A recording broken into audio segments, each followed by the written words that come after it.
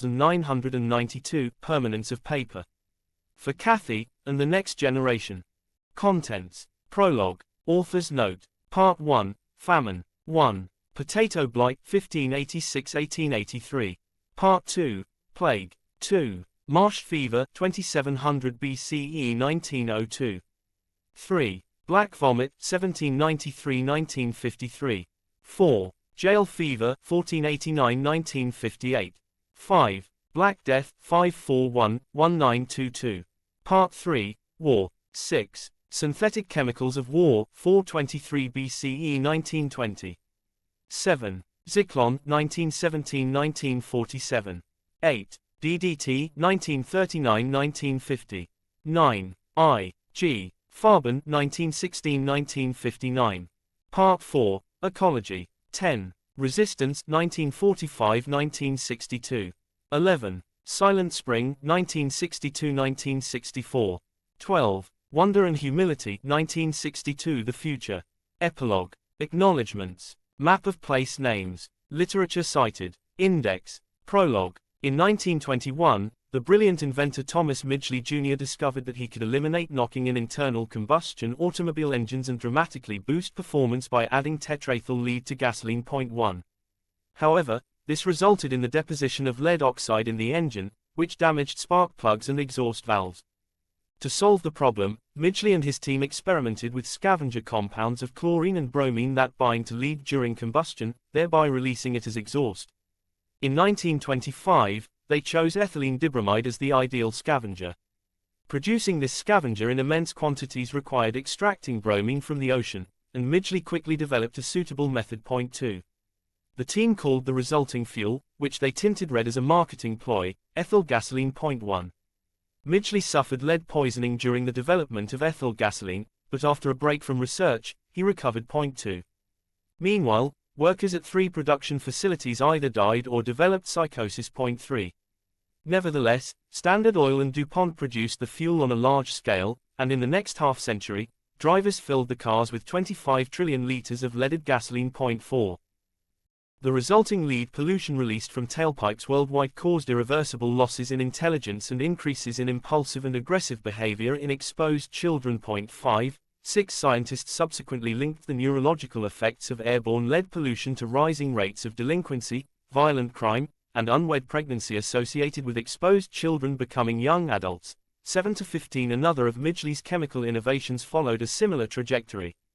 Refrigerants in the 1920s were toxic and had an unfortunate tendency to catch fire or explode. 16 Midgley and his team synthesized various compounds to find a replacement chemical that would be volatile, chemically inert, and non-toxic.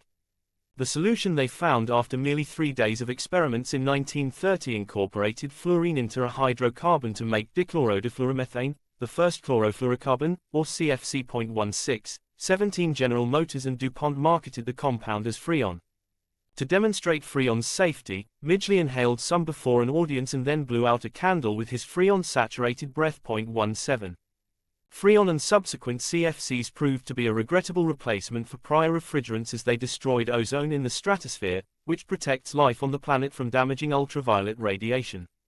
Mario Molina and Frank Sherwood Rowland discovered this global threat of CFCs in 1974, nearly half a century after Midgley first produced Freon. For their planet-saving work, Molina and Rowland received the 1995 Nobel Prize in Chemistry. 19 A year after Molina and Rowland discovered that CFCs destroy ozone, another scientist demonstrated that CFCs are also potent greenhouse gases contributing to global warming. 20 Environmental historian J. R. McNeil declared that Midgley had more impact on the atmosphere than any other single organism in Earth history. 4. In his attempts to improve the world, Midgley managed to invent products that were responsible for causing neurological damage in countless children and for potentially making the Earth uninhabitable. But he did not live to see the downsides of his discoveries. Polio robbed him of his mobility in 1940. 17 Ever the inventor, he designed a machine to facilitate his entry and exit from bed. On November 2, 1944, at the age of 55, Midgley suffocated in the ropes of his contraption. The story of Thomas Midgley Jr. is part of a long history of chemists and chemical engineers who, when confronted by intractable problems, produced a startling array of products and applications, often resulting in serious unintended consequences. This book is about that history, and about the scientists who strove to halt famine, infectious diseases, and opposing armies with chemistry. Some of these scientists started with pure intentions, but slid into the darkest depths of depravity. In a disquieting number of cases, chemicals designed to prevent famine and plague were eventually wielded for evil, and chemicals designed to do evil were afterward employed to do good. This book is also a story of human folly, prejudice, slavery, and genocide, of the scattering of ethnic groups and the destruction of nature, and of scientists scrambling to forge a world free of hunger and disease. It is the story of competition between scientists to be the first to make a discovery and of the occasional realization of the triviality of their rivalries in relation to the events of war unfolding around them. It is the tangled story of how chemicals link the histories of famine, plague, and war, how humanity's uneasy coexistence with pests and long-standing battles to exterminate them have shaped history, and how our relationship with pesticides eventually made possible a new era of ecological awareness. This book explores the period of 1845 to 1964, with some meandering to both more recent times and back as far as 2700 BCE. The primary historical range is bounded on the early end by the Irish potato famine and on the late end by the firestorm over the publication of Rachel Carson's Silent Spring. The book starts with a tragedy that led scientists on an urgent mission to prevent famine with chemicals, and then traces the centuries during which epidemics tore through humanity's ranks. The subsequent discovery of disease pathogens and their transmission by animals presented a means to end misery. Pesticides were quickly developed to kill these animal vectors. Inevitably, scientists discovered that many of these chemicals could be weaponized, and the world experienced waves of chaos as modern warfare swept over national boundaries. The complex, two-way relationship between pesticides and chemical weapons solidified, and chemical companies accumulated wealth and power. The use of chemicals in war led to a rush to harness the power of chemistry against pests during times of peace. All the while, chemical discoveries ratcheted the world into new realities in which hunger and disease retreated into smaller geographic regions, chemical weapons became accessible to more belligerents, and persistent pollutants contaminated even the most remote habitats on the planet. The book ends with the dawn of society's realization that pesticides often eat away the very fabric of human and ecological health, sometimes leading to human tragedy and driving species to extinction. Who were the scientists battling pests and opposing armies with chemistry? The science essential for the synthesis of new chemicals developed in the cultural context of 19th and 20th century imperial ambitions. The scientists, embedded in national conflicts, and shaped by adulation and fame, took extraordinary risks on the path to extraordinary discoveries. The hazards of these novel chemicals, for both human and environmental health, were in some cases discovered through deliberate experimentation on humans, while in other cases they were stumbled upon by keen observers. The most important of these observers was Rachel Carson. Her struggles to alert the world to chemical risks not only ushered in the environmental movement, but also revealed the extent to which human health is dependent upon functioning ecosystems.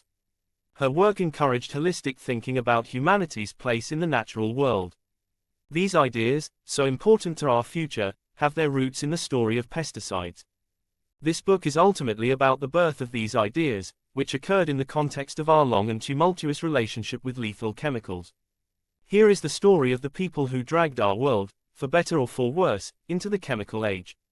Author's note. Citations. This book relies on primary source material, with documents extending back to the 14th century. Every fact in the book is cited. When a fact has no citation, it is drawn from the immediately preceding citation within the same paragraph. In addition to primary source material, this book also draws upon original translations of non-English sources and scholarly work that synthesize topical areas. Units of measure. The units reported in this book are the units used in the primary source material. Spelling. American English spelling is used throughout, except that quotations from historical sources are represented with their original spelling, reflecting in some cases changes to the English language, including word choice, and in other cases British spelling. Part 1. Famine. And in other cases British spelling. Part 1. Famine. Potato blight, 1586-1883.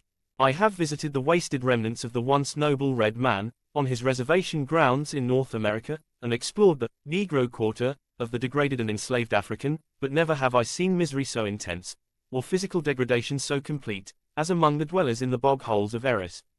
James H. Tuke, Autumn 184721. Potatoes are the world's fourth most important crop, and for some nations they are the primary food source. But potatoes are vulnerable to an array of pests, which have caused sporadic and severe famine across time. The story of the potato and its pests is the story of the globalization of commerce, of famine and deadly disease outbreaks, and of the search for chemical agents to kill plant pathogens and the insects that consume potatoes or serve as vectors for diseases. Those chemical agents are pesticides, and pesticides are woven into the account of more than a century of progress in the battles against hunger and disease. Pesticides also are integral to the history of modern warfare and environmental destruction. A logical place to begin a history of pesticides is with a chronicle of the potato and the famine it brought to Ireland. The history of potatoes begins with 8,000 years of cultivation in the Andes, where the indigenous people developed thousands of potato varieties. 22 Some Andean farmers raised as many as 200 varieties on a single plot of land. In the 16th century, Spanish explorers brought the potato from the Inca Empire to Spain and then to Florida, from where colonists took it to Virginia. From Virginia, the well-traveled potato returned to Europe. Sir Thomas Heriot, a companion of Sir Walter Raleigh, transported the potato to Great Britain in 1586. A few years later, the famous botanist Gaspard Bauhin gave the potato its scientific name, Solanum tuberosum. Solanum is derived from the Latin meaning, soothing, or quieting, though this tuber did not have a soothing future. The first significant European cultivation of potatoes occurred in Ireland, near Cork, and then spread to farms on the continent. However, the plant's membership in the family of the deadly nightshade, the Solanaceae, cast a shadow over its reputation. 23 Indeed, many people blamed the potato for leprosy and other ailments. Noble efforts eased the potato's path to acceptance, though that, too, was a rocky road. Sir Walter Raleigh managed to convince Queen Elizabeth I to allow the potato to grace the royal table, an effort that flopped. Courtesy forbade the guests to refuse to partake of the new dish, wrote the authors of a 1906 history of potatoes, but the dislike was so obvious, and so assiduously did they circulate tales regarding the poisonous nature of the tubers, that we do not read of the experiment being repeated. 24 The potato took hold in Ireland, but not in England, until 1663, when the Royal Society pushed for its general cultivation because of its value in times of famine. 23 In France, the cultivation of potatoes was forbidden until the charismatic army pharmacist Antoine Augustin Parmentier made it his task to advocate for them. Parmentier had eaten potatoes while a prisoner of war in Prussia. 26 After he returned to France, he convinced the Paris Faculty of Medicine to declare potatoes edible in 1772.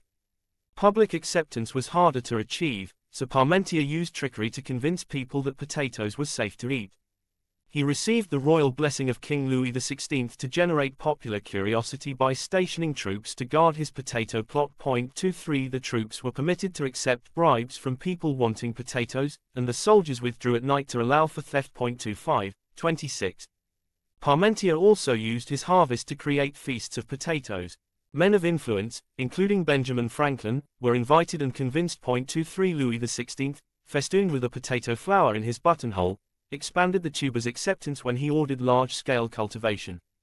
By 1813, the Central Society of Agriculture had collected well over 100 potato varieties under cultivation in the French Empire.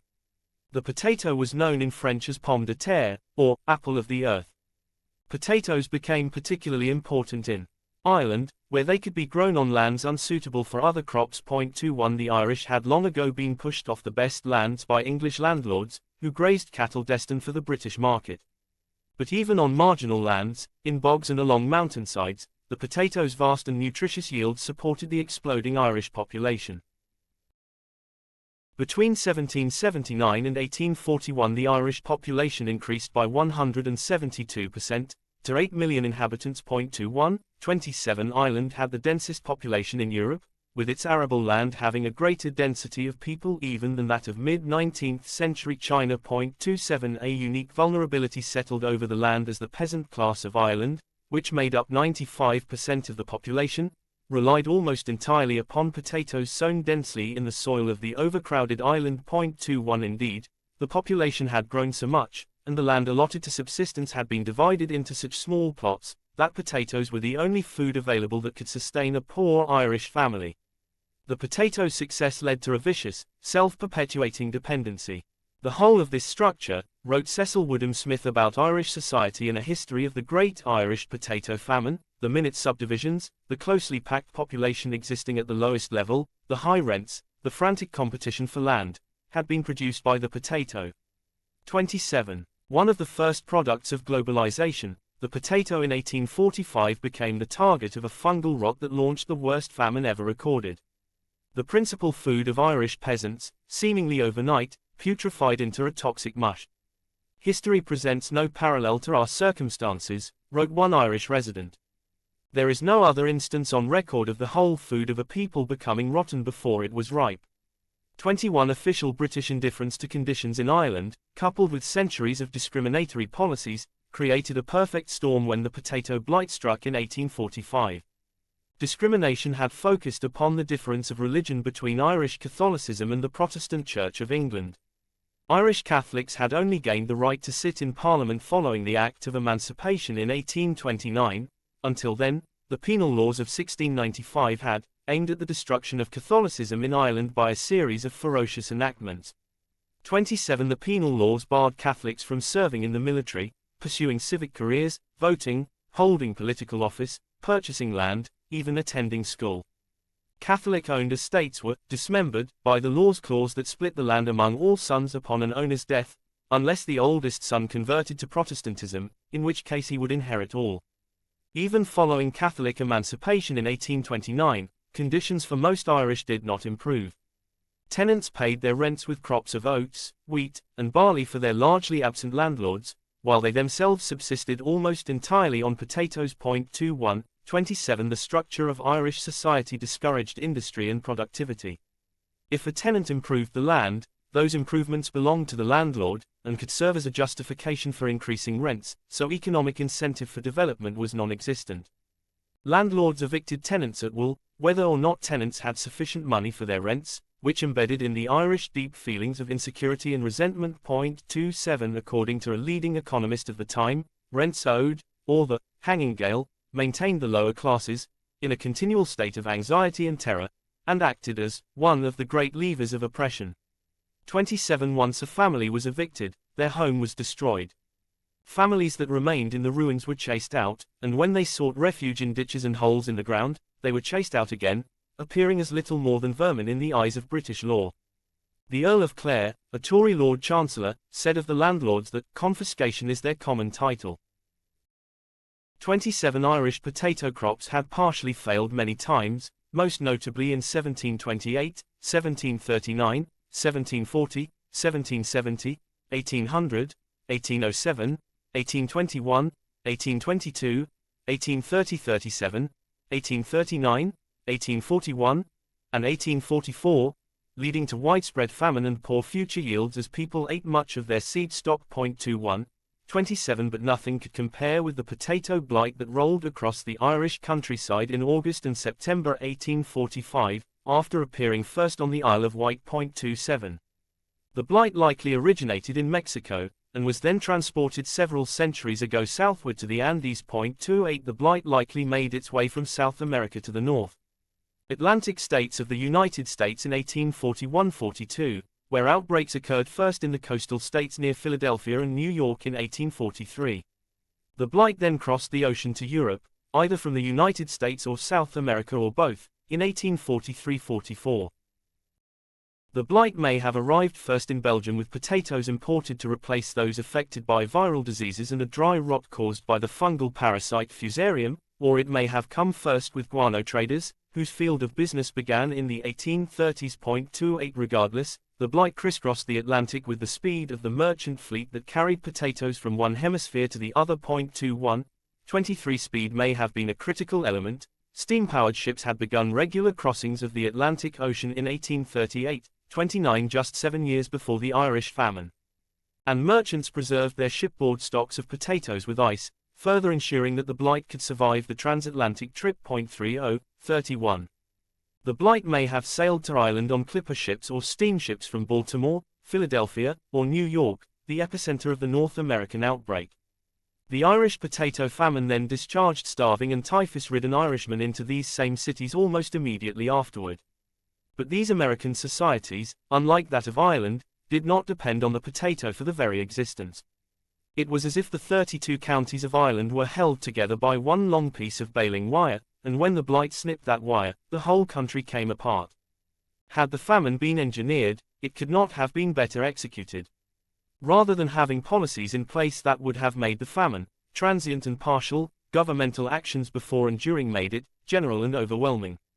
21 In 1845, approximately one half of the potato crop failed. In 1846 the failure was nearly total, and people died in droves. The blight seemed to pass through the country overnight. One priest noted on July 27, 1846, as he traveled across Ireland, that the potato crops bloomed in all the luxuriance of an abundant harvest. 32 1 week later, crossing over the same route, he beheld with sorrow one wide waste of putrefying vegetation. In many places the wretched people were seated on the fences of the decaying gardens, wringing their hands and wailing bitterly the destruction that had left them foodless. The new harvest, just after the famine of 1845, melted away in a few short days, into a stinking mass of corruption. 21-27. Two successive British governments, one under the Tories and the other under the Whigs, proved unequal to the task of saving Ireland. England's leaders believed that swift and meaningful aid would only worsen the plight of the Irish and the economy of the empire because it would disrupt free trade. The English government also was unwilling to disrupt the power of English absentee landlords to clear the land of their starving tenants. These policies ignited the tinder of Ireland into an inferno. More than 1 million famished, disease-ridden Irish emigrants scattered in all directions. Many Irish hoped to avoid starvation or famine fever, typhus and relapsing fever, by emigrating to England, Scotland, Wales, British North America, Canada, and the United States. Traders who ferried desperate Irishmen abroad often arrived in port with one quarter, one half, or even more of their passengers dead from starvation and infectious disease. The scenes of misery on board of this vessel, wrote an observer of the British ship Erin Queen, could hardly have been surpassed in a crowded and sickly slaver on the African coast. 21 In debarkation ports, in Liverpool, Glasgow, Quebec City, Montreal, Boston, Philadelphia, and New York, the destitute migrants holed up in the cellars of newly created Irish slums, which became the nexus of typhus outbreaks. Irish immigrants were feared as the source of deadly fever and despised for their squalor. Irish society could not withstand the combination of famine and disease, and each facilitated the other. Typhus and relapsing fever had always run rampant through Ireland in times of famine. During the potato blight famine, these diseases wiped out entire villages, and the doctors, nurses, and priests who endeavored to help the dying contracted typhus and relapsing fever themselves at alarming rates. Lice transmitted both diseases from person to person, but this fact was unknown at that time. The starving peasants of Ireland, lacking even a change of clothes, lived in dense squalor, conditions in which lice flourished. The famine and its accompanying diseases suddenly brought the accumulated evils of centuries to a crisis. 27 By the famine's end, well over 1 million Irish people had perished, in addition to the million plus who had emigrated. 21 It seemed as if America and the grave, wrote the Irish author of A History of the Famine in 1902, were about to absorb the whole population of this country between them. 21 The globalization of trade brought the potato and its blight to Ireland. The British developed the tenant system of Irish peasantry, which precluded prudent selection of crops. Only the potato could support large families on their small plots of rented land. Unfortunately, without land ownership or secure leases, wealth could not be accumulated across generations. As a final blow, the potato blight left no room for luck. The potato blight instigated famine, and famine invited infectious diseases. 1845 was a hopeless moment in time. Neither the potato blight nor infectious diseases related to famine were understood or could be combated with chemicals. With a belief in the spontaneous generation of microbes and plant pathogens, and no inkling of the role of insect vectors of disease, the scientists and doctors of 1845 stumbled toward solutions. Those solutions, it turned out, were not far away, though too late for the Irish. A remarkable shift in scientific thinking lay just around the corner. Water mold, 1861. On the first appearance of the blight in the autumn of 1845, Professors Kane, Lindley, and Playfair were appointed by Sir Robert Peel to inquire in the nature of it, and to suggest the best means of preserving the stock of potatoes from its ravages. The result showed that the mischief lay beyond the knowledge and power of man. Every remedy which science or experience could dictate was had recourse to, but the potato equally melted away under the most opposite modes of treatment. Charles Trevelyan, head of the British Treasury during the famine, January 184832. The blight destroyed all potato varieties in the United Kingdom, where people were frantic to avoid another mass starvation. Since nothing worked to stop the blight, growers devoted themselves to discovering new varieties, which should show sufficient constitutional vigor to hold the disease at bay. 23 William Patterson developed a resistant variety in the late 1850s, the Paterson's Victoria, a splendid cropper of excellent quality, and practically immune against the disease. In an 1869 report Patterson wrote, "My own conviction regarding the potato blight is that there is no direct cure for it, but that it is entirely owing to atmospheric action in the plant, and that it will be always more or less subject to it."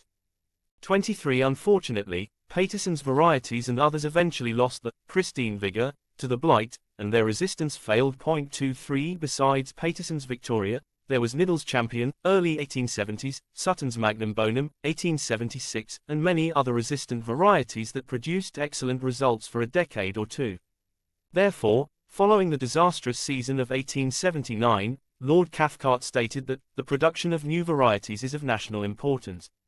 23 others felt likewise, and many new varieties, such as Findley's the Bruce, the Up-to-Date, and the British Queen graced the fields of the United Kingdom. Speculators drove up the price of resistant varieties to fantastic levels in the Great Potato Boom of 1902-04, when some tubers brought a price greater than their weight in gold. Single tubers of new varieties sold for up to $500, and, in one case, for $800 per pound for tubers and $20 per shoot or sprout, based upon the accounting of contemporary scholars in the United States. 231 Potato developer claimed to have sold 1,000 shoots from a single tuber at these prices, making perhaps $15,000 from a single potato. The public appetite for new varieties seemed to be insatiable at the time, wrote one observer, and scores of new varieties, most of which were old friends with new names, were rushed upon the market and eagerly snapped up at fabulous prices by growers. 23 I had the pleasure, wrote a farmer in 1911, of paying $37.40 for a few of the new kind that I am afraid are not worth 7 halfpenny. 23 A professor studying the resistance of potato varieties in Ireland concluded that no variety of potato which was then on the market, or was ever likely to be on the market, was proof against the disease. 23 Because new resistant varieties eventually succumbed to the blight, a different means of protecting potato crops was required. But first, the cause of the blight had to be found. Theories abounded. Some thought that a white vapor passing over Ireland, a dry fog, with a sulphurous stench, like that of the bilge water of a ship, was charged with a fluid that diseased the potatoes. 21 Others attributed blight to microscopic insects wafted by the air, or to an epidemic analogous to cholera, arising from some pestilent emanation or specific poison in the atmosphere. 33 A prominent physician blamed electrical agency. 21 During the last season, he wrote in the fall of 1845, the clouds were charged with excessive electricity, and yet there was little or no thunder to draw off that excess from the atmosphere. In the damp and variable autumn this surcharge of electrical matter was attracted by the moist, succulent, and pointed leaves of the potato. Electrical theories were parsed into varying mechanisms, such as static electricity caused by smoke and steam from the newly invented locomotive. 27 The earth itself might be responsible, as mortiferous vapors rose from blind volcanoes, deep underground. 27 Or perhaps the blight came with imported guano fertilizers, a distinct possibility. 28 Or was due to the inability of potatoes to absorb excess precipitation leading to wet putrefaction. 27 It is the combination of untoward circumstances, wrote one distinguished investigator, of feeble light, cold, ungenial weather, and incessant rain, that has done the mischief. 33 The fact that no epidemic of this kind has been observed for many years, wrote another, shows that the cause must be complicated, depending upon a combination of several conditions, which do not frequently occur together, such as remarkable alterations of weather and light, deficient in chemical power. 34 The majority view was that the potato disease spontaneously generated in the plant tissue and was, therefore, unavoidable. In 1847, John Townley, an expert on potato cultivation, criticized the entire suite of proposed causes. 35 Of the idea that the disease could be caused by unknown atmospheric influence, he wrote, it would be as easy a matter to prove that it was owing to moonshine or fairies. Townley noted that the sudden appearance of blight suggested that it was linked to some agent conveyed by man across national boundaries. Finding that destructive agent was critical to finding the cure. Soot, salt, lime, and Epsom salts are favorite remedies, he wrote. Smoke, hot water, carbonic acid, infinitesimal doses of the salts of copper, and arsenic, and a legion of ducks have also been suggested. If there is a prospect of any of these mitigating the disease, let them be tried. I need hardly say that I have no faith that it will ever be effectually cured by any such means. A few contemporaries discovered the cause of blight, the Belgian Professor Charles Morin and the English Reverend M. J. Berkeley foremost among them. Berkeley was a leading authority on fungi. He studied more than 10,000 species and performed first descriptions for hundreds of them, including every fungus specimen collected by Charles Darwin aboard the HMS Beagle in 1836.36. Berkeley wrote of the potato disease, "It is probable that it has existed for some time without attracting much attention. At any rate it is not the birth of 1 year only, as the advocates simply of atmospheric influence suppose." 33. Berkeley noted that the malady is well known in rainy years at Bogota, where the Indians live almost entirely on potatoes. The singularity confirms drive. Morin's notion that the disease, like some other afflictions of the vegetable kingdom, is of American origin.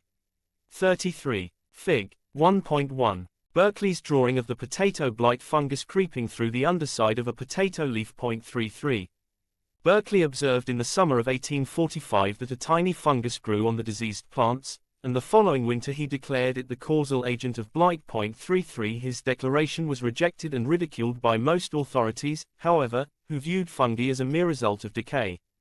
Berkeley's thesis was therefore tossed aside by critics, one of whom wrote, "The discovery of the cause of the mischief with any certainty seems hopeless, and the world has wisely resigned itself to its fate. What can't be cured must be endured, and the potato disease belongs to that class of evils." 35. Berkeley held his course despite the withering criticisms. "I must candidly confess," he wrote, "that with a becoming share of philosophic doubt where such authorities are ranged upon the opposite side, I believe the fungal theory to be the true one. It is by these instruments, contemptible in the sight of man, that the Almighty is pleased sometimes to accomplish his ends." 33. Berkeley received considerable intellectual support from Townley, who advocated restoring vigor to the potato to impart resistance to the fungus. 35. Unfortunately, Berkeley could not demonstrate that the fungus appeared before the blight or how tubers could be infected, because his experimental inoculations were unsuccessful. 33. The theoretical framework for such a claim as Berkeley's required time to mature, and as a consequence his idea remained unresolved for 15 years. In fact, long before the Irish famine, Johann Christian Fabricius had already set the framework for the discovery of plant pathogens in his 1774 essay on plant pathology. 37. Fabricius correctly deduced that fungi found in the lesions of diseased plants were separate organisms and not dead plant tissue. Unfortunately, his thesis was rejected by the scientific community for another 3 generations. 38. By the late 1850s, however, there was general acceptance among scientists of fungi as distinct organisms, and the belief in spontaneous generation collapsed. The belief in spontaneous generation had persisted for many centuries. Among ancient authors, Aristotle noted that all dry bodies which become damp, and all damp bodies which are dried, engender animal life. 39. Archelos wrote that snakes arise from decaying spinal cords. 40. Virgil observed that bees originate from the entrails of bulls. In the 17th century, Dutch alchemist Van Helmont wrote, "The smells which rise from the bottom of morasses produce frogs, slugs, leeches, grasses, and other things." 39. All one needed to do to transform wheat into a pot of mice, according to Van Helmont, was to mix a filthy shirt into a vessel of corn. Similarly, crushed basil exposed to sunlight could be converted into scorpions. The Italian physician Francesco Redi, however, demonstrated that meat covered with gauze that excluded flies did not generate maggots. This forced the advocates of spontaneous generation to admit that animals that could be seen were not generated spontaneously, but surely, they argued, this could not be the case with microscopic life. Paradoxically, the invention of the microscope armed advocates for spontaneous generation with a formidable tool. It was common sense that no other process could explain the proliferation of animalcules, microscopic animals and other tiny organisms thought to be animals, in decomposing plants and animals. 39. In 1858, Félix Archimede Pouchet, the director of the Museum of Natural History in Rouen, France, announced that he had experimentally proven that microscopic life arose spontaneously upon hay heated to boiling in a sealed vessel of water and oxygen that he had inverted into a basin of mercury. The mercury prevented outside air from entering and therefore contaminating the vessel of hay, and yet microbes emerged. Pouchet had considerable influence, but his proof would soon be crushed. The idea of spontaneous generation stifled progress on many fronts, including investigation of the potato blight. Berkeley recognized this and noted in 1846 that for his thesis to be incorrect, one need take recourse to the notions entertained by many of spontaneous or equivocal generation from languid or diseased tissues, for the question at last reduces itself to this, which is indeed one involved in mystery, but which, as far as I can judge, wherever the veil is partially lifted up, seems after all to point to the same general laws by which the higher portions of the creation are governed. 33. In 1859, Charles Darwin lifted that veil with his landmark book, On the Origin of Species by Means of Natural Selection, or the Preservation of Favored Races in the Struggle for Life. 41 Darwin provided the theoretical framework for the idea that all life was connected by the process of evolution, which would not be the case if new life forms continuously arose by spontaneous generation. Also in 1859, Louis Pasteur jumped into the controversy over spontaneous generation. Pasteur's confidant, Jean-Baptiste Biot, upon hearing from Pasteur that he planned to study spontaneous generation, argued vigorously against such a waste of time. You will never escape from it, Biot prophesied. 39. But Pasteur did. He performed experiments in which he used a glass bulb with a long, bent neck attached to a heated platinum tube. 39 Air could only enter the glass bulb after first passing through the tube, which due to its extreme heat killed all germs. Pasteur showed that when germs were thus excluded from a nutrient broth that had first been sterilized in the heated glass bulb, the broth remained sterile, germs did not arise spontaneously. He tried this experiment with different, putrescible liquids, including urine. He then extracted dust from the air and showed that sterilized nutrient broths could be seeded with this dust and the germs it contained to become fertile. He repeated his experiments under varying circumstances that consistently showed that microorganisms had to colonize the nutrient broth in order for it to produce life. For his experiments disproving spontaneous generation, Pasteur won the 1860 prize from the French Academy of Sciences, which was offered to the person who could best endeavor by well-contrived experiments to throw new light upon the question of spontaneous generation. 39 Even these experiments, however, did not convince everyone. If the smallest bubble of air held germs, Pouchet argued, then germs in air would form a thick fog, as dense as iron. 39 To this objection, Pasteur performed experiments where a nutrient broth was exposed to air from different localities, some of which, like those at high elevation, rarely contained germs. In a keynote lecture given in 1864, Pasteur criticized Pouchet's experimental work. 39 This experiment is irreproachable, he said, but irreproachable only on those points which have attracted the attention of its author. Pouchet had made an error that renders his experiment as completely illusory as that of Van Helmont's pot of dirty linen. I will show you where the mice got in. The microorganisms got into Pouchet's flask, Pasteur showed, on particles of dust attached to the mercury. After defeating all possible arguments for spontaneous generation, Pasteur announced, those who maintain the contrary have been the dupes of illusions and of ill-conducted experiments, tainted with errors which they know not how either to perceive or to avoid. Spontaneous generation is a chimera. 39 Pasteur's work on spontaneous generation had profound practical applications, including his demonstration that microorganisms could be killed with heat, a technique that came to be known as pasteurization. 42. Pasteur devoted himself to finding cures for diseases following the deaths of 3 of his 5 children, 2 of whom succumbed to typhoid fever. 42 Pasteur reasoned that just as microorganisms spoil milk, so, too, could they be responsible for the onset of disease. In the 1870s, Pasteur and his intellectual rival in Germany, Robert Koch, independently demonstrated that a microorganism causes anthrax, providing proof of the germ theory of infectious disease. 43 The Pasteur-Koch rivalry was more than personal. The two men represented the prestige of their nations in fiery academic debates immediately after the defeat of France by Germany in the Franco-Prussian War. Koch won the Nobel Prize in 1905. Pasteur died before the first Nobel Prize was awarded, or he, too, surely would have received one. The theory of Pasteur and Koch that germs cause infectious disease had an immediate and critical corollary, that it must be important to prevent microorganisms from gaining entry into the body. This logical deduction led Joseph Lister to his surgical advance of antiseptic techniques, which he published in 1867.44. Meanwhile, Pasteur developed vaccines for anthrax, chicken cholera, and rabies, the last of which he first tried in 1885, with success, on a 9-year-old boy named Joseph Meister who had been bitten by a rabid dog. 42 The Pasteur Institute subsequently employed Meister as gatekeeper. 55 years after Pasteur saved his life, Meister committed suicide so that he could not be forced to open Pasteur's crypt for Nazi invaders. It was hard for people to imagine that infinitesimally small life forms could wipe out the crop of a nation or cause epidemic disease. Pasteur broke through that intellectual barrier by showing that germs do not arise spontaneously and that they are the basis of human disease.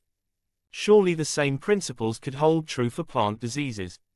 The same year that Pasteur published his landmark experiments disproving spontaneous generation, another remarkable microbiologist discovered the pathogen that blighted Irish potatoes. 38 Anton de Bary first gained prominence in 1853, when, just 22 years old, he published his classic work demonstrating that fungi associated with rust and smut plant diseases were not generated spontaneously and were the cause and not the effect of disease.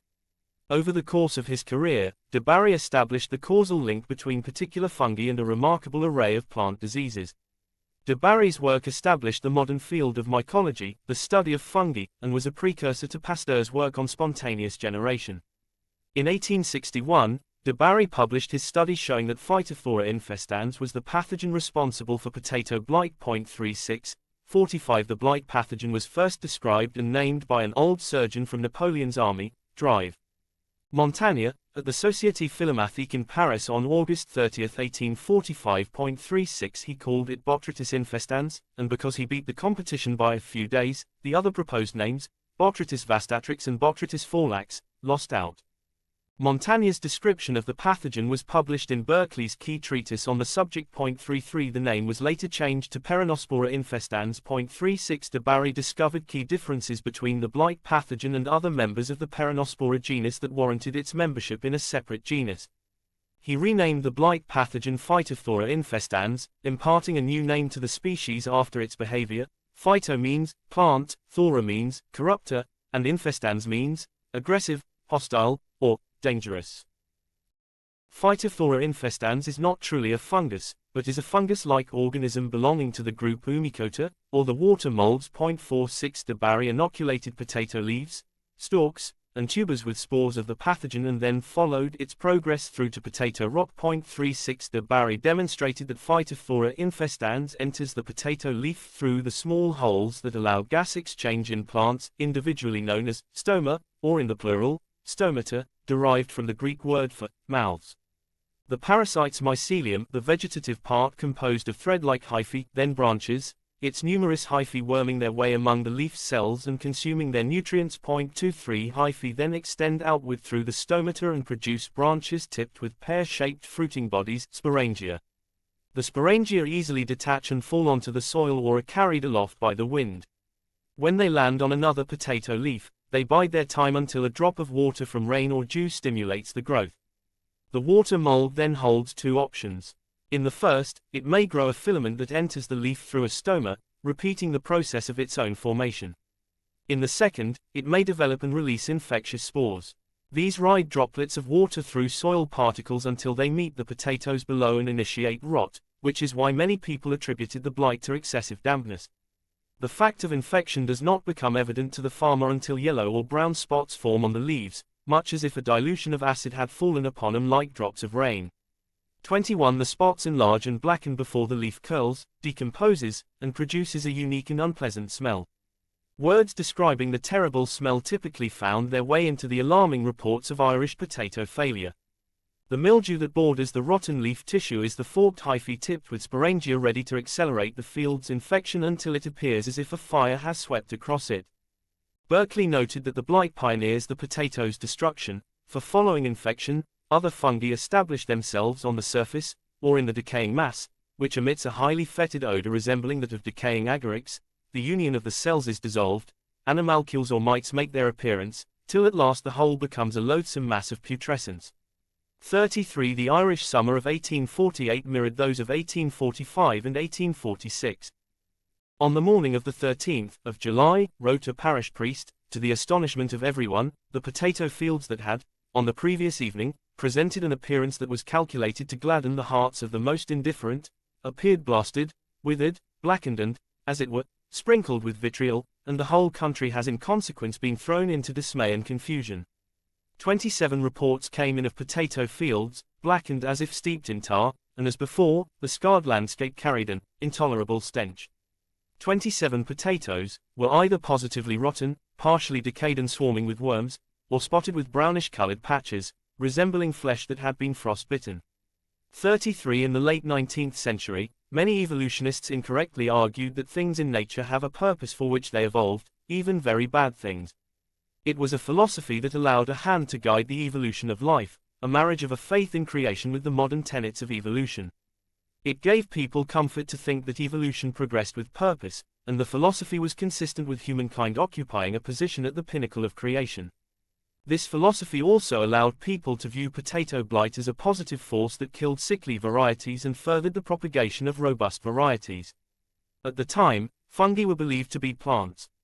9 years after de Barry's discovery of Phytophthora infestans, a potato cultivation expert wrote, "The object of nature in bringing into existence the large family of mildews, each member of which is a perfect plant in its way, and as capable of performing its functions as the oak of the forest, was undoubtedly to prevent propagation from sickly stock, and by the decomposition of feeble plants to make room and enrich the soil for the better development of healthier plants.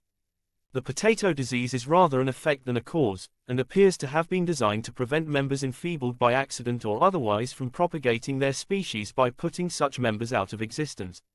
47. Although such ideas of evolutionary purpose and progress persisted well into the 20th century, they were a misinterpretation of evolutionary theory as presented by Darwin.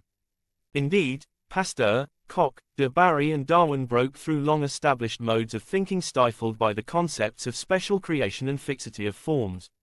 These mid-century paradigm shifts, that life did not arise spontaneously from inanimate matter, that microscopic organisms could be the source of disease of both plants and animals, and that life evolved, fed a furious pace of scientific discovery that has never ceased. Bordeaux mixture, 1883. Since the appearance of mildew in France in 1878, I have not ceased to study Peronospora in the hope of discovering in its development some vulnerable point that might permit of its mastery. Pierre-Marie Alexis Milaudet, 188548. De Bary's identification of the pathogen responsible for potato blight brought to light a tempting target. If an agent could be developed to kill Phytophthora infestans, future potato famines could be averted. The development of such a weapon followed a curious path that had nothing to do with potatoes. A tiny relative of the aphid, called phylloxera, from the Greek for, the drying up of leaves, made its living by sucking sap from the leaves and roots of grape plants in its native lands of eastern North America. 36 When English wine enthusiasts imported botanical specimens of American grapevines in the 1850s, phylloxera hitched a ride. But unlike their American counterparts, European vines were not resistant to the insect. In 1865, vines in France withered before the onslaught of phylloxera as the great French wine blight cast wineries into ruin. In the years that followed, wine production tumbled across Europe, ultimately affecting about 2.5 million acres of vines. French vineyards employed numerous techniques to stop the destruction, including burying live toads under the vines to pull out the plant's poison, and injecting carbon disulfide into the soil, but to no avail. Nothing, it seemed, could stop phylloxera, also known as plant lice. Pierre-Marie Alexis Milaudet, a French botanist and mycologist, confronted the problem of the wine blight. Milaudet was perfectly suited to the task. He had studied medicine in Paris, a prudent choice to support his mother and youngest siblings after his father died in the 1854 cholera epidemic. 49 At that time, medical school necessitated the study of medicinal plants.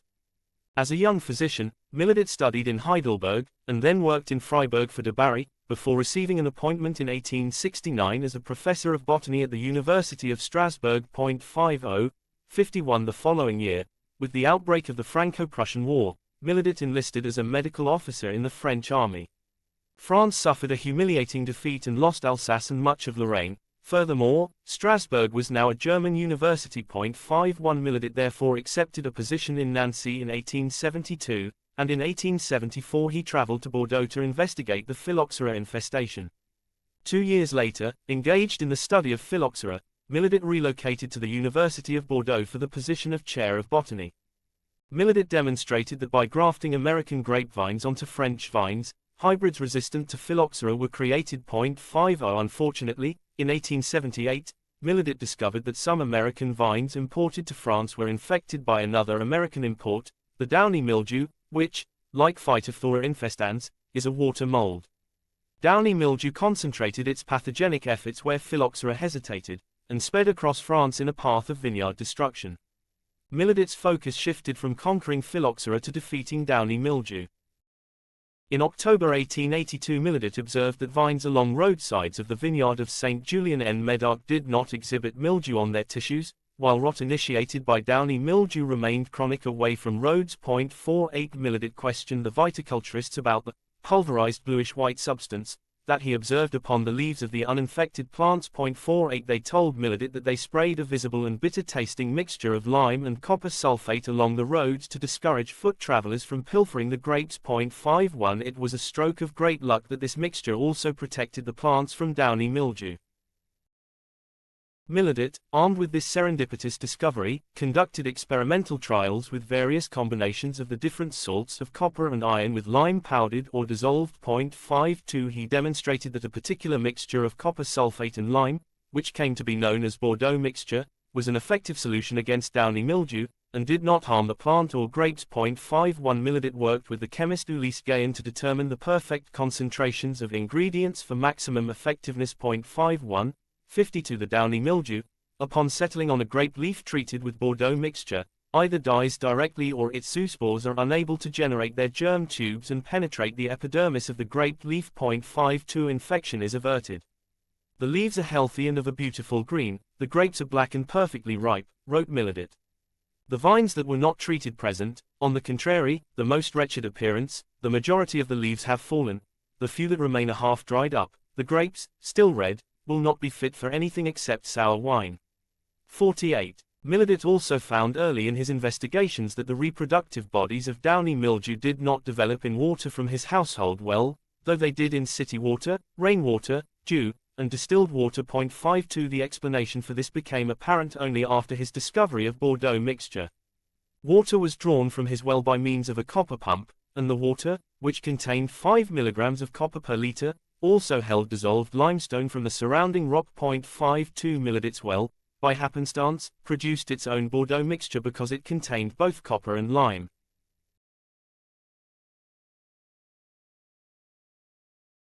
Bordeaux mixture was cheap and effective. 50 liters was sufficient to treat 1,000 plants at a cost of only 5 francs for materials and labor, and one need fear no harm, even to the most tender organs of the vine. 48 A single treatment was all that was needed to protect vines from downy mildew, but it had to be applied preventively since the mildew grows within the grape leaves. 48 52 Millet's work gave rise to the world's first commercial fungicide, and more generally, to the first pesticide effective against plant pathogens. 50 51 Millet was most concerned about the priority of his findings over those of Baron Chatry de la Fosse and others, who also observed, but 2 years later, that grapes treated with this mixture did not succumb to downy mildew. 53 Just as Darwin accelerated the publication of On the Origin of Species because Alfred Russel Wallace had independently discovered natural selection and threatened to scoop him, so, too, did Millet rush his work to publication. 48 Millet felt it necessary to write a detailed chronology of who discovered what and when, month by month, in order to establish his precedence in the discovery of Bordeaux mixture. 53 I claim the honor, he wrote, of having conceived the treatment with copper, that of having first experimented and, likewise, of having first proposed the practice. May I be permitted to add, for these are for us learned men our titles and our dearest souvenirs, that first, in 1878, simultaneously with M. Plancken, I observed the presence of mildew in France. Since then I have constantly been on guard. 53. In the small world of 19th-century public health research, considerable crosstalk linked investigations between scientists and nations. Some advances were ignored at tremendous cost to human lives. Others were seized upon and broadly applied. The latter was the case with Bordeaux mixture, which sped in its application from the grapes of France to the potatoes of Ireland. Indeed, Millet anticipated this critical outcome. The close analogies that exist between the peronospora of the vines, he wrote, and that causing the disease of the potato and tomato cause me to hope that we shall henceforth have at hand a real prophylactic treatment for these latter diseases. 48. What worked on grapes worked on potatoes. Researchers in Ireland snatched up the idea and sprayed potato crops with Bordeaux mixture to combat Phytophthora infestans, which proved up to the hilt that this system was of incalculable value in either altogether preventing or at least very materially checking the ravages of the disease. 23. Bordeaux mixture was simple to prepare. 12 pounds of copper sulfate was neutralized with approximately 8 pounds of freshly burned quicklime, both previously dissolved in a total of 75 to 100 gallons of water. With Bordeaux mixture applied, farmers harvested usable crops even during years of heavy blight, as long as they sprayed the mixture before the blight manifested itself and at intervals throughout the season. Had Bordeaux mixture been available in 1845-49, Ireland's misery could have been averted. America would be a different place without an immense immigrant Irish population. Typhus epidemics would not have torn through cities where Irish immigrants alighted, and the bitter divide between Ireland and England would have been less acrimonious. Indeed, some scientists had tried applying salts of copper upon potatoes during the famine, 35, but not in the right concentrations or mixtures. Phytophthora infestans, or the late blight, as it turns out, was not the only enemy of the potato faced by 19th century farmers. Various other diseases, such as early blight, potato scab, dry rot, fusarium blight, stem rot, rhizoctonia, blackleg, and European wart disease, infested potato fields. 23. Insect enemies were also plentiful and included potato flea beetles, Colorado potato beetles, potato bugs, potato worms, potato stalk weevils, potato eelworms, grasshoppers, and even a species, the three-lined leaf beetle, whose larvae cover themselves with their own excrement. 47. In some cases, insect larvae forged the paths into potatoes that were followed by the pathogenic fungi. Just as Phytophthora infestans followed the potato around the world, so, too, did many of these insect pests. When civilization marched up the Rocky Mountains, wrote a potato expert in 1870, and potatoes began to be grown in that region, the Colorado potato bug acquired the habit of feeding upon the cultivated potato. It went from potato patch to potato patch, moving eastward at the rate of about 60 miles a year, and is now firmly established over all the country extending from Indiana to its old feeding grounds in the Rocky Mountains. In about 12 years it will have reached the Atlantic coast. 47. Although the potato farmer faced many enemies, Bordeaux mixture was not the sole chemical tool in the turn-of-the-century gardening shed. Other pesticides were also available, such as bichloride of mercury, formaldehyde, Paris green, arsenate of lead, and arsenic bran mash. 23. And Bordeaux mixture proved useful beyond preventing late blight. It was also applied against other potato pathogens, and it induced vigorous growth. No matter where the crop is grown, wrote one expert, or whether diseases are present or not, the writer feels warranted in recommending the application of the mixture, on the ground that its use will yield a handsome return. 23. Another expert recommended the use of Bordeaux mixture, freely and vigorously, with the addition of arsenate of lead to kill potato bugs and larvae. 23. The combined mixture should be sprayed from all directions, foot, flank and enemy, and he is in a dangerous condition. Advances in the chemical prevention and treatment of potato diseases, along with coincident advances in farming technology, such as the Iron Age traction sprayer, riding cultivator, potato planter, and potato digger, increased yields throughout North America and Europe. 23. The technology of mechanized pesticide applicators advanced along with the Industrial Revolution so that there always seemed to be new devices to buy. Increased yields from spraying could not be ignored. For example, American scholars calculated in 1912 that a potato field on the island of Jersey sprayed with Bordeaux mixture 5 times during the growing season at a cost of $1.25 each time yielded 13 tons to the acre, while an adjacent field only sprayed twice was scorched with blight. Enthusiastic growers sought perfection in a spud that nicely fills the fist of a good-sized man. 23. Next to bread and meat, according to a popular booklet from Colorado, the most important article of food to the Anglo-Saxon race is the potato. 23. Given that demand, efficient production methods utilizing pesticides yielded excellent profit. Demand for potatoes grown in Washington state at the turn of the century kept their price above $10 per ton, and farmers were able to secure net profits of $15–$20 per acre. 23 The focus shifted from famine in 1845 to profits half a century later because of the sweeping agricultural revolution brought forth by pesticides. The Irish potato famine of 1845–49 impelled the search for the responsible pathogen. Pasteur disproved spontaneous generation in 1861, and that same year de Bary discovered that the water mold Phytophthora infestans caused the potato rot. 2 decades later, Milledit developed the world's first effective fungicide. Bordeaux mixture first saved European vineyards, then averted additional potato famines, and finally boosted profits in the global business of potato production. Milledit proved that people could make chemical agents that were almost magical in their application.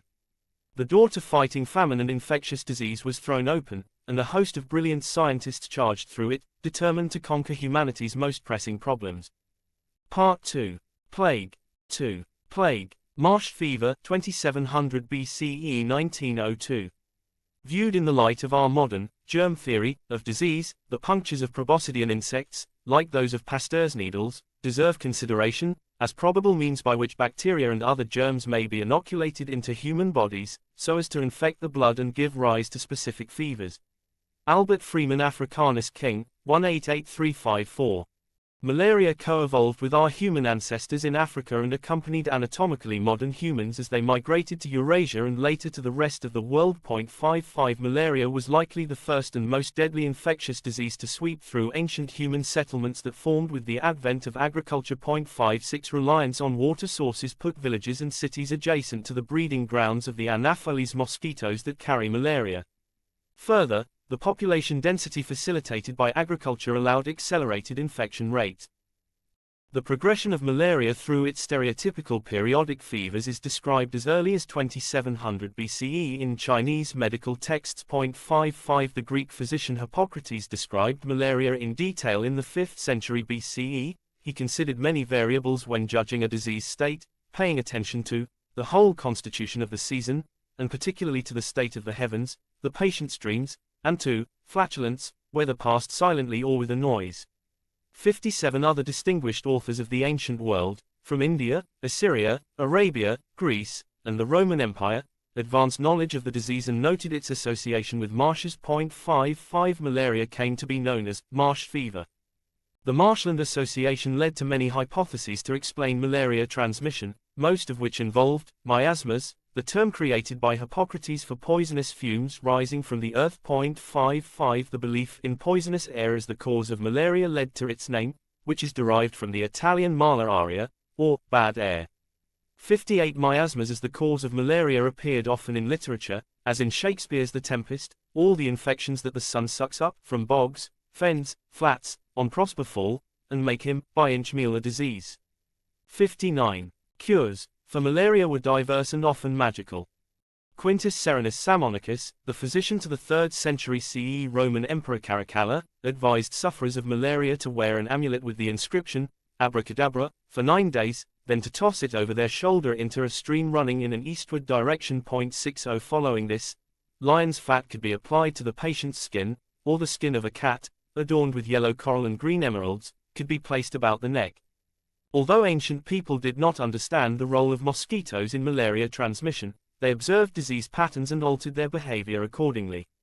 The Romans attempted to drain wetlands, and the Abbasid Caliphate successfully reduced malaria in Baghdad through drainage. 56 In Southeast Asia, people constructed their homes on stilts, which placed them above mosquito flight paths. Malaria also structured cultural landscapes. Its association with wetlands and lowlands led many mountain people to stay at elevation during the malaria season, thereby strengthening the cultural divides between people of the mountains and people of the lowlands. The African slave trade conveyed the deadly falciparum variety of malaria to the Americas, where it joined other Old World diseases in wiping out most of the indigenous population. 56 African slaves had genetic resistance to malaria and acquired immunity to a host of tropical diseases, so the population crash brought about by the diseases they introduced to the Americas accelerated the slave trade. African slaves largely replaced both indigenous slaves and European indentured servants, who had no immunity. The disease resistance of Africans ensured the downfall into slavery. And because Africans had both genetic and acquired resistance to tropical diseases, they were regularly employed to crew slave ships.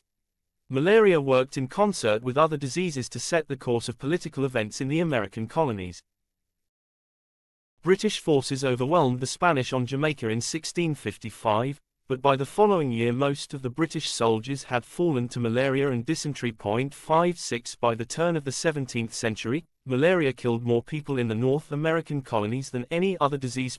61 When the British invaded the French colony of Saint-Domingue in 1794–95 to put down a slave revolt, they lost 100,000 soldiers to malaria and yellow fever. The British were so weakened that in 1801 the former slaves founded the nation of Haiti. 56 When the French then invaded Haiti in 1802, malaria and yellow fever whittled down Napoleon's force of 60,000 soldiers to fewer than 10,000. Malaria played similar roles in a long list of wars, including wars between kingdoms in Europe, colonial wars in Africa, the American Civil War, World War I, the Russian Civil War, and World War II. 56 A historian of the effects of malaria on warfare wrote in 1910 of the 1864 British campaigns in West Africa, "It can scarcely be called a war, as an enemy was never seen, or a grain of powder expended. Our troops were defeated by disease, much of which was preventable." 62 In Madagascar in 1895, the French suffered 13 deaths in battle and more than 4,000 deaths from malaria. 63 During the battles over Macedonia in World War I, malaria paralyzed the French, British, and German armies for 3 years. Almost 80% of the French soldiers were hospitalized with the disease, while the British had 162,512 hospital admissions for malaria compared to a total of 23,762 combat casualties or soldiers taken prisoner or missing. Following each war, infected soldiers trudged home and were bitten by mosquitoes that then initiated new malaria outbreaks. Even the political landscape that inevitably led to war could be blamed to some degree on malaria. For example, heightened malaria rates in the southern U.S. states accentuated the economic drive for slavery since Africans were resistant to the disease. More Africans brought more malaria and created an epidemiological divide whose geography mirrored the political divide between North and South. Malaria could not be separated clinically from other diseases that caused similar symptoms. This posed a formidable barrier to malaria research that was finally overcome in the early 17th century when Jesuit monks learned from the indigenous people of Peru that the bark of a South American tree effectively treated certain types of fevers known as intermittent fevers, that is, malaria. The tree was called the cinchona tree after the name of the Peruvian viceroy's wife, who was cured with its bark. The Jesuits imported the bark to Europe around 1640, but their treatment was ridiculed by most men of science. 64 Nonetheless, this discovery allowed astute investigators in the early 18th century to separate malaria from other sources of fever and thereby to chart the course of the illness more precisely than had been done before. 66. A British medical officer during the American Revolution wrote of the controversy regarding cinchona bark, "The Hessians were all of them inveterate enemies to the bark, and there were ever some of the British surgeons who employed it very sparingly. There was a Hessian regiment that lost 1/3 of its men by this disease and its effects, during 1 year's service in Georgia. There were British regiments also, which lost more than 1/4, while there were others, which did not lose 1/20. The whole of these regiments were engaged on the same services, they were all alike foreigners in America, and there appeared to be no obvious case for so great a difference in the degree of mortality, except a difference in the management of the bark." 67 In 1820 the French chemists Pierre-Joseph Pelletier and Joseph Bien-Aimé Caventou extracted 2 of the 4 active ingredients of cinchona bark, quinine and cinchonine. 56, 64, 68 Soon afterward, cinchona plantations and quinine extraction became big business. Chemical firms sprang up in Europe and the United States to produce quinine, and the modern chemical industry was born. Quinine became the first Western medicine produced to treat a specific disease and so paved the way for the modern pharmaceutical industry. 56 The widespread availability of quinine also facilitated European colonization of Africa and U.S. conquest of Native American tribes.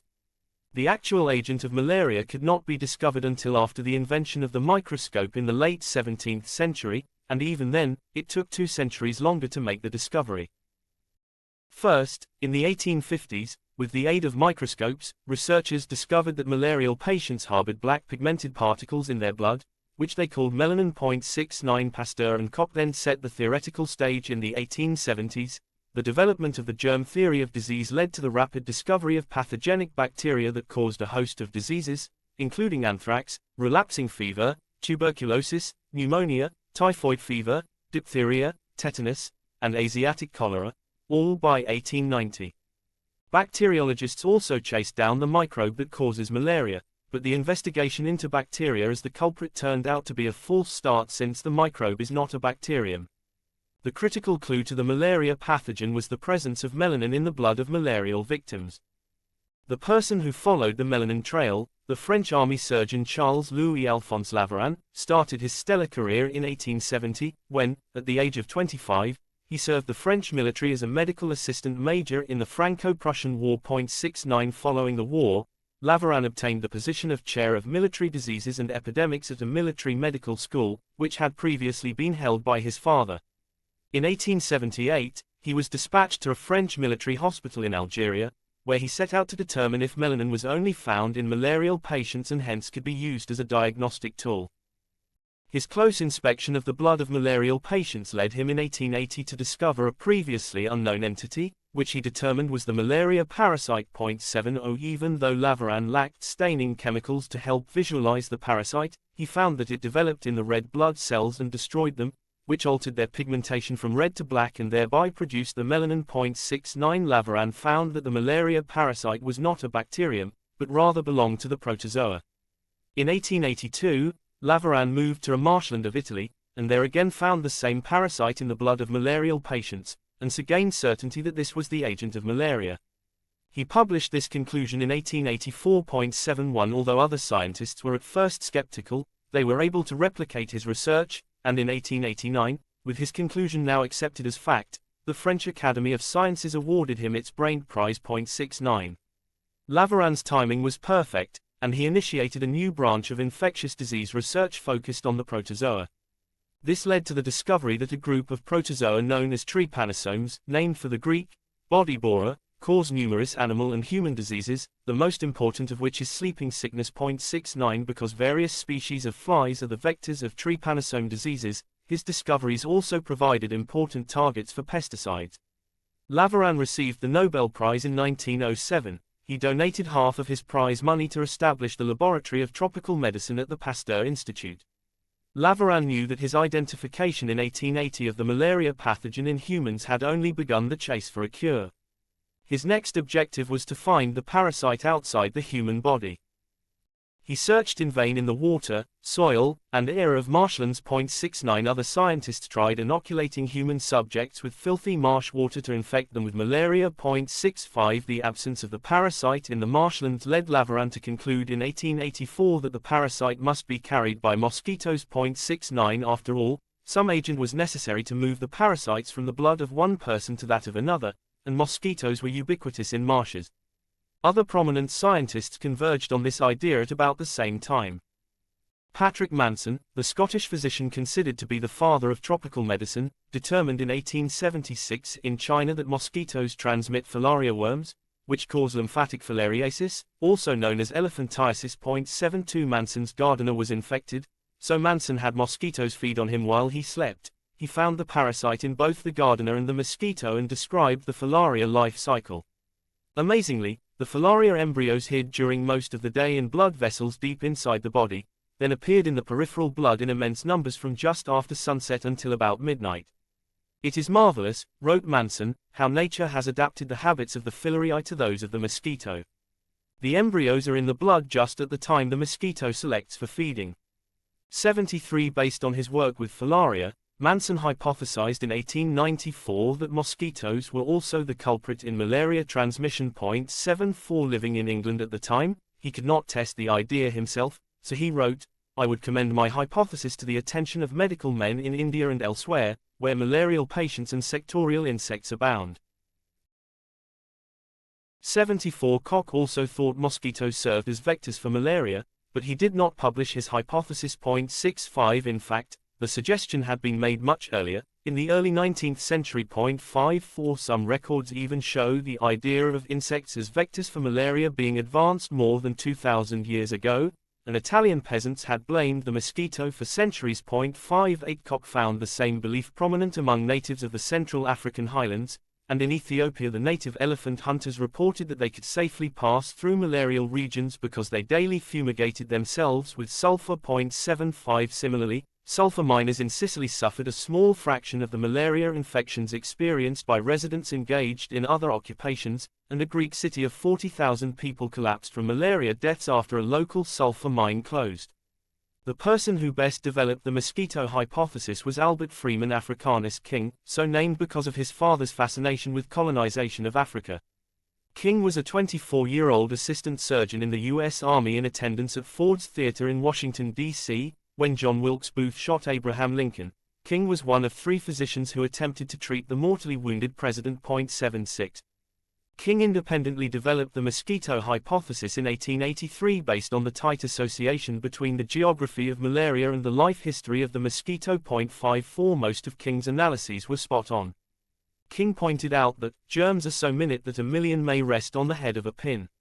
54 Although King's development of the mosquito hypothesis was the most thorough of his time, some of his analyses were based on fanciful 19th-century ideas of nature's purpose. He argued, for example, that poisonous air could not be the source of malaria, for it was surely never designed that breathing the indigenous air of any natural environment should be, and without warning of danger, a means of death. 54 Nature provided warnings of danger, such as the rattle of a snake. Man, he wrote, naturally loves beautiful things, woman and the flowers. But the serpent also is beautiful, superficially smooth, tapering in form, elegantly elastic, absolute in symmetry, undulating in motion. Every element of beauty in woman finds its counterpart in the snake, yet we love the one, loathe the other. Based on his exhaustive examination of the mosquito's probable role in malaria transmission, King proposed a series of protective measures, including the destruction of mosquitoes. But King was not an experimentalist and did not have the means to test his ideas. 77 His ideas were disregarded. Annapolis, 1894-1902. The world requires at least 10 years to understand a new idea, however important or simple it may be. The mosquito theorem of malaria was at first ridiculed, and its application to the saving of human life treated with neglect, jealousy and opposition. Ronald Ross, 191078. The experimental development of the mosquito hypothesis fell upon an unlikely Scottish scientist named Ronald Ross. Ross, the son of a British general, began working in the Indian Medical Service in 1881 after a mediocre academic performance.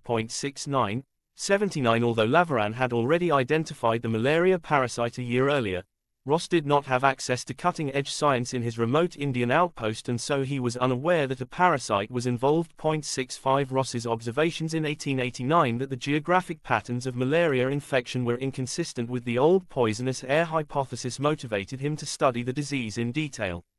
First, he published papers outlining his hypothesis of intestinal autointoxication. 80, 81, 82, 83, 84 Then, in 1892, he became aware of Laveran's discovery of the parasite, though he did not believe it until 1894 when he returned to England and was convinced by a mentor that Laveran was correct. Ross's mentor told him to get in touch with Manson. 65 Manson showed Ross the parasite and told him of his mosquito hypothesis. 65 Ross knew that the problem of identifying the mode of malaria transmission was paramount, and he found himself, immediately and powerfully struck with the mosquito hypothesis. 65 He recalled and related to Manson that Laveran had the same idea. The mosquito hypothesis, Ross noted, was even held by some barbarous tribes who have only too great an experience of the disease. 85 Ignorant of the route of entry, wrote Ross, we could rest our prophylaxis only upon an unsatisfactory empirical basis. Cognizant of it, we might hope to stamp out the plague even in its most redoubtable haunts. 65 Ross and Manson hatched a plan. Ross would return to India, allow various species of mosquitoes, for they did not know which might be to blame, to feed upon malarial patients, and track the parasite in the mosquito's tissues and into the water where the mosquito deposited her eggs. 65 From there, Ross could determine how the parasite moved from water into human beings. This plan was based on Manson's erroneous belief that mosquitoes only took one blood meal before depositing eggs and dying, and therefore they could only communicate the parasite from humans to water, and subsequent infection must be through ingestion of water.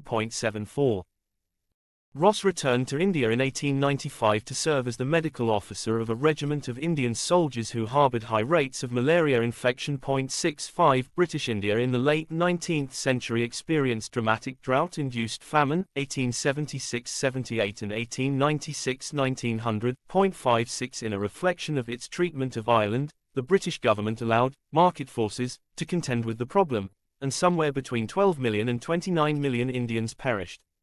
As with Ireland, the agent of death was usually fever, this time due to malaria. Ross raised mosquitoes in captivity to be sure they were not previously infected, then let them feed on malarial patients. He dissected the mosquitoes at various time points after feeding in order to create a time series of the parasite's development within the mosquito. 65 By the end of 1895, after excruciating work over his microscope, Ross found himself unable to locate the malaria parasite in mosquito tissue. 86 Frustrated, Ross realized that he must not have any preconceived notions of what to look for. Perhaps the parasite in the mosquito looked nothing like its form in people. The protein changes of many of the parasitic worms, he wrote, warned us that nature was capable of ordering any extraordinary transformations in the interest of parasites. 65. Even with his considerable expertise, Ross required at least 2 hours to search for the parasite cells within all the tissues of a single mosquito. 65 To put this in perspective, Ross pointed out that at 1000x magnification, a mosquito appears as large as a horse. 65 And he had to compare many mosquitoes fed on malarial patients with those fed on healthy people. I had no clue, he wrote, as to the form and appearance of the object which I was seeking for, nor was I even sure that the kind of insect under examination was amenable to the infection at all. I was looking for a thing of which I did not know the appearance in a medium which I did not know contained it. 65 Ross and Manson reasoned that once mosquitoes delivered the parasite to water, that water would be infectious to man. To test this, in 1895 Ross placed mosquitoes that had fed on malarial patients into jars with water until they died and theoretically infected the water.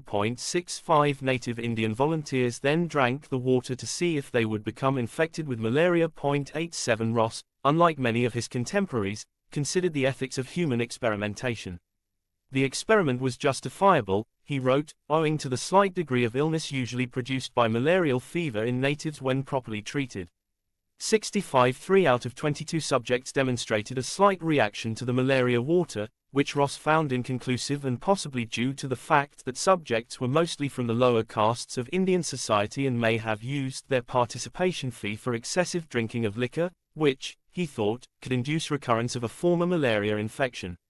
Ross came to the view that mosquitoes must transmit malaria from person to person, rather than from person to marsh water. He knew that mosquitoes bred in stagnant water, and that provided the connection to marshlands. 65 Ross tried various experiments to clarify the mosquito connection. He even had mosquitoes of all the suspect species feed on a patient who had 3 varieties of malaria in his blood, and then they were applied in considerable numbers to his volunteer, the assistant surgeon of a hospital in Bangalore. 65 But this fellow remained uninfected. Meanwhile, Ross found himself distracted by a rivalry with Italian scientists, chiefly Amico Bignami, Giuseppe Bastianelli and Giovanni Battista Grassi, who attempted to shoot down his findings. Ross also felt harried by his official duties fighting a cholera epidemic, and discouraged by the continual negative outcomes of his malaria experiments. Towards the end of my stay in Bangalore, he wrote, as failure followed failure, I was naturally forced to reconsider the whole basis of my work. 65 But Manson put the screws on Ross to be quick about proving the mosquito hypothesis. The French, including Laveran, and the Italians were hot on his trail, so for goodness sake, Manson wrote to Ross, hurry up and save the laurels for old England, the fat is now in the fire and it is going to burn quickly. 88. Ross decided to move his research operation to the area of India with the highest incidence of malaria. His request was denied by the Indian government, which felt that Ross's role as a medical officer was too important, given the outbreak of the Afridi War. 65 So Ross used 2 months of leave that he had accumulated and his own funds to investigate malaria in the Nilgiri Hills, the Nilgiri Mountains of southern India. Ross took precautions. He slept at a rest house at 5,500 feet above sea level and only visited lower elevations during the daytime. But after just one excursion to the malarial area he became ill. He self-treated with quinine and recovered 2 weeks later. he found that nearly everyone in the area was infected, though mosquitoes were scarce. During his investigations he found a single individual of a new species of mosquito. He did not yet know that it was the one he was looking for. Upon returning to duty at his military base, Ross found another species of mosquito similar to the new species he had found in the Nilgiri Hills.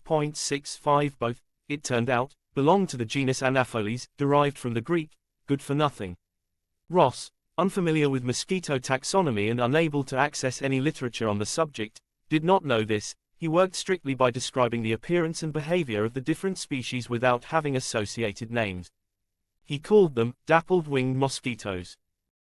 These Anopheles mosquitoes were abundant and the incidence of malaria among the troops high, but he could find no larvae for testing. 65 He set out to repeat his experiments. Larvae of the previously tested species were again collected and raised to adulthood, fed on malarial patients, all trained to submit to mosquito bites, a matter often of some difficulty with the superstitious natives of India, and then dissected at various time points, all with negative results. 65 Ross studied these mosquitoes with even more careful attention to every organ, to the feces, and to the contents of the intestines.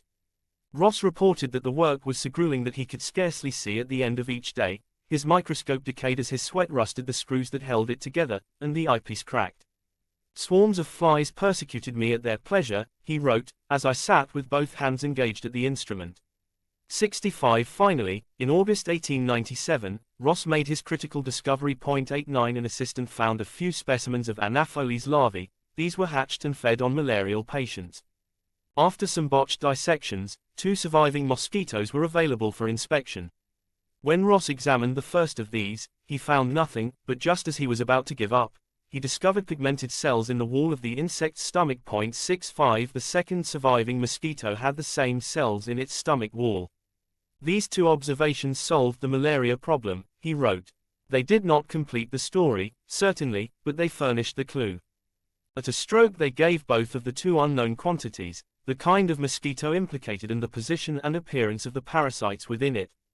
The great difficulty was really overcome, and all the multitude of important results which have since been obtained were obtained solely by the easy task of following this clue, a work for children.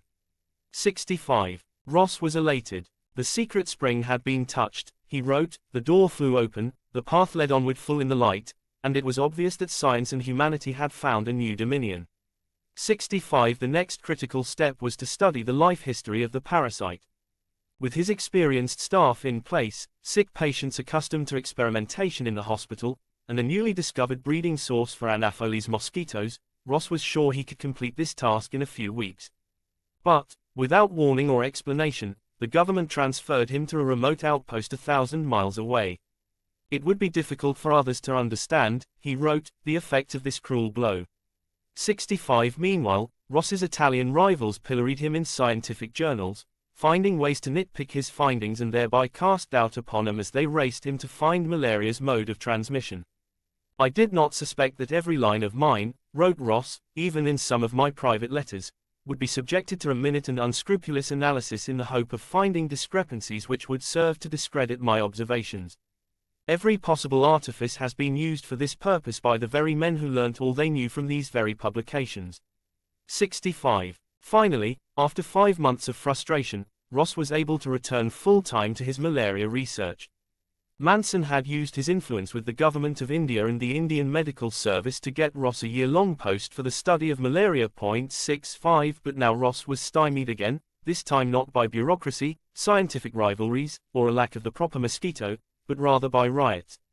Bubonic plague was raging in India. Just before Ross arrived at his new post, the Indian government attempted to inoculate the Calcutta population with an experimental plague preventive, or prophylactic. Serious riots ensued, during which many of the Europeans had felt themselves obliged to go about armed with revolvers. 65. The ignorant populace, wrote Ross, thinking that the British were trying to inoculate them with a not against plague, flew into paroxysms of terror at the very sight of a European hakim, physician, while anything remotely resembling inoculation made them frantic. 65. Ross was barred from using malarial patients in hospitals for his research. Eventually Ross was able to bribe some malarial Indian beggars to participate in his studies. But when I proposed to prick their fingers in order to examine their blood, he wrote, they generally left their money, took up their crutches, and fled without a word. 65 So Ross, upon Manson's urging, turned to studying avian malaria, which is remarkably similar to human malaria. Manson pointed out that by infecting birds rather than human volunteers, Ross need not worry about accusations of homicide. 88. Ross let captive raised mosquitoes feed on infected larks, sparrows, crows, and pigeons, and confirmed that mosquitoes transmit malaria. 65 He also found that if he fed the mosquitoes additional blood meals, he could keep them alive for a month rather than just a few days. This was critical. It showed that mosquitoes could easily live long enough to transmit disease from person to person. It allowed Ross to work out the detailed development of the malaria parasite, and it similarly facilitated the discovery by others of the manner of infection of yellow fever. Ross hastily prepared a detailed report of his findings, which concluded with the statement that these observations prove the mosquito theory of malaria as expounded by Dr. Patrick Manson. 65 Yet once again British bureaucracy obstructed Ross, and he was barred from publishing his findings without the permission of the Secretary of State for India. So Ross asked Manson to publish the results for him. This publication finally drew positive attention to Ross's research, to which, he wrote, previously little credence had been attached. 65 Manson also felt the sting of criticism and wrote in one of his articles detailing Ross's findings, "I have been stigmatized as a sort of pathological Jules Verne, and hinted at as being governed by speculative considerations, and as being guided by the divining rod of preconceived idea." 90. Even with Ross's newfound recognition, and the critical importance of Ross's work, the mortality rate in India from malaria was estimated at 10,000 people per day. The government refused Ross's pleas for an assistant. 65 Although Laveran, Manson, and other experts accepted Ross's work as proof of the mosquito theory, the government would not support Ross until his work had been confirmed. Ross estimated that the lack of assistance delayed his further work by more than a year, and the deployment of appropriate preventive measures in India by several years. The truth is, he wrote, that for some inexplicable reason men will never recognize the transcendent importance of investigation into the causes of those great diseases which destroy them. 65 Nevertheless, Ross was able to press on with his research. In July 1898 he discovered that the spores of the malaria parasite collect in the salivary gland of the mosquito. 65 91 When the mosquito bites its victim, the spores pass with the saliva into the blood, causing malaria infection. He then demonstrated this experimentally by allowing malaria-containing mosquitoes to feed upon healthy birds and thereby pass on the parasite. 91 The exact route of infection of this great disease, he wrote, which annually slays its millions of human beings and keeps whole continents in darkness, was revealed. 65 He relayed his momentous finding to Manson by telegram. Ross and Manson exchanged more than 200 letters between 1895 and 1899. 79 92 Fig. 2.1. Ross's sketches of developing malaria parasites in the mosquito, including the mosquito's stomach embedded with 6-day-old parasites. 65. At this point, Ross had just one more critical task to perform, to demonstrate that humans could be infected by malaria just as birds are. But once again, Ross was thwarted by his job, as he was assigned to work on a different disease. Many of Ross's critics then rushed to analyze his specimens, which he had shipped to England and France. They not only replicated Ross's findings but also claimed credit for them. 65 Ross's Italian rivals gained credit for Ross's work for some years, though Ross found their experiments hasty and unreliable, misled by fondness for hypotheses. The Italians, he wrote, fell into fundamental errors. 65 The credit they received provoked Ross. Discovery is discovery, he wrote, the determination of parallel facts, the filling in of details, the publication of pretty illustrations, and the furnishing of formal proofs of matters which are already certain, are useful, but do not constitute discovery. 65 One of the Italians, Amico Bignami, successfully infected humans with infected mosquitoes in late 1898. 93 He was considered by many to have provided the first experimental proof of malaria transmission by mosquitoes to humans, though Ross considered this outcome a certainty, based on his earlier demonstration of mosquito infection of birds. Bignami's experiment was merely a formality, Ross wrote, of which the success could already be foretold with confidence. 65. Late in 1898, Ross was permitted to return to Calcutta and his malaria research. But his energy was spent by relentless work and stress, and his health declined. 65. The labor, he wrote, the disappointments, even the successes, of the long and anxious investigations of a single subject had been too much for me. 65 Although his own government took little interest in his work, others did, and soon Koch and other prominent scientists were actively engaged in follow-up studies. 65 Koch was the first to replicate Ross's findings of mosquito transmission, and Koch, like the Italians, also claimed credit for proving the mosquito hypothesis. 65 88 But Koch also supported Ross over the Italians in the contest for the Nobel Prize. 88 In 1900, Manson fed Anopheles mosquitoes infected in Italy with a benign form of malaria and shipped to England, on an unusual volunteer, his eldest son, Patrick Thurber Manson. 58 94 Manson's son developed malaria, was treated successfully with quinine just a few days before passing his final medical exams, and then had a recurrence of malaria 9 months later, followed by a second recurrence during a shooting holiday, the first experimental documentation of recurrence. 79 95 96 Although this experiment replicated what the Italians had already done, it convinced many skeptics of the mosquito hypothesis because it was done in England, where there was no malaria, so accidental exposure outside of the experimental trial could not have occurred. Manson's son died from a gun accident on Christmas Island 2 years after the malaria experiment. He was only 25. 58 96 Manson also performed an exclusion experiment in a malarial part of Italy. Here his volunteers stayed in a mosquito-proof hut at night and remained malaria-free while all their neighbors suffered from malaria. 94 The Italians performed a more extensive demonstration in 1900 in which 113 railroad workers were protected from mosquitoes, none contracted malaria, while 49 out of 50 unprotected workers fell ill. 97 Koch continued with his amazing career, and discovered, in the valley of Ambarawa in Java, that epidemic malaria often struck down children but not adults, which meant that adults had acquired immunity. 98 The subsequent findings of Koch and others that native children are the source of malaria parasites transmitted to European colonists in the tropics led to efforts by the British, Germans, French, and Belgians to segregate Europeans, especially in tropical Africa, even to the extent of destroying native huts in the vicinity of European homes. 99 Segregation of Europeans at a distance from all natives, wrote the British team studying malaria in Nigeria, offers itself now as the only measure by which absolute freedom from the disease can be guaranteed. 99 Koch also discovered in German East Africa that quinine killed the malaria parasite, and hence could be used to facilitate German colonization. 56 Other colonial powers also combined quinine treatments with segregation policies. Ross was unable to secure additional work from the government to study malaria, so he reluctantly returned to England. Before leaving, he advised the Indian government, based on his research, to prevent malaria through the use of mosquito nets and through efforts to eliminate Anopheles mosquitoes. 65 His advice was ignored. But Ross understood the importance of his results, not just that mosquitoes transmit malaria from person to person, but that a particular type of mosquito that breeds in stagnant water is the perpetrator. Ross wrote excitedly of the implications for eradicating malaria by exterminating Anopheles mosquitoes. What a weapon for good was now placed in our hands. 65 With newfound status and resources as the first lecturer at the Liverpool School of Tropical Medicine, Ross set out in August 1899 to complete his critical studies of malaria in the West African colony of Sierra Leone.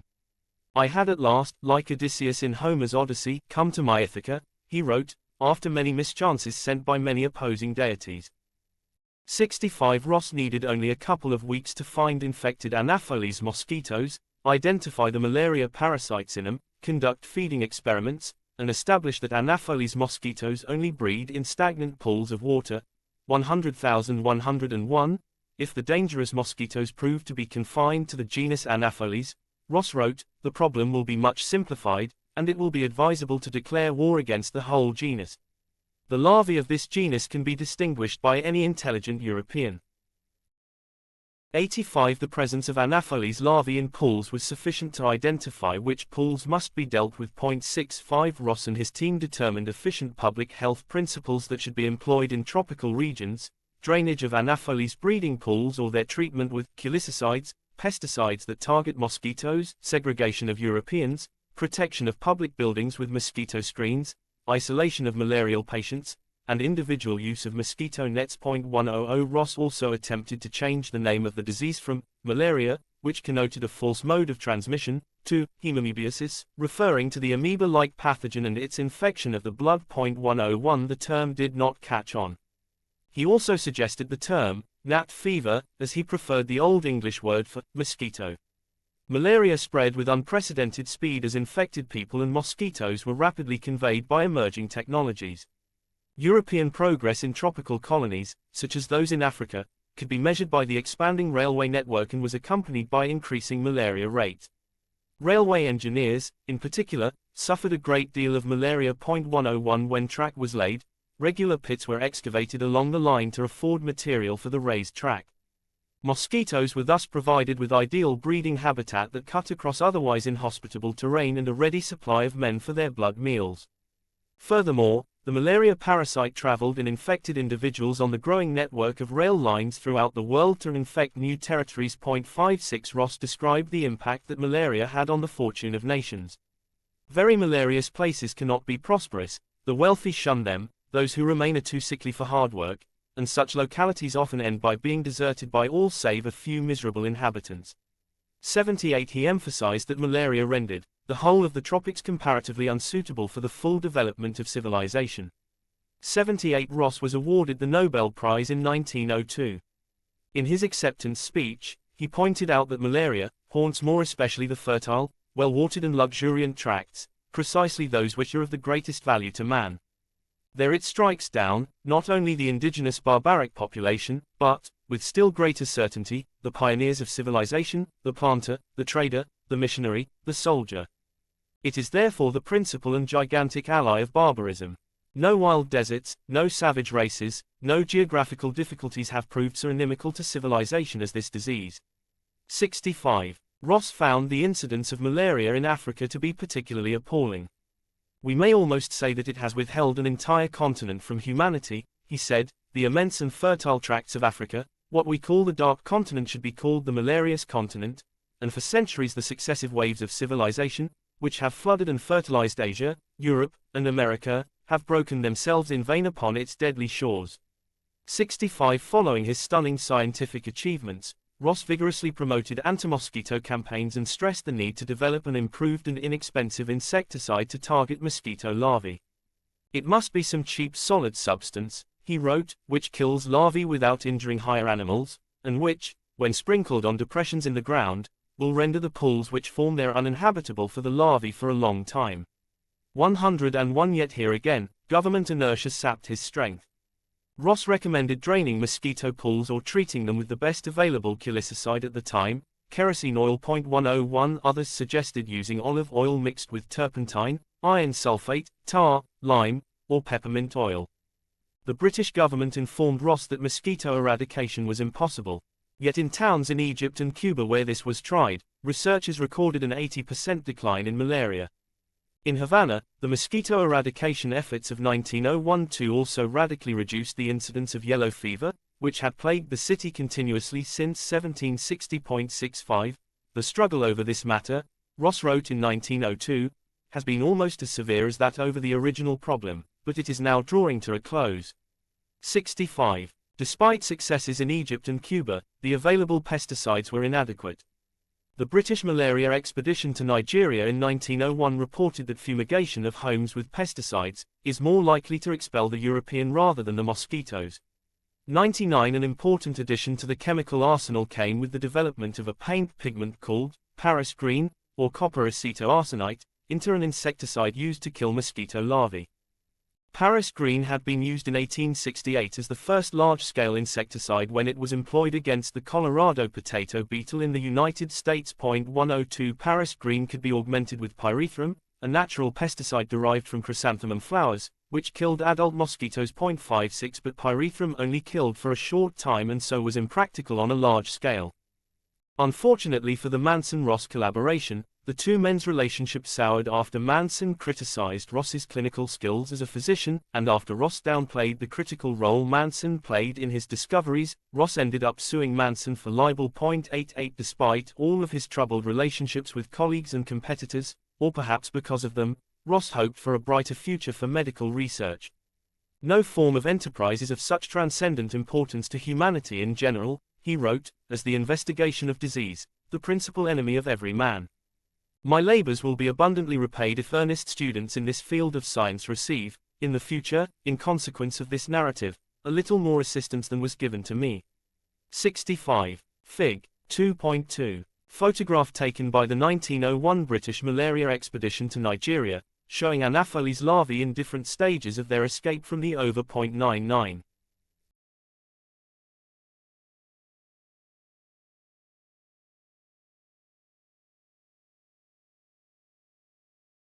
Than was given to me. 65. Fig. 2.2. Photograph taken by the 1901 British malaria expedition to Nigeria, showing Anopheles larvae in different stages of their escape from the ova. 99. Black vomit, 1793–1953. When it was evening I wished for morning, and when it was morning, the prospect of the labors of the day, caused me to wish for the return of evening. Dr. Benjamin Rush, Philadelphia, 1,794,103. The story of black vomit, or yellow fever, mirrors that of malaria. The disease arose in Africa, where it thwarted European efforts at colonization. 104 It traveled with soldiers, merchants, colonists, and slaves to the New World, 105 and then decimated the indigenous peoples of the Americas. 104 The greater immunity of African slaves increased their value, and hence yellow fever further entrenched the institution of slavery. Yellow fever also shaped the political landscape of New World colonies, perhaps best illustrated by its effects on the nascent United States. The 1793 slave revolt in Saint-Domingue, later Haiti, forced French colonists to flee. Some, infected with yellow fever, arrived in Philadelphia that summer, along with castaways hiding in the ship's water casks, the larvae of Aedes aegypti, the mosquito that transmits yellow fever.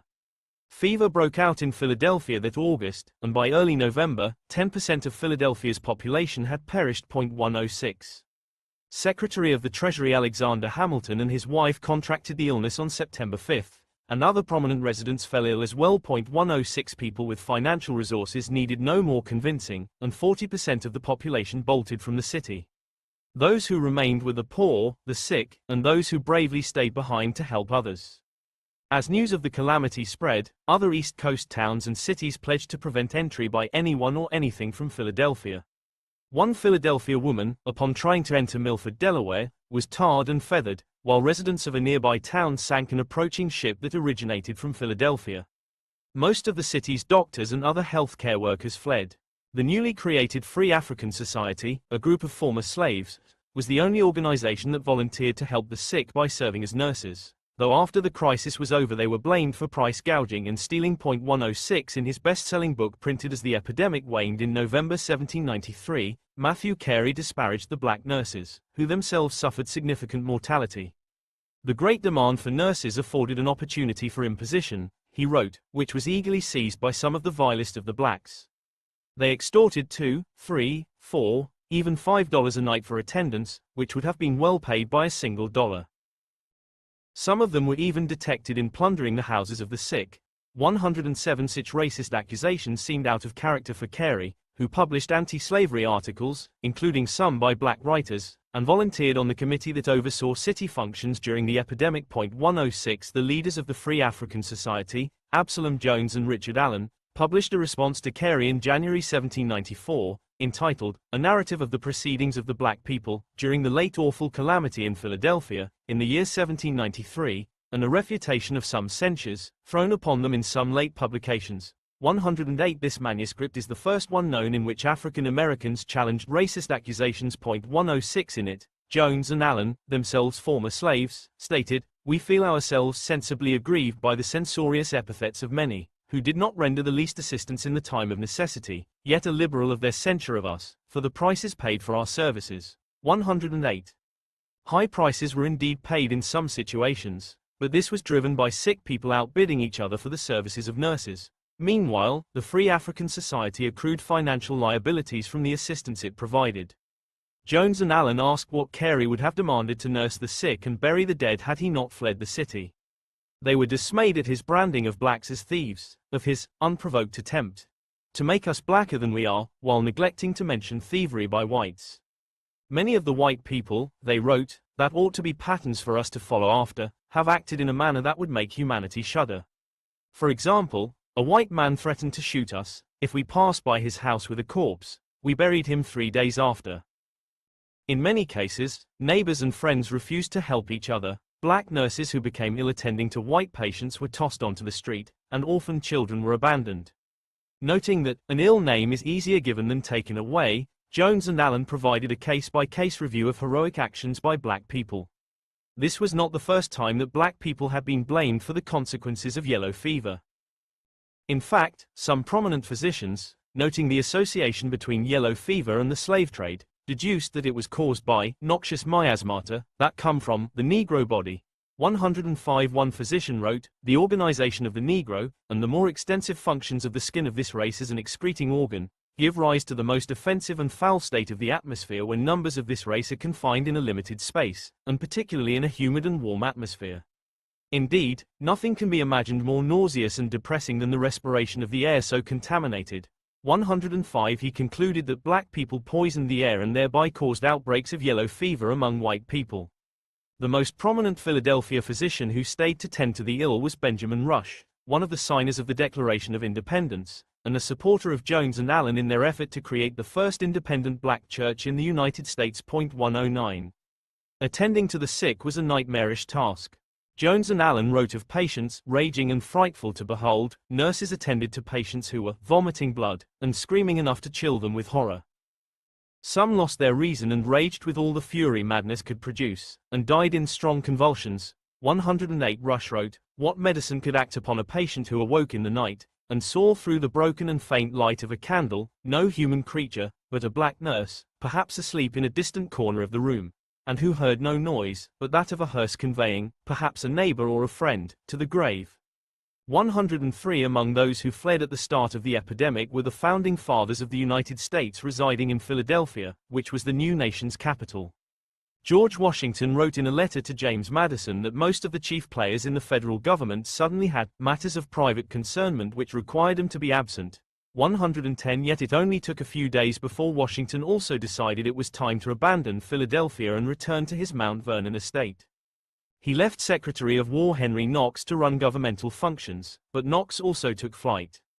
Washington's abandonment of Philadelphia created a constitutional crisis. Thomas Jefferson and James Madison, who would later marry Dolly Payne Todd, widowed due to the epidemic, argued that Washington could not call Congress into session outside of Philadelphia. This created a federal government shutdown at a time of chaos. 106,110. Their reasoning was sound. English kings had used the political ploy of calling Parliament into session in remote locations with no notice. So, as the fever abated, the founding fathers gathered in nearby Germantown, where Jefferson, Madison, and James Monroe all had to sleep on the floor or benches of an overfilled tavern. 106. When it was deemed safe, Congress convened in Philadelphia and passed a law allowing the president to assemble Congress outside of Philadelphia in cases of emergency. Not only did the federal government collapse during the crisis, so also did the Pennsylvania state government and the Philadelphia city government, due to the death of some members and the flight of others. The mayor, Matthew Clarkson, stayed behind and created an illegal ad hoc committee to run the city. 111. The committee was composed of men, scarcely known beyond the smoke of their own chimneys. 106. These men stepped into a governing role in the vacuum of leadership created by the epidemic.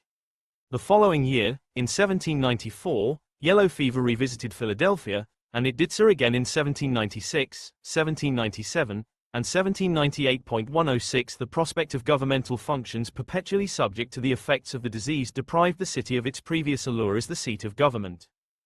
Jefferson wrote in a letter to Rush that yellow fever will discourage the growth of great cities in our nation, though in his opinion this was not necessarily a bad thing, since cities are pestilential to the morals, the health and the liberties of man. 112. John Adams also noted a positive side of the epidemic, which came just as tensions over the U.S. relationship with France peaked and threatened to destabilize the young republic. The epidemic made the political conflict seem unimportant, and the fiery debate over relations with France fizzled away. The coolest and the firmest minds, Adams wrote to Jefferson, even among the Quakers in Philadelphia, have given their opinion to me that nothing but the yellow fever could have saved the United States from a total revolution of government. 113. Many influential people blamed the dirty Philadelphia water supply for the infection. Therefore, the city government decided that it needed a municipal water system. This system, constructed in 1799 by Benjamin Latrobe, became the nation's first municipal water supply. 114 Although contaminated water did not cause yellow fever, the construction of Philadelphia's waterworks led to the removal of numerous wells and cisterns, and therefore to the elimination of mosquito breeding habitat. Latrobe was the first professional architect in the United States. After completing the Philadelphia water system, he superintended construction of the Capitol building in Washington, D.C., and subsequently served as architect of the replacement Capitol building after its destruction by British troops in 1814. Latrobe died from yellow fever in the 1820 New Orleans epidemic. 114 Perhaps even more important than its effects on early U.S. politics was the reversal of fortunes that yellow fever caused to France's American colonies. The French intended to stage troops in Haiti preliminary to the expansion of the North American Empire. But Haitian slave revolts and the flight of French colonists set back those plans. Napoleon responded to the 1801 Haitian rebellion by dispatching his brother-in-law, General Leclerc, with a formidable force. 106 The French troops slaughtered 150,000 Haitians as they wrested control from the former slaves, but then about 50,000 French soldiers, including Leclerc, perished from yellow fever. 115 The few thousand surviving French troops fled, Haitian slaves regained their independence and created the world's first free black republic, and France lost its military stronghold in the West. Weakened, Napoleon fell back and sold the Louisiana Territory to the United States in 1803 for just $15 million. 115 The purchase more than doubled the size of the country. The new territory included what became 15 states between the Mississippi River and the Rocky Mountains, extending from the Gulf of Mexico to Canada. Later in the 19th century, the French effort between 1881 and 1889 to dig a canal across Panama collapsed due to the deaths of 30,000 workers from yellow fever and malaria. 106 The canal digging and the water containers used by the French created innumerable mosquito nurseries, and infected workers from around the world who had come to work on the canal provided ready blood meals and a source for disease outbreaks. This situation also opened an opportunity for the United States, which reinitiated the canal construction in 1904 and created an American canal territory that unlocked shipping between the Atlantic and Pacific Oceans. Why the United States succeeded where the French had failed less than 20 years earlier had everything to do with the discovery of the mosquito vectors of malaria and yellow fever. But the United States also suffered a great deal from yellow fever, which not only brought Philadelphia to its knees, but repeated its performance throughout the country for the next century. 116 Yellow fever hit Manhattan every year from 1791 through 1821, and again in 1858. 106 Here, Irish immigrants were blamed, and sick Irishmen were shuttled from newly docked ships to the Marine Quarantine Hospital on Staten Island. Such was the fear of yellow fever that on September 1, 1858, an angry mob 1,000 strong expelled the sick and burned the hospital to the ground. 117 They also torched the house of the resident physician and a nearby hospital, and when those fires were extinguished by police and firefighters, the mob returned to finish the job. During the 19th century, yellow fever also swept through Boston, Baltimore, Mobile, Montgomery, Norfolk, Portsmouth, Savannah, Charleston, and Jacksonville. 106 It killed 8,000 people in New Orleans in 1853 and 7,000 in Memphis in 1873 and 1878. 118 New Orleans experienced 39 yellow fever epidemics over the course of the century. Yellow fever outbreaks occurred in southern port cities of the United States in all but 7 years between 1850 and 1900. In one of those years, 1861, the South was spared from yellow fever due to the blockade by Union forces in the Civil War. 119 Practical measures were employed to impede the transmission of yellow fever, but these efforts did little since they were ineffective against the pathogen or its vector. For example, the prevalence of yellow fever in the South led to the fumigation of southern mail with formaldehyde. 106 Some southern communities tore up railroad tracks and burned bridges to keep infected people out. 120 Casualties during the American Civil War, like those in most other wars, were caused primarily by disease. This war also apparently led to the use of yellow fever as a biological weapon. 121 The Kentucky-based physician Luke Pryor Blackburn, according to a Confederate double agent, tried to initiate yellow fever outbreaks in northern cities by shipping contaminated clothing from yellow fever patients in Bermuda. 122 He used this same technique to try to assassinate President Lincoln through a package of contaminated clothing. After the war, Blackburn treated victims of several yellow fever outbreaks in the southern United States. He was called a hero in the 1873 epidemic in Memphis because he was the only physician who offered to perform the cesarean operation, in order that baptism might be administered to the unborn infant, when the mother was dead or in a desperate condition. 123 In this he contrasted sharply with other physicians, whose shallow sympathy in favor of the mother often led him to deprive a human being of that dual life which God destined for it. Blackburn was known to use his cane to strike a rival physician on the head and shoulders in public, after accusing him of interfering with his medical practice. This sort of behavior was much admired by his contemporaries. 123 He also promised to care for a 10-year-old girl, the sole surviving member of a family of 12 that he doctored during the epidemic. After parading her around his hometown of Louisville, and appearing with her in the press, he sent her to a Catholic boarding school, but never paid him a cent. By then he was the governor of Kentucky. The name, yellow fever, derives from the skin color of its victims, while the synonym, black vomit, is self-explanatory. A colonial doctor describing yellow fever symptoms in Jamaica in the late 18th century noted that in the progress of the disease, the yellowness increased fast, so that the whole of the body was frequently yellow as an orange, or of as deep a color as the skin of an American savage. Anxiety was inexpressible, vomiting was irrestrainable, and the so much dreaded symptom of vomiting of a matter resembling the grounds of coffee, at last made its appearance. The color of what was thrown up was often black as soot. 67 A physician in Philadelphia wrote that the patient has constant retchings to vomit, and discharges a dark-colored flaky substance, sometimes in small quantities. At others, by pints, quarts, and even gallons are discharged. His extremities become cold, his skin shrunk, his body assumes a cadaverous smell, and his breasts, neck, face, arms, and frequently every part of his body, is of a deep yellow color.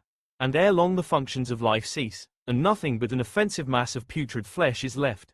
124 Despite this poignant description of symptoms, the author of this 1804 treatise felt that a patient's countenance defied all powers of description, such that it would baffle the pencil of Raphael or Hogarth, and mock the efforts of a Shakespeare to delineate. Physicians were befuddled by fevers that were difficult to differentiate from each other, and this contributed to ineffectual treatment.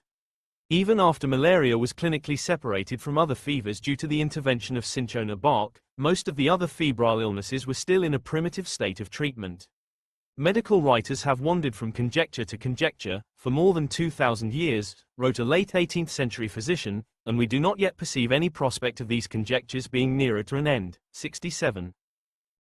Many treatments were employed to fight yellow fever, including bleeding, using hot mustard baths, wrapping the body in a blanket soaked with tea, salt, brandy, or rum, administering opium and wine, and shaving the head and soaking the body in warm water before dashing a bucket of cold salt water onto the victim's head.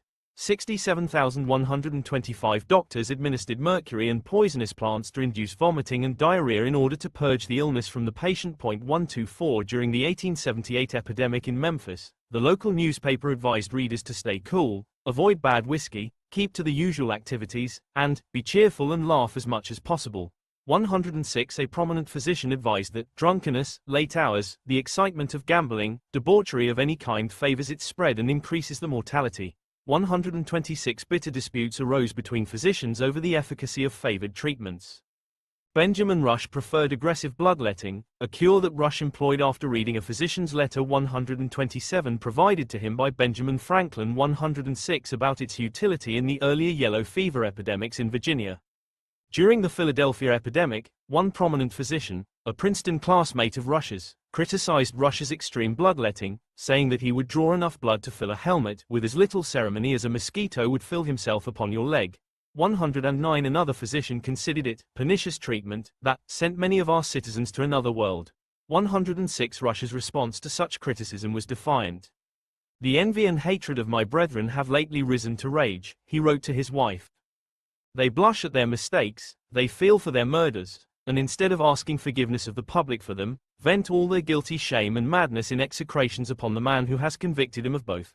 128 The demand for Rush's bleeding and purging cure was so strong that patients had to be bled in the street, and Rush enlisted the Free African Society to administer bleedings for 800 people. 108 Other physicians also considered bloodletting the treatment of choice. One wrote that blood may be drawn with a liberal hand, not confined to ounces but to pounds. 124.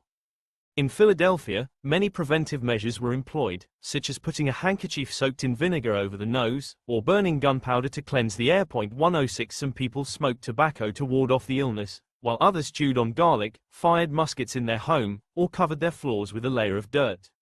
Some physicians of the time understood the meagerness of the tools at their disposal. The ordinary resources of our art are feeble, wrote one, and if good can be done at all, it can only be done by means, which in the common opinion of practitioners, border on rashness. 67 Late in the development of the disease, our labor is often the same, as if we attempted to resuscitate a corpse.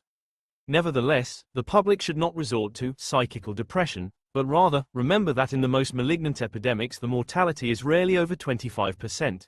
There are, in other words, 3 chances for recovery to 1 for death. 126. With the advent of the germ theory of disease in the 1870s, many experts on yellow fever reasoned that it, too, was caused by a living organism, though they were frustrated by the seeming impossibility of finding it. So long as it is intangible, imponderable, or recognizable to any of the senses, wrote a yellow fever investigator in 1876, we have no positive knowledge of the essential nature of the poison. 129 Since medical practice of the day had no way to stop the progress of the disease once a person became infected, emphasis was placed on disease prevention. A Louisiana physician, working in the midst of repeated and terrible yellow fever outbreaks, wrote in 1878 that the goal was to attack these germs, wherever existing, by some agents destructive to low forms of life, without being injurious to their habitat. 116 The disinfectants employed for this purpose of attacking an invisible foe were sulfurous acid gas, sulfate of iron, lime, and diluted carbolic acid. 116,126,130 Unfortunately, these expensive efforts did not work, because the pests that needed to be destroyed were not wingless animalcula, transferred by infected clothing, but rather viruses transferred by mosquitoes. In response to the 1878 epidemic that sickened more than 100,000 Americans and killed 1/5 of them, the U.S. Congress initiated a Yellow Fever Commission to investigate causes and discover solutions. 131 By then yellow fever outbreaks had occurred in the territorial borders of the United States at least 88 times, with the first known outbreak occurring in Boston in 1693. Nearly all cases were due to importation from the West Indies on ships. Ships were particularly dangerous because yellow fever infection clings to them with wonderful pertinacity in spite of all the methods of ventilation, disinfection, and purification that have up to this time been called into requisition. The Commission wrote that yellow fever should be dealt with as an enemy which imperils life and cripples commerce and industry. To no other great nation of the earth is yellow fever so calamitous as to the United States of America. The Commission reported that yellow fever often fails to swell into epidemic prevalence under certain conditions, but it could not make a positive association between cause and effect. The discovery of this unknown factor in the generation of yellow fever epidemics, the Commission concluded, would be a great boon to humanity. Aedes aegypti, 1880-1902. By direction of the Secretary of War, a board of medical officers is appointed to meet at Camp Columbia, Quemados, Cuba, for the purpose of pursuing scientific investigations with reference to the infectious diseases prevalent on the island of Cuba. Detail for the board: Major Walter Reed, Surgeon, U.S. Army. Acting Assistant Surgeon James Carroll, U.S. Army. Acting Assistant Surgeon Aristides Agramonte, U.S. Army. Acting Assistant Surgeon Jesse W. Lazier, U.S. Army. The board will act under general instructions to be communicated to Major Reed by the Surgeon General of the Army. Special Orders No. 122, Headquarters of the Army, May 24, 1,900,132. It has been permitted to me and my assistants to lift the impenetrable veil that has surrounded the causation of this dreadful pest of humanity and to put it on a rational and scientific basis. The prayer that has been mine for 20 or more years, that I might be permitted in some way or sometime to do something to alleviate human suffering, has been answered. Walter Reed, in a letter to his wife Emily, December 31, 1,900,133.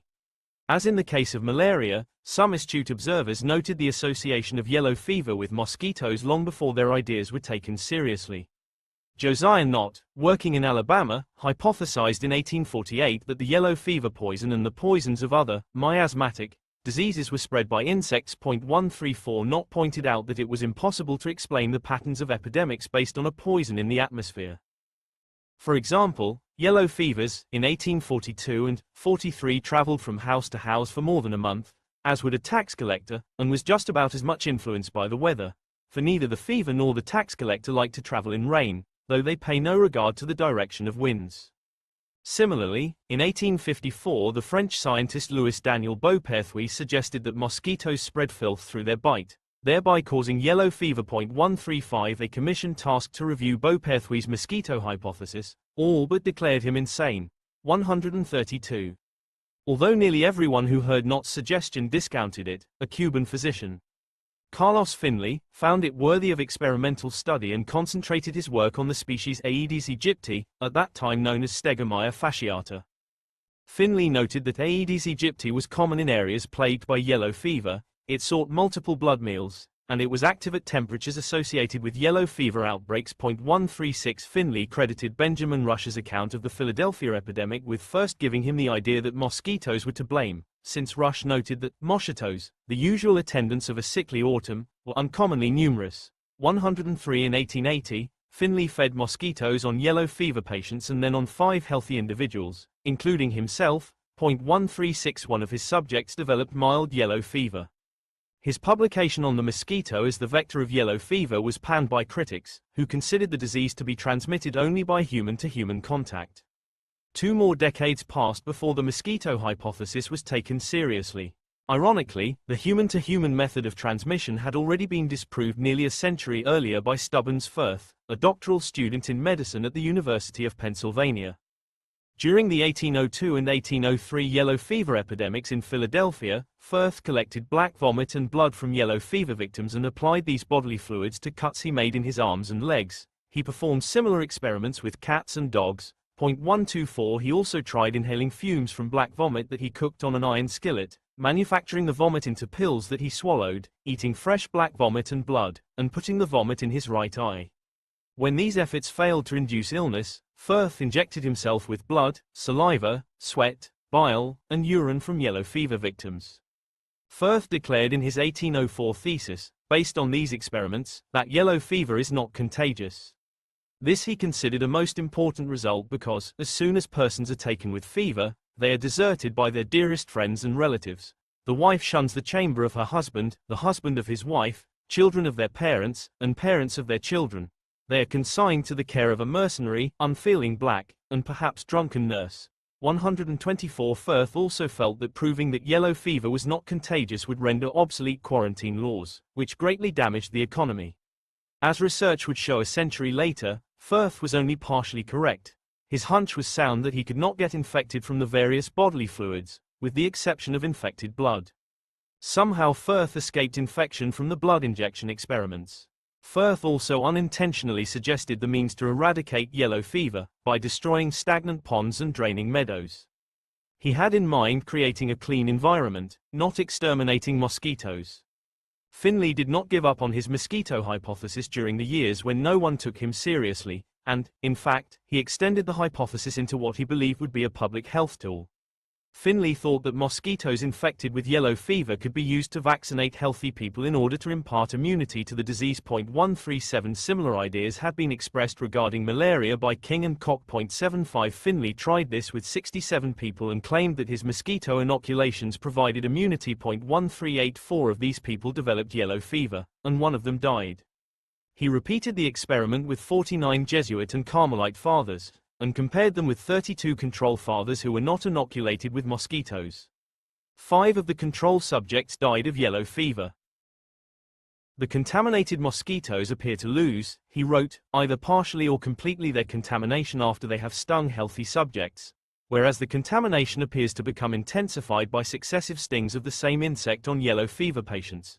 138 Since all of Finley's subjects lived in an environment replete with yellow fever, and since he did not know about either the period of time when a patient can transfer yellow fever to a mosquito, the first 3 days of infection, or the incubation period of the pathogen in the mosquito, 10 to 16 days before the mosquito is infective, his results were inconclusive. 139 In 1900, the Surgeon General of the U.S. Army, George Sternberg, created the U.S. Army Yellow Fever Commission in Cuba. Cuba had recently fallen into American hands in the Spanish-American War. The motivation for the creation of the commission was an epidemic of yellow fever among American soldiers during the Cuban campaign. The success of the U.S. military occupation of Cuba and other tropical territories depended upon success in the battle against yellow fever. Sternberg appointed Walter Reed, a U.S. Army doctor, to head the commission. A hard-working and brilliant man, Reed completed his medical degree at the University of Virginia at the age of 17 after just a single year of study, then graduated with another medical degree a year later from Bellevue Hospital Medical College in New York City. 140 He worked as a physician in New York City and subsequently as an assistant surgeon in the U.S. Army. He served in many frontier posts and even treated the famous Apache leader Geronimo. At one point Reed rescued an abandoned and badly burned Indian girl, only 4 or 5 years old. He brought her back to health and kept her as a nurse for his children. Reed's biographer in 1906 wrote of this charitable act. When this child was nearly a woman, the savage Apache blood asserted itself and she ran away, after giving abundant evidence that 15 years of kindness, gentleness, and refinement had not modified the cruel and deceitful characteristics of her race. 140 After 18 years serving the Army's medical needs, mostly on the American frontier, Reed joined the Army Medical School in Washington, D.C., with the rank of major. Under Reed's leadership, the commission included 3 other surgeons: Jesse Lazier, only 34 years old, James Carroll, and Aristides Agramonte. Lazier knew of the discovery 2 years earlier that mosquitoes serve as vectors for malaria. He had also read Finley's 1881 paper hypothesizing that mosquitoes transmit yellow fever. And other insect vectors of disease had recently been discovered, including Patrick Manson's finding in 1878 that mosquitoes transmit elephantiasis, 72 Theobald Smith and Frederick Kilbourne's discovery in 1892 that ticks infect cattle with red water fever, 141 and David Bruce's work in 1894 showing that tsetse flies spread African sleeping sickness. 142 Lazier recognized the faults of Finley's experiment on yellow fever. It was inconclusive and needed to be replicated in a controlled fashion. But both Sternberg and Reed found the mosquito idea far-fetched or, as Sternberg put it, a useless investigation. 143 Sternberg and Reed prioritized research on the bacterium hypothesis proposed by the Italian bacteriologist Giuseppe Sanarelli.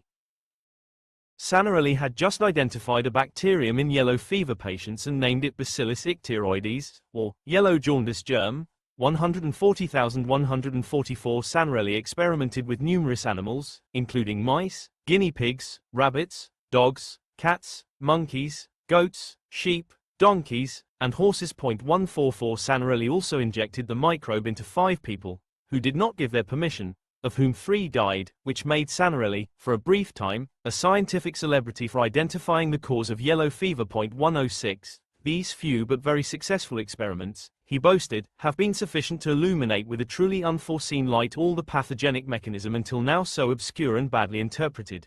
144 others considered his human experimentation to be criminal.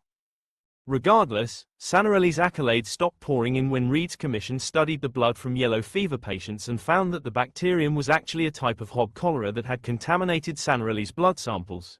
132,137,145-147 Sanarelli was by no means alone in his use of unwitting subjects for medical research.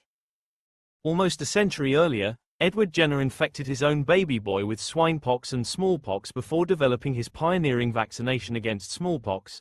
The baby grew into a child of compromised health, and died at the age of 21. 143 Sternberg and Reed, in an 1895 collaboration, tested a smallpox vaccine on children in orphanages. 148 But they also supported self-experimentation, most notably illustrated by Sternberg's experiment in which he swabbed his own urethra, and those of 3 terminal patients, with gonorrheal cultures. He was unable to infect himself or the others. With Sanarelli's theory dashed, Reed permitted Lazier to spend time on the mosquito hypothesis. The commission members agreed that human experimentation was now necessary to advance their research, and they felt ethically bound to include themselves as research subjects if others were to be put at risk. 149 of the 4 commission members, however, only Lazier was initially available for self-infection. Reed had duties back in Washington, Agramonte was thought to be immune since he was born in Cuba, and Carroll was occupied with other duties on the island. Lazier and some volunteers let mosquitoes that had fed on yellow fever patients bite their arms. 132 They did not get sick. Carroll was skeptical of the mosquito hypothesis, and he eventually offered his arm to one of Lazier's mosquitoes. This one proved to be infective, and Carroll became the first person to be experimentally infected, though the commission could not conclusively establish that the mosquito bite was the source of infection. 137,145. The second was a hapless soldier named William Dean who had the misfortune to walk into Lazier's tent at just the time when Lazier happened to have mosquitoes ready for use. 132. You still fooling with mosquitoes, doctor? Said Dean, to which Lazier replied, yes, will you take a bite? Sure. Dean replied, I ain't scared of M. Dean's case convinced the commission that yellow fever was transmitted by mosquitoes. 137. Carroll nearly died, but both men eventually recovered. Carroll felt embittered and wrote to his wife that Reed's absence at the time of these self-administered mosquito trials by the commission members was too convenient. 149. The commission decided to halt the experiments. Fig. 3.1. Carroll's fever chart. 137. Then Lazier, either intentionally or unintentionally, was infected by a mosquito and fell ill. 132,137. His wife Mabel, recuperating from giving birth to their second child in Massachusetts, received a cable nearly 2 weeks later that stated, Dr. Lazier died at 8 this evening. 149. She had not known that he had contracted yellow fever. She wrote to Carroll to ask about the conditions of her husband's death. I am anxious to know more about these circumstances as to how Dr. Lazier contracted yellow fever. In a note from General Wood yesterday, he writes that Dr. Lazier allowed a mosquito to bite him that had just bitten a yellow fever patient. Is it possible Gen. Wood could be mistaken? Much as I know Dr. Lazier loved his work, I can hardly think he could have allowed his enthusiasm to carry him so far. 150. Fig. 3.2.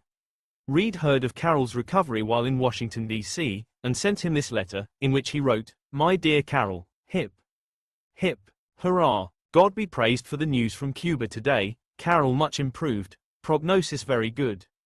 On the back of the letter Reed wrote, Did the mosquito do it? From Hench Collection, University of Virginia. Reed deduced from Lazier's logbook that he had purposely infected himself, which would be considered suicide, and this in turn meant his family would be ineligible for a life insurance payout. 143. Lazier's logbook then vanished from Reed's office and only resurfaced 50 years later. Reed hastily wrote and published an article detailing the commission's evidence that mosquitoes are vectors of yellow fever. 137. The article provoked criticism. Of all the silly and nonsensical rigmarole of yellow fever that has yet found its way into print, read an editorial in the Washington Post on November 2, 1900, the silliest beyond compare is to be found in the arguments and theories generated by a mosquito hypothesis. 106. The 3 surviving commission members knew additional work was required. We fully realized that 3 cases, rota gramante, 2 experimental and 1 accidental, were not sufficient proof, and that the medical world was sure to look with doubt upon any opinion based on such meager evidence. 132. Reed needed to establish beyond doubt that the mosquito hypothesis was true, and he requisitioned $10,000 to do a proper experiment at a new facility in Cuba, to be called Camp Lazier. Healthy soldiers were selected for the experiment and put into quarantine. 132. Following quarantine, 3 of the men were housed for 20 days in the infected clothing building, which was screened to block out mosquitoes. Their mattresses, pillows, pillowcases, sheets, blankets, towels, and clothing were soaked in the blood, black vomit, urine, sweat, and feces of yellow fever victims. On the first day, one of them retched when they opened a trunk full of soiled clothing. But they stayed the course and passed a more or less sleepless night, in the midst of indescribable filth and overwhelming stench. 132. None of them, and none of their replacements in additional trials, contracted yellow fever, despite their constant handling of the soiled and vomit-soaked items. 151. As the commission expected, the disease did not spread through infected clothing, bedding, or air. This experiment demonstrated that tossing out or burning the belongings of yellow fever victims, as had been practiced for centuries, was a useless waste of resources. Other volunteers were housed in the mosquito building, with sterilized linens. 132. A gramante transported mosquitoes that had fed on yellow fever victims in the hospital to the mosquito building so that they could feed on the volunteers. During one of his mosquito rounds, with the infected mosquitoes held in a cage tucked into his pocket, a Gramante's horse spooked at the sight of a steamroller and dashed down a hill out of control. His buggy flipped and sent him sprawling into the road. The mosquitoes were quite safe, however, he wrote, and upon my arrival at Camp Lazier I turned him over to Carroll for his subsequent care. 132 Two volunteers acted as a control group, experiencing the same conditions in the same building but with mosquitoes excluded from their room. They did not contract yellow fever. Fig. 3.3. Reads diagram of Building 2 at Camp Lazier, sent in a letter to his wife on November 27, 1900. From Hench Collection, University of Virginia. The Commission encountered difficulty finding volunteers for the infected mosquito trials. Although several men had expressed a willingness to be inoculated, wrote Agramante, when the time came, they all preferred the infected clothing experiment to the stings of our mosquitoes. 132 So Agramante recruited Spanish immigrants, as they alighted on the docks, for light work at the camp. Once brought in, they were bountifully fed, housed under tents, slept under mosquito bars, and their only work was to pick up loose stones from the grounds, during 8 hours of the day, with plenty of rest between. During this time, Agramante obtained their history and dismissed anyone who was a minor, was unhealthy, had lived in a tropical country, or had dependents. Then he offered $100 to the remaining men to be bitten in the mosquito house, with an additional $100 if they contracted the disease. Needless to say, wrote Agramante, no reference was made to any possible funeral expenses. The team employed an informed consent form, the first time this had been done for human experimentation, setting a benchmark for future human research. 1491 of the volunteers receiving mosquito bites, John Kissinger, a private in the Army, was the first to offer himself for experimentation without compensation, and the first to fall ill. 132 It was the first controlled experimental infection with yellow fever. He survived, but spent the remainder of his life an invalid and became mentally ill. 143 Other volunteers contracted yellow fever after Kissinger, one of whom was his former roommate, John Moran, who also rejected compensation simultaneously with Kissinger. 118 Moran was an Irish immigrant to the United States who had supported himself from the age of 10 and joined the U.S. Army Hospital Corps at the age of 21. 152 When Moran's fever spiked, Reed said, "Mr. Moran, this is one of the happiest days of my life." 153 Moran, unlike Kissinger, made a full recovery. Some of the volunteers from the infected clothing building also volunteered for the mosquito trials. 132 Although they did not get sick from contact with the soiled clothing and bedding, they did get sick when bitten by infected mosquitoes. "Rejoice with me, sweetheart," Reed wrote to his wife, as, aside from the antitoxin of diphtheria and Koch's discovery of the tubercle bacillus, it will be regarded as the most important piece of work, scientifically, during the 19th century. I do not exaggerate, and I could shout for very joy that heaven has permitted me to establish this wonderful way of propagating yellow fever. 140. When some of the Spanish immigrant volunteers were wheeled from the mosquito building to the yellow fever ward, other Spanish volunteers panicked and bolted. 132 Reed noted that several of our good-natured Spanish friends who had jokingly compared our mosquitoes to the little flies that buzzed harmlessly about their tables, suddenly appeared to lose all interest in the progress of science, and, forgetting for the moment even their own personal aggrandizement, incontinently severed their connection with Camp Lazier. Personally, while lamenting to some extent their departure, I could not but feel that in placing themselves beyond our control they were exercising the soundest judgment. 154 In Havana, people whispered of a lime kiln full of the skeletons of Reed's volunteers, though none except Lazier had actually died, and the media reported that the Americans were injecting immigrants with poisons. 132 The work of Reed's commission was not yet complete. With the success of the mosquito tests behind them, and knowing that the yellow fever pathogen must therefore be carried in the blood of its victims, the Commission began blood injection experiments. 132 They withdrew 2 cc of blood from a yellow fever patient and injected it into a volunteer. 155 When he became sick, they withdrew 1.5 cc of his blood and injected it into another volunteer, who also fell ill. This experiment was performed on a few additional volunteers, and only one did not get sick. 132 The pathogen could pass from person to person in the blood, so humans served as a reservoir for epidemic outbreaks. Another volunteer was injected with 0.5 cc of blood from a yellow fever victim, and he then fell ill.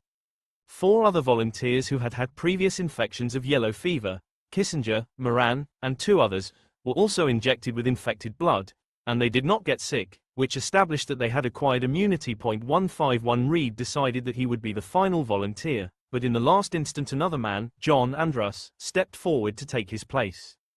Andrus was injected with infected blood, nearly died, but eventually recovered.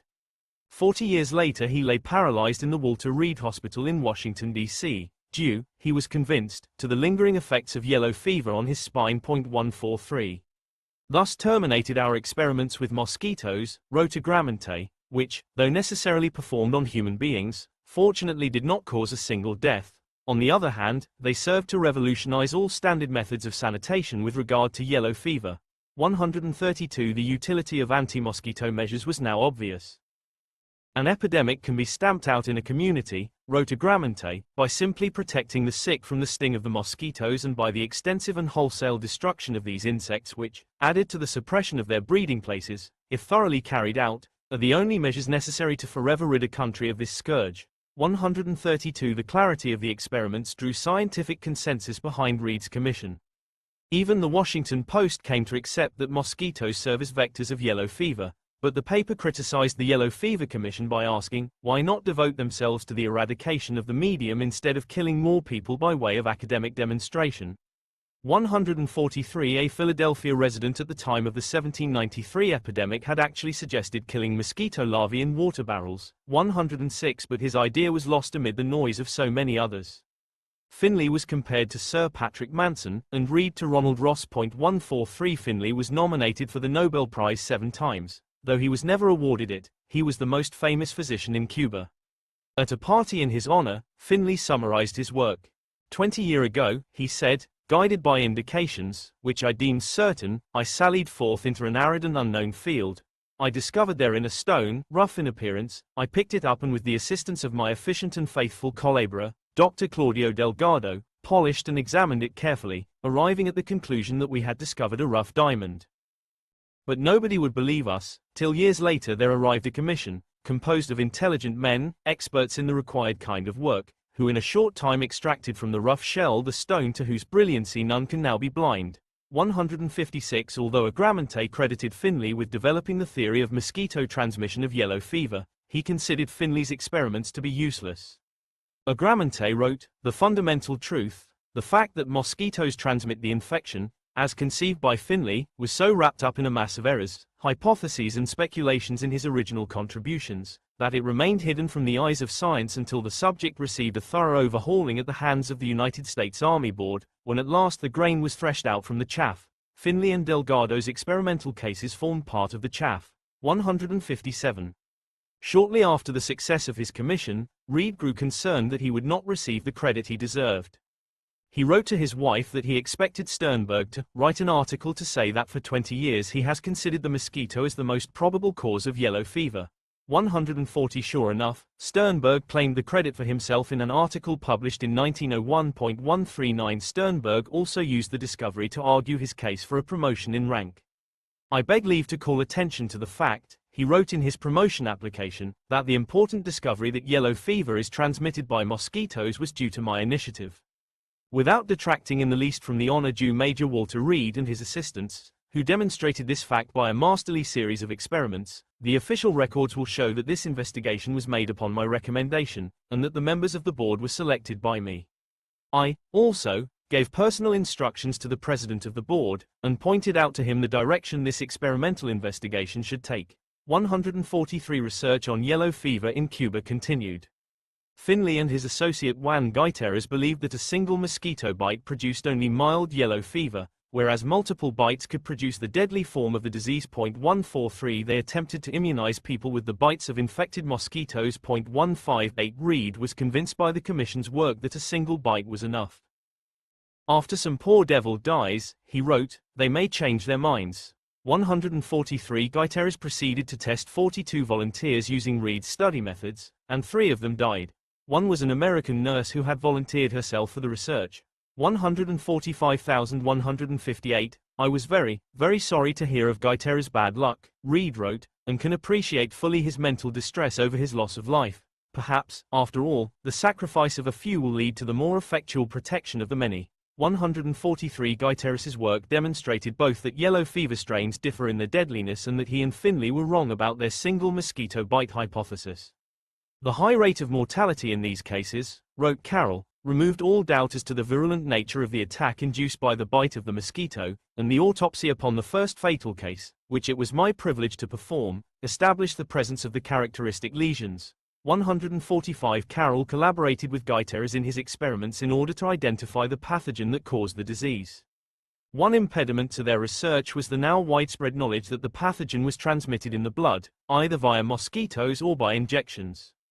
The excitement following the fatalities that occurred later among Dr. Guyterres' cases, wrote Carroll, rendered it exceedingly difficult for me to procure willing subjects. 145 Carroll was told by Guyterres that intentional infections with mosquitoes were no longer justified, but Carroll felt otherwise.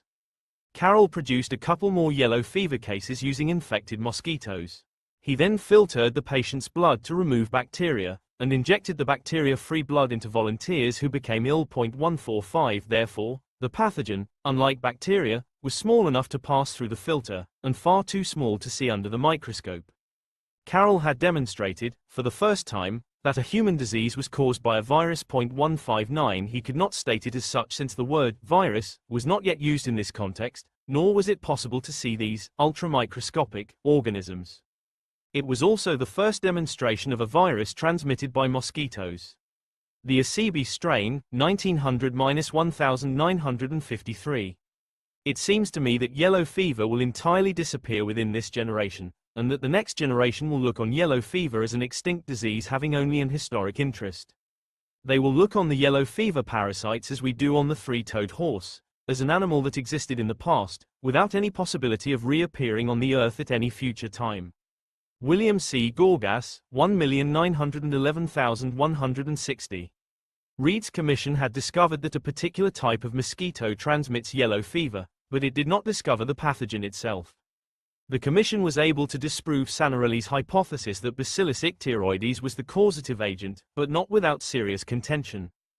At the 1901 meeting of the American Public Health Association, Reed presented the commission's groundbreaking work just 2 days after President William McKinley died from gunshot wounds to his chest and abdomen. 161 McKinley's anesthesiologist, Eugene Wasden, arrived at the meeting from McKinley's deathbed, where he had incorrectly blamed the death on poisoned bullets. Wasden had served on the president's board appointed to study the Sanarelli bacterium, and he was convinced that it was responsible for yellow fever. The fact that Dr. Reed states that the organism has not yet been discovered does not make that true, he said to the scientific assembly. The organism has been discovered, and it is not inconsistent with Dr. Reed's demonstration of the transmission of the disease by the mosquito, to accept the organism of Sanarelli as the cause of yellow fever. 162 Wasden considered mosquito transmission to be secondary to other routes of infection, such as from articles of clothing, and he stated that all of Reed's findings could be explained by the behavior of the Sanarelli bacterium. Reed, having just completed his trials, grew impatient.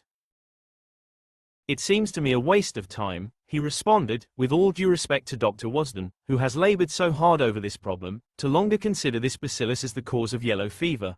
162 Not long after McKinley's assassination and the conflict with Reed, Wasden displayed mental illness, and he died in an insane asylum in 1911 at the age of 52. 163 Reed was considered for the Nobel Prize, but the first and second prizes, in 1901 and 1902, went to von Behring, for his work on diphtheria, and Ross, for his work on malaria. Reed died in 1902 from appendicitis at the age of 51. 118 The general in charge of Cuban forces said at a memorial for Reed, "Hereafter it will never be possible for yellow fever to gain such headway that quarantine will exist from the mouth of the Potomac to the mouth of the Rio Grande."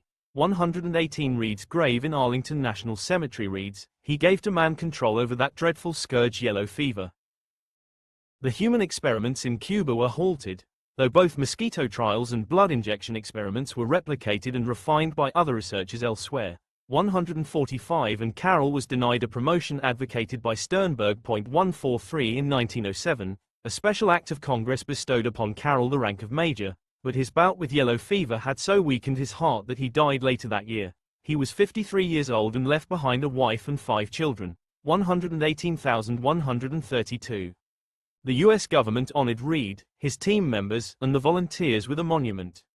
This was fitting, given that the estimated number of yellow fever cases in the United States between 1793 and 1900 was 500,000, and that in some years the economic loss from an epidemic exceeded $100 million. 118 With the problem solved by Reed's commission, Congress compensated the volunteers and the widows with a payment of $146 per month. Sternberg's replacement as Surgeon General of the U.S. Army criticized the compensation, How discreditable appears this niggardly provision when compared with the action of the English government which more than a century ago, when the purchasing power of money was far greater than at present, gave to Jenner, the discoverer of vaccination, grants amounting to £30,000 sterling, 118 ultimately. In 1929, Congress awarded the 22 volunteers, or their widows, a gold medal of honor in addition to an annuity of $1,500.152. Following Carroll's death, Agramonte was the only surviving member of the commission. Agramonte received no financial compensation, but continued as a professor of bacteriology and experimental pathology at the University of Havana. Perhaps, he reflected, it is thought that enough reward is to be found in the contemplation of so much good derived from one's own efforts and the feeling it may produce of innermost satisfaction and informing the belief that one had not lived in vain. In a very great measure, I know, the thought is true. 132 Cuba hosted both Finley's experiments beginning in 1880 and the Yellow Fever Commission experiments in 1900. Cuba also benefited from the first fruits of that labor. Following the success of the Yellow Fever Commission, Reed's friend Major William C. Gorgas immediately led the eradication effort of Aedes aegypti in Havana. 164 His teams destroyed the breeding grounds and made widespread use of calicicides. Aedes aegypti females deposited their eggs in the still water found in sewers, cisterns, barrels, gutters, ponds, outhouses, cans, and canals. Soldiers drained, smashed, or carted off anything small that held water, while larger water bodies were sprayed with kerosene, which prevented the mosquito larvae from breathing. Gorgas's teams found and treated 26,000 water deposits containing mosquito larvae in Havana by the time they issued their first report in March 1901. They installed screens on water tanks and stocked ponds with mosquito-eating fish. They quarantined yellow fever patients under mosquito netting and fumigated their rooms with pyrethrum, tobacco, and sulfur to kill infected mosquitoes. Gorgas's 5-member teams could fumigate a large house in just 2 hours. After educating the public and making water containers mosquito-free, authorities began to impose $10 fines on people whose property contained mosquito larvae, which motivated individual efforts as well. Although the pesticides available at the turn of the century were limited to natural products, such as kerosene, pyrethrum, tobacco, and sulfur, Gorgas deployed them effectively.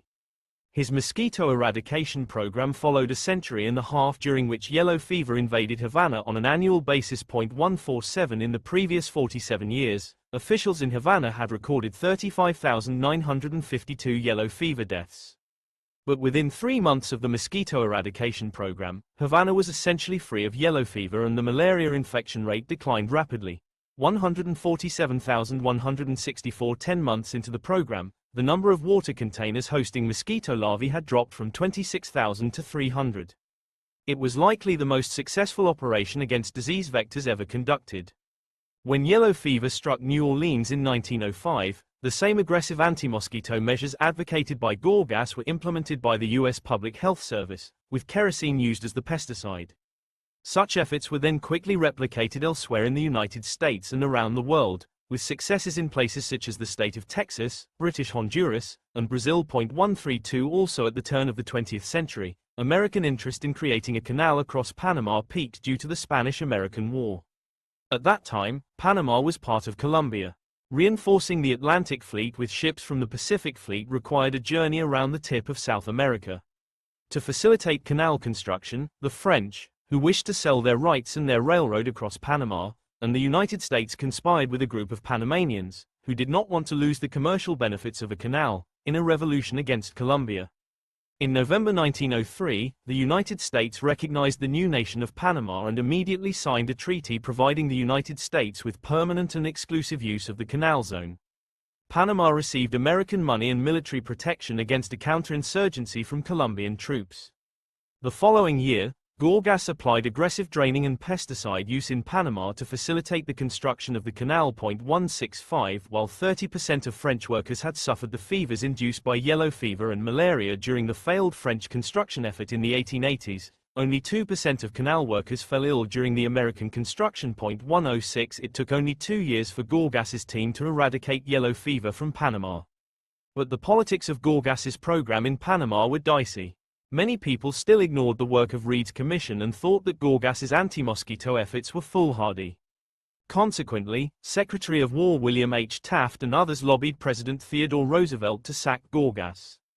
But Roosevelt had seen firsthand what yellow fever was capable of during the Spanish-American War in Cuba, and so decided to seek the advice of a friend, Dr. Alexander Lambert, before acting upon Taft's recommendation. 166 Roosevelt said, "They tell me Gorgas spends all his time oiling pools and trying to kill mosquitoes. Commissioner Shantz claims that he is not cleaning up Panama or Colon, that they smell as bad as ever, and recommends Colonel Gorgas's removal. The Secretary of War has gone over the matter and acquiesces in the recommendation." 166 The President's Commission had reverted to the old ideas that yellow fever and malaria were spread by smells and filth. Lambert explained the science to Roosevelt and stressed that the canal could not be built without the anti-mosquito campaign. Roosevelt was impressed, and he kept Gorgas as the medical officer of the canal zone until the first ship navigated its locks in 1914. By then, Gorgas had already been president of the American Medical Association for 6 years. 166 During World War I and the 1918 influenza pandemic he served as Surgeon General of the U.S. Army. In 1920, on his way to Africa to study yellow fever as part of a new yellow fever commission, Gorgas stopped in London to receive the honors of King George. Versus he suffered a stroke while there, but received a knighthood from the king in the hospital, where he lingered for a few weeks and then died. His wife wrote, "It must have been a keen disappointment to be so suddenly halted in the midst of his labors, at the very moment the promise of fulfillment was near, the fulfillment of his dream to rid the world of yellow fever and make the tropics safe for the white man." 166 Another member of Gorgas's 1920 Yellow Fever Commission, Adrian Stokes, joined the 1927 team sent by the Rockefeller Foundation to Nigeria, to attempt the isolation of the organism which causes the disease. 167 By then, investigations of infectious diseases had moved beyond human studies to effectively employ animal models. The 1927 team needed to develop an appropriate animal model for yellow fever, and in their search for the right species they injected blood from yellow fever patients into guinea pigs, rabbits, rats, mice, Gambian pouched rats, dogs, cats, goats, chimpanzees, and various species of monkeys. 168 Of these, the rhesus monkey proved to be susceptible to yellow fever and therefore a good animal model for the disease. On June 30, 1927, the team took blood from a feverish man named Asibi, who survived, and returned to their lab in Accra, the Gold Coast, or Ghana, where they injected it into a rhesus monkey. 168 The monkey died, and Stokes's team performed an autopsy to confirm a diagnosis of yellow fever. Its blood was injected into another monkey, which also died, and this experiment was replicated in 30 monkeys, only one of whom survived. The team then passed yellow fever between monkeys through the bites of mosquitoes. Monkeys, it turned out, acted as a reservoir of the yellow fever virus, which explained how human epidemics could arise in urban areas adjacent to rainforest. Additionally, the team found that individual mosquitoes remained infective as long as they lived, and they could live longer than 3 months. Reed's team had earlier made the same important discovery, and noted that we have for the first time an explanation of the fact, several times noted in the literature, that the contagion of yellow fever may cling for several months to a building that has been vacated by its occupants, or to the infected area of a town, even though this latter has been entirely depopulated.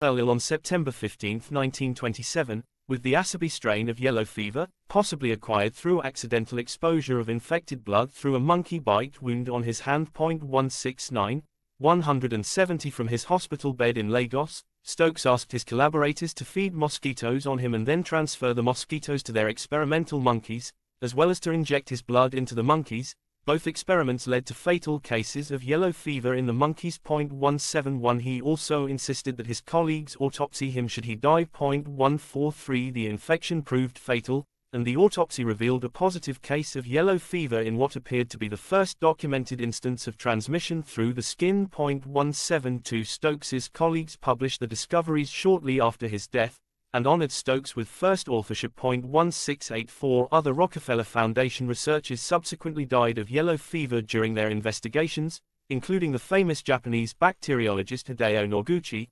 169,173. Noguchi had spent nearly a decade leading researchers astray with his incorrect conclusion that yellow fever was caused by a bacterium which he called Leptospira icteroides. 172 Stokes had demonstrated that it was not the responsible pathogen. In his effort to provide a final proof of this, Stokes had a prominent physician and Noguchi advocate examine him on his deathbed. 171 Stokes asked the physician, "Are you ready now to admit that yellow fever is caused by a virus and not by Leptospira?" 171 The physician responded, "I believe you fellows are right. I don't have the explanation, but I think you have yellow fever and got infected in the laboratory with what you call a virus." But Noguchi was persistent in his claims.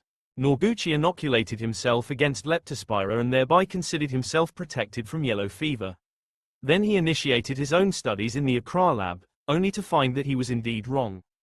Carroll had been correct that yellow fever was not caused by a bacterium. Shortly after Stokes's death, Noguchi died in Accra of yellow fever.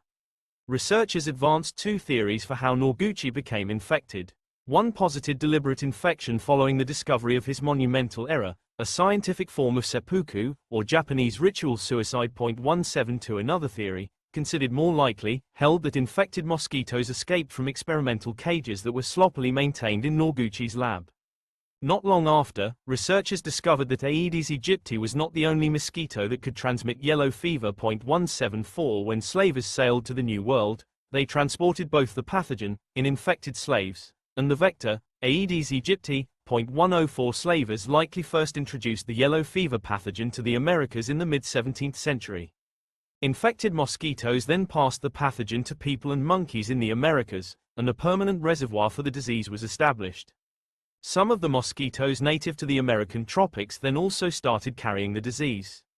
Worse still, Aedes aegypti is not only guilty of transmitting yellow fever, it infects people with two other major diseases as well, dengue fever and chikungunya, which means to walk bent over in Kiswahili, each caused by a virus similar to the yellow fever virus. 175,176. The path to a vaccine also claimed its string of casualties. A key development came in 1930 when Max Tyler demonstrated that white mice could be used as an effective model organism for yellow fever investigations. 177 to 179 Compared to monkeys, mice allowed for more efficient research at a fraction of the cost.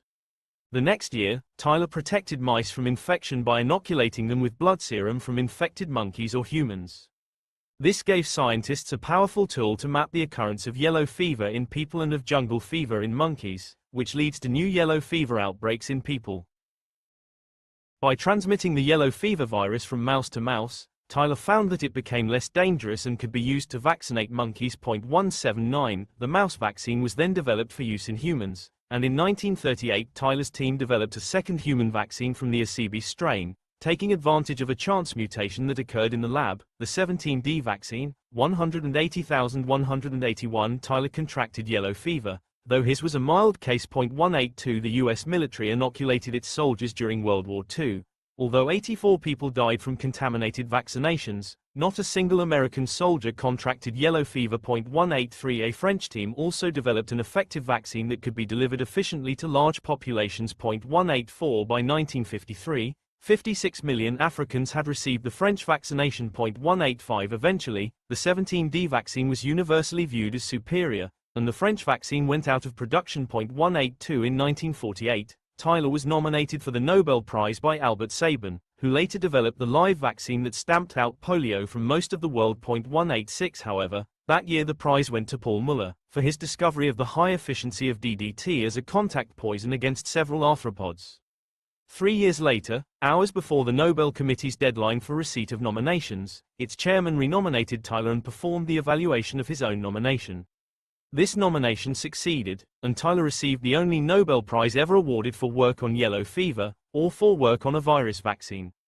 Also in the 1950s, researchers tracked down Acebi in the Gold Coast of West Africa, and the British Colonial Office awarded him a pension for his contribution to the development of the yellow fever vaccine. 172 The science of yellow fever followed a convoluted path.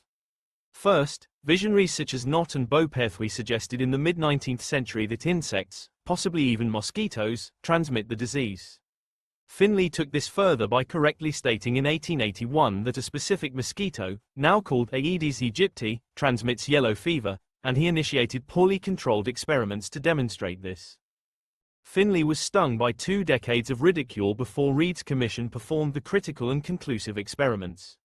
This proof that Aedes aegypti transmits yellow fever led Gorgas to immediately eradicate the disease from Havana, and similar massive mosquito elimination programs were initiated in Panama and other yellow fever hotspots.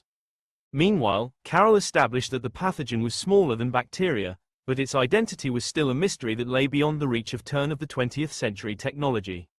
Stokes and his collaborators in 1927 established the link to monkeys and jungle fever outbreaks, and this allowed the isolation of the yellow fever virus in monkeys in 1,928,187. The genome of the virus was sequenced nearly 60 years later. 188 in 1930, Tyler and his colleagues created the mouse model of yellow fever, and 8 years later they developed the 17D vaccine. The disease could then be attacked from all sides. Vaccination prevented human infection, and widespread use of pesticides and other anti-mosquito measures reduced the populations of the vector. Yellow fever was stamped out, for a time. 4. Jail fever, 1489–1958. Soldiers have rarely won wars. They more often mop up after the barrage of epidemics. And typhus, with its brothers and sisters, plague, cholera, typhoid, dysentery, has decided more campaigns than Caesar, Hannibal, Napoleon, and all the inspector generals of history. The epidemics get the blame for defeat, the generals the credit for victory. It ought to be the other way round. Hans Zinser, typhus researcher, 193,440. Lice transmitted 2 epidemic diseases during the Irish potato famine, typhus and relapsing fever, both referred to by the Irish as famine fever. 27. The Irish had a long, ugly history with typhus because it broke out whenever the potato crop failed. Remarkably, less than 30 years before the Great Famine, typhus infected 700,000 of the 6 million Irishmen. 189. Then it fell dormant until the sudden arrival of the potato blight. During the famine, the louse's role in infection was unknown. It was not until the 1870s that Pasteur and Koch developed the germ theory of disease. During the following 3 decades, in perhaps the most remarkable period in the history of public health research, the responsible germs and the animal vectors were discovered for numerous infectious diseases, including malaria, yellow fever, and bubonic plague. But in 1900 the germ and vector of typhus still remained a deadly mystery. Or rather, it was a mystery to all save Albert Freeman Africanus King. Not only was King prescient, though ignored, when it came to the mosquito hypothesis and malaria, so too did he predict, without notice, the mode of transmission of typhus and yellow fever. With our present knowledge of the germ theory, he wrote in 1883, one would hardly dare, even once, to plunge an inoculating needle into the blood of a yellow fever or typhus fever patient, whether living and comatose or recently dead, and then withdraw it and plunge it into his own blood or the blood of other persons. Yet this is exactly what the mosquito is doing in nearly every yellow fever epidemic, and what, perhaps, the flea is doing in the filthy jails and ships infested with typhus. 54. The word typhus derives from the Greek typhos, which means smoky or hazy, and describes the mental condition of infected individuals. 189. An older name for typhus is jail fever, or jail fever, due to its prevalence in crowded prisons. Although British law in the centuries before the famine sometimes listed more than 200 capital offences, including such crimes as shoplifting, horse theft, letter stealing, and witchcraft, more prisoners perished from typhus than from the noose. 190. Furthermore, prisoners often infected court personnel during trial, a phenomenon referred to as the black assizes. One notable example of a black assize was initiated by a prisoner named Roland Jenks at Oxford in 1577. 40. Jenks, a Catholic bookbinder, was arrested for criticizing the government, profaning God, and avoiding church. Considering the times, wrote bacteriologist Hans Zinser, he appears to have been a fellow of spirit and conviction. 40. The case aroused considerable public interest. Unfortunately, Jenks caused a typhus outbreak among the crowd who attended the trial. Subsequently, the judge, who had been the Speaker of the House of Commons, the sheriff, the under-sheriff, all but 2 members of the grand jury, 100 members of the faculty of Oxford College, and a few hundred other people died. Sir Francis Bacon investigated the outbreak and determined it was caused by corrupted air. 191 Others blamed papistical evil magic, released in town. 40 But the facts of the case, viewed through the lens of modern science, force a conclusion that no inconsiderable number of the faculty of Oxford College were, at this time, lousy. 40 Yenks had his ears cut off, but survived for another 33 years working as a baker in the English College of Seculars. Similar black assizes occurred at Canterbury in 1522, Exeter in 1589, Taunton in 1730, Lansdowne in 1742, and at the Old Bailey in London in 1750.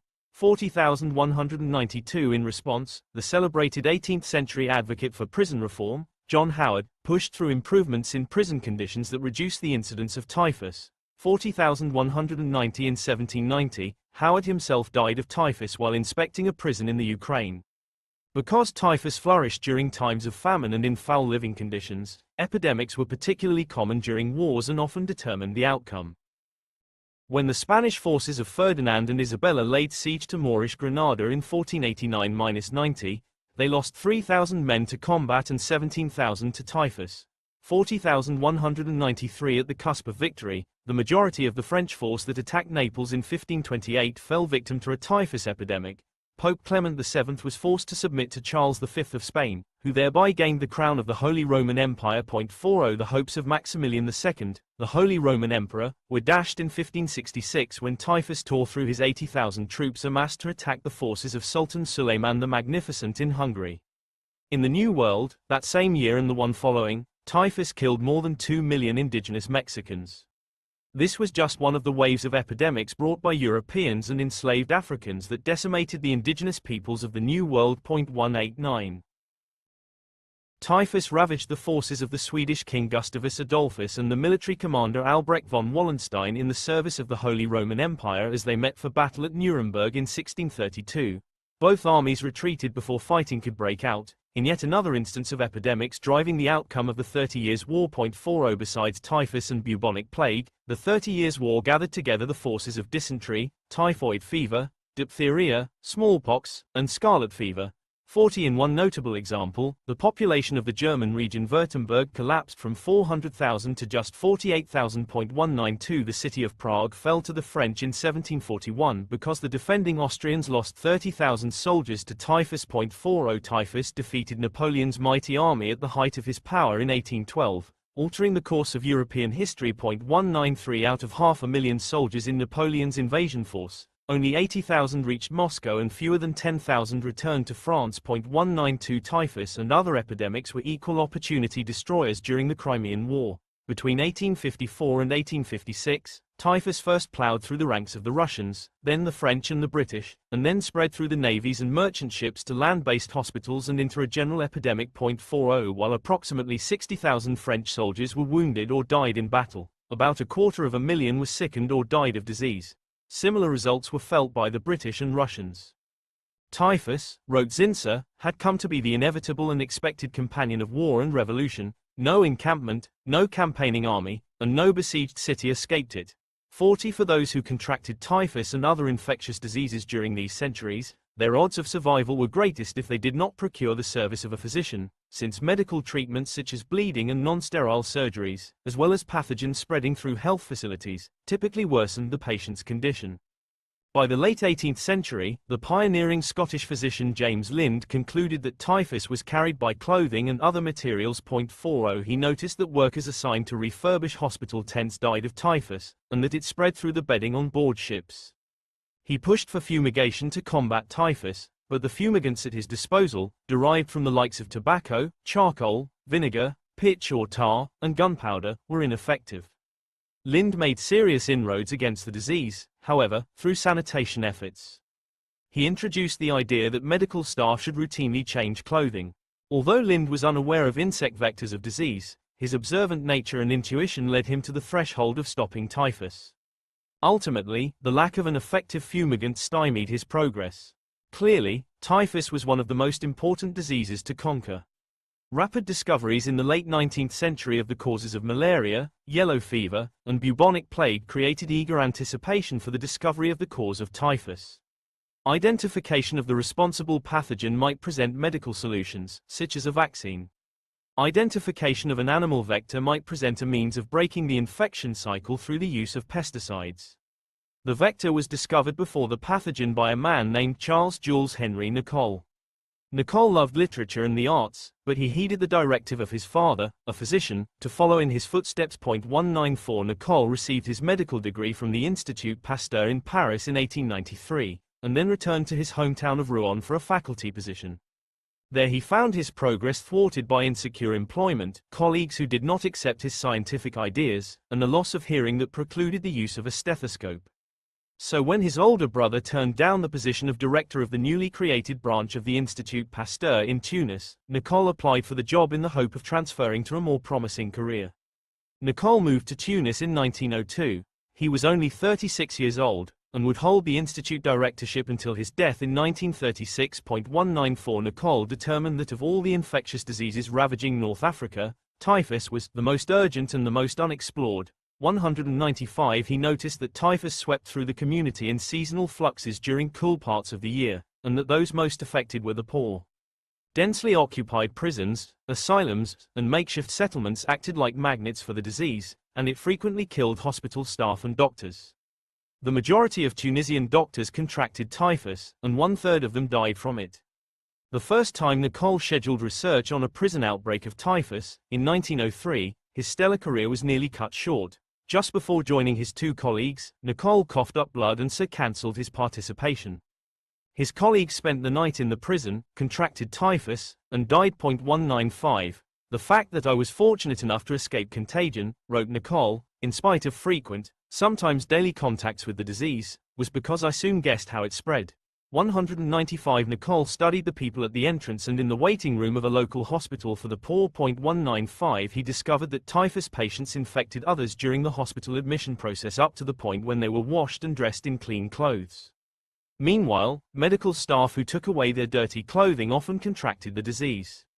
I asked myself, wrote Nicoll, what happened between the entrance to the hospital and the wards. This is what happened. The typhus patient was stripped of his clothes and linen, shaved and washed. The contagious agent was therefore something attached to his skin and clothing, something which soap and water could remove. It could only be the louse. 195.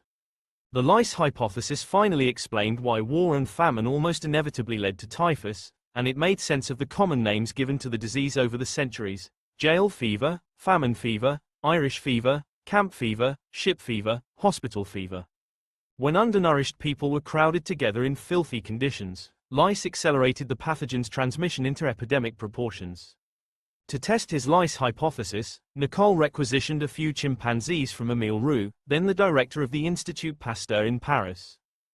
The day the chimps arrived, Nicoll inoculated one with blood drawn from an infected patient. 195 A day later, the chimpanzee lay drained, heated with fever and blemished with skin lesions. 194 Nicoll gathered lice from the sick chimpanzee and put them on another chimp, which also contracted typhus. 196 Chimpanzees were expensive, so Nicoll extended the experiment by injecting blood from the sick chimpanzee into a taupe macaque. 195 After 13 days, the monkey also came down with fever. 194 Nicoll then placed 29 lice onto the fur of the sick macaque and gave them time to feed.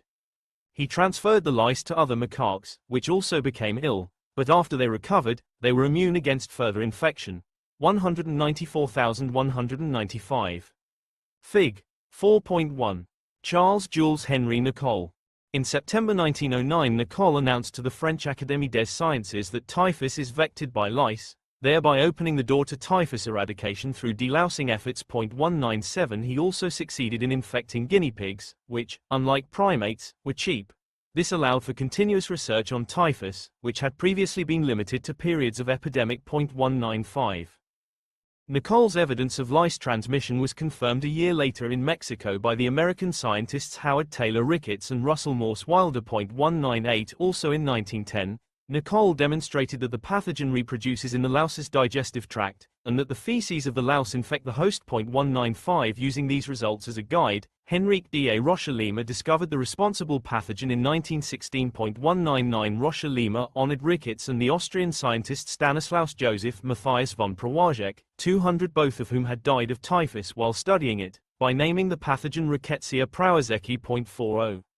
The human body louse lives in clothing and deposits its eggs in undergarments. 189 The eggs incubate for 8 days before hatching, and then the nymphs undergo 3 molts during a 2-week period to mature into adults.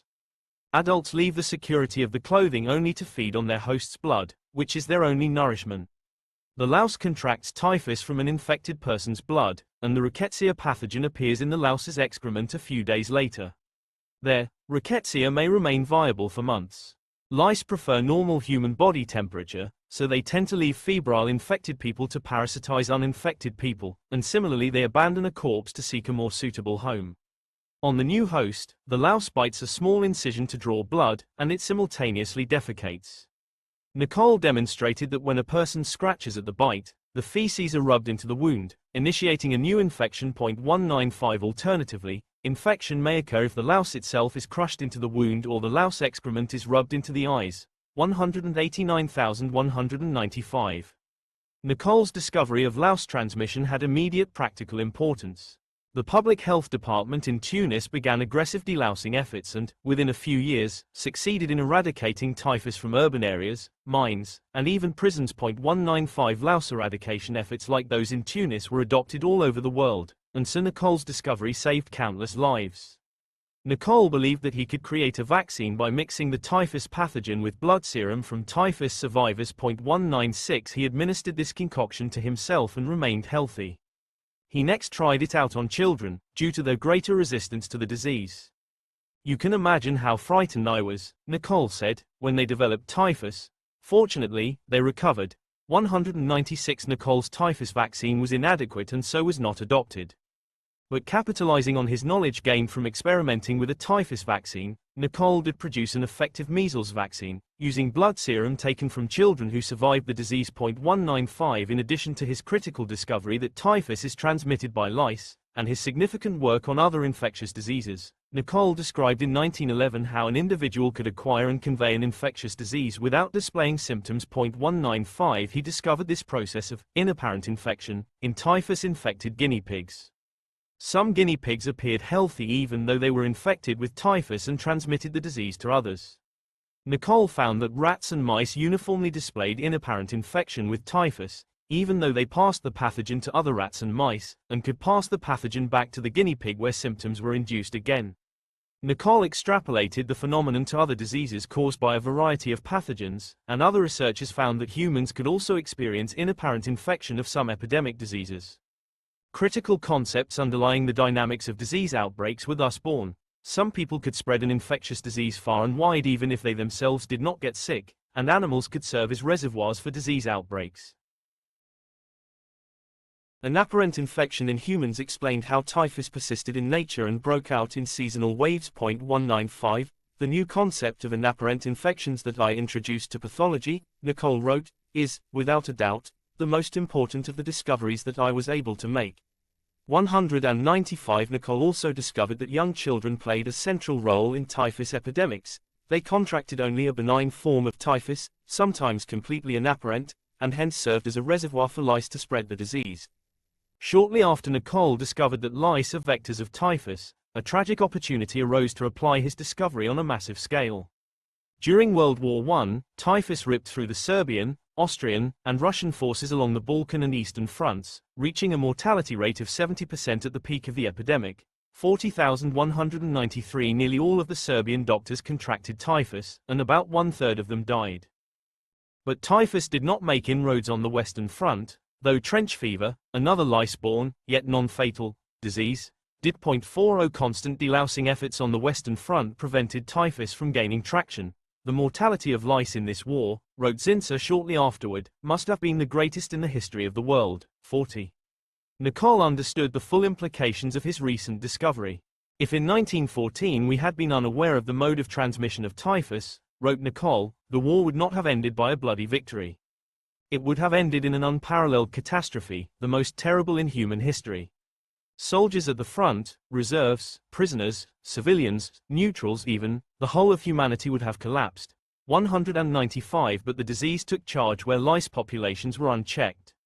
Immediately after the war, During the 1917-23 Russian Civil War between the Bolshevik Red Army and the White Army, typhus sickened 30 million people, of whom 3 million died. 40 Similarly, in World War II, typhus often ran rampant in the filthy and crowded Nazi concentration camps. Perhaps the best-known victim of the Nazis is Anne Frank. Unlike other members of the secret annex who were gassed or shot, Anne and her sister Margot were transferred from Auschwitz to Bergen-Belsen, where first Margot, and then Anne, died of typhus in the winter of 1945-201. Nicole's finding of lice transmission marked the conclusion of 2 decades of fast-paced discoveries in which insects and other arthropods were identified as the vectors of numerous epidemic diseases, including those that ruined civilizations, turned the tide of wars, forced human migrations, and facilitated the conquest of the Americas. Nicole was recognized for his experimental identification of the typhus vector with the 1928 Nobel Prize in Physiology or Medicine. A typhus-like disease expressed in people who were not lousy was discovered by Nathan Brill in 1898 in New York City. 189 The disease chiefly affected Jews who had emigrated from Eastern Europe. Zinsser hypothesized that the disease was a re-emergence of typhus in people who had survived epidemic typhus earlier in their lives. 202 The rickettsia remained dormant in the victim's tissues until it again initiated disease. The resurgent form became known as Brill-Zinsser disease. 189 Zinsser hypothesized that previously infected humans can reinitiate a typhus epidemic long after they recover if lice feed on them when the disease re-emerges. 202 This pathway to typhus outbreak was confirmed in 1958 in Yugoslavia. 189 Typhus is not dead, wrote Zinsser. It will live on for centuries, and it will continue to break into the open whenever human stupidity and brutality give it a chance. 40 Typhus belongs to a family of closely related rickettsia diseases. 192 Some, like typhus and the rodent form of the disease known as murine typhus, are transmitted by lice or fleas. Other rickettsia diseases are transmitted by ticks and mites. The discovery of the murine form of typhus in the 1930s provided another target in the war against typhus. Murine typhus hides in animal reservoirs, especially rats. The rat louse and rat flea serve as vectors of murine typhus between rats, and the rat flea can also transmit murine typhus from rats to people. 40 Although the rat flea prefers rats, it will shift its attention and transfer its murine typhus to people when its rat host dies. Rats, therefore, play a vital role in outbreaks of typhus and other horrid diseases, cementing their place at the center of human misery. Rats consume a great deal of human food, and have at times caused famine when their numbers were particularly high, such as in 1615 in Bermuda, 1878 in Brazil, and 1881 in India. Starving people cannot mount an effective immune defense against diseases such as typhus, so the rat can initiate disease from all sides. Some people in the ancient world suspected that rats carried evils. Although epidemics typically were blamed incorrectly on a variety of forces, some natural, such as volcanic eruptions, earthquakes, or eclipses, and some imagined, such as Jewish conspiracies, throughout history some perceptive observers faulted rats and mice. The association between these rodents and disease may explain why ancient Jews classified all mouse species as unclean, why the followers of Zoroaster killed rats to serve God, why the Greek god Apollo Smintheus protected against disease and killed mice, why early Catholic worshippers invoked Saint Gertrude to save them from plague and mice, and why, in the 15th century, the Jews of Frankfurt were forced to pay a tax each year of 5,000 rat tails. 40 But the greatest misery that rats conveyed was not typhus. Rather, it was an unparalleled pandemic that destroyed civilizations of the Old World, twice. Black Death, 541-1922. There was a deadly panic throughout all the city. The hand of God was very heavy there. And the men that died not were smitten with swellings, and the cry of the city went up to heaven. 1 Samuel chapter 5 verses 11 to 12,203. The oriental rat flea and the black rat instigated the Dark Ages.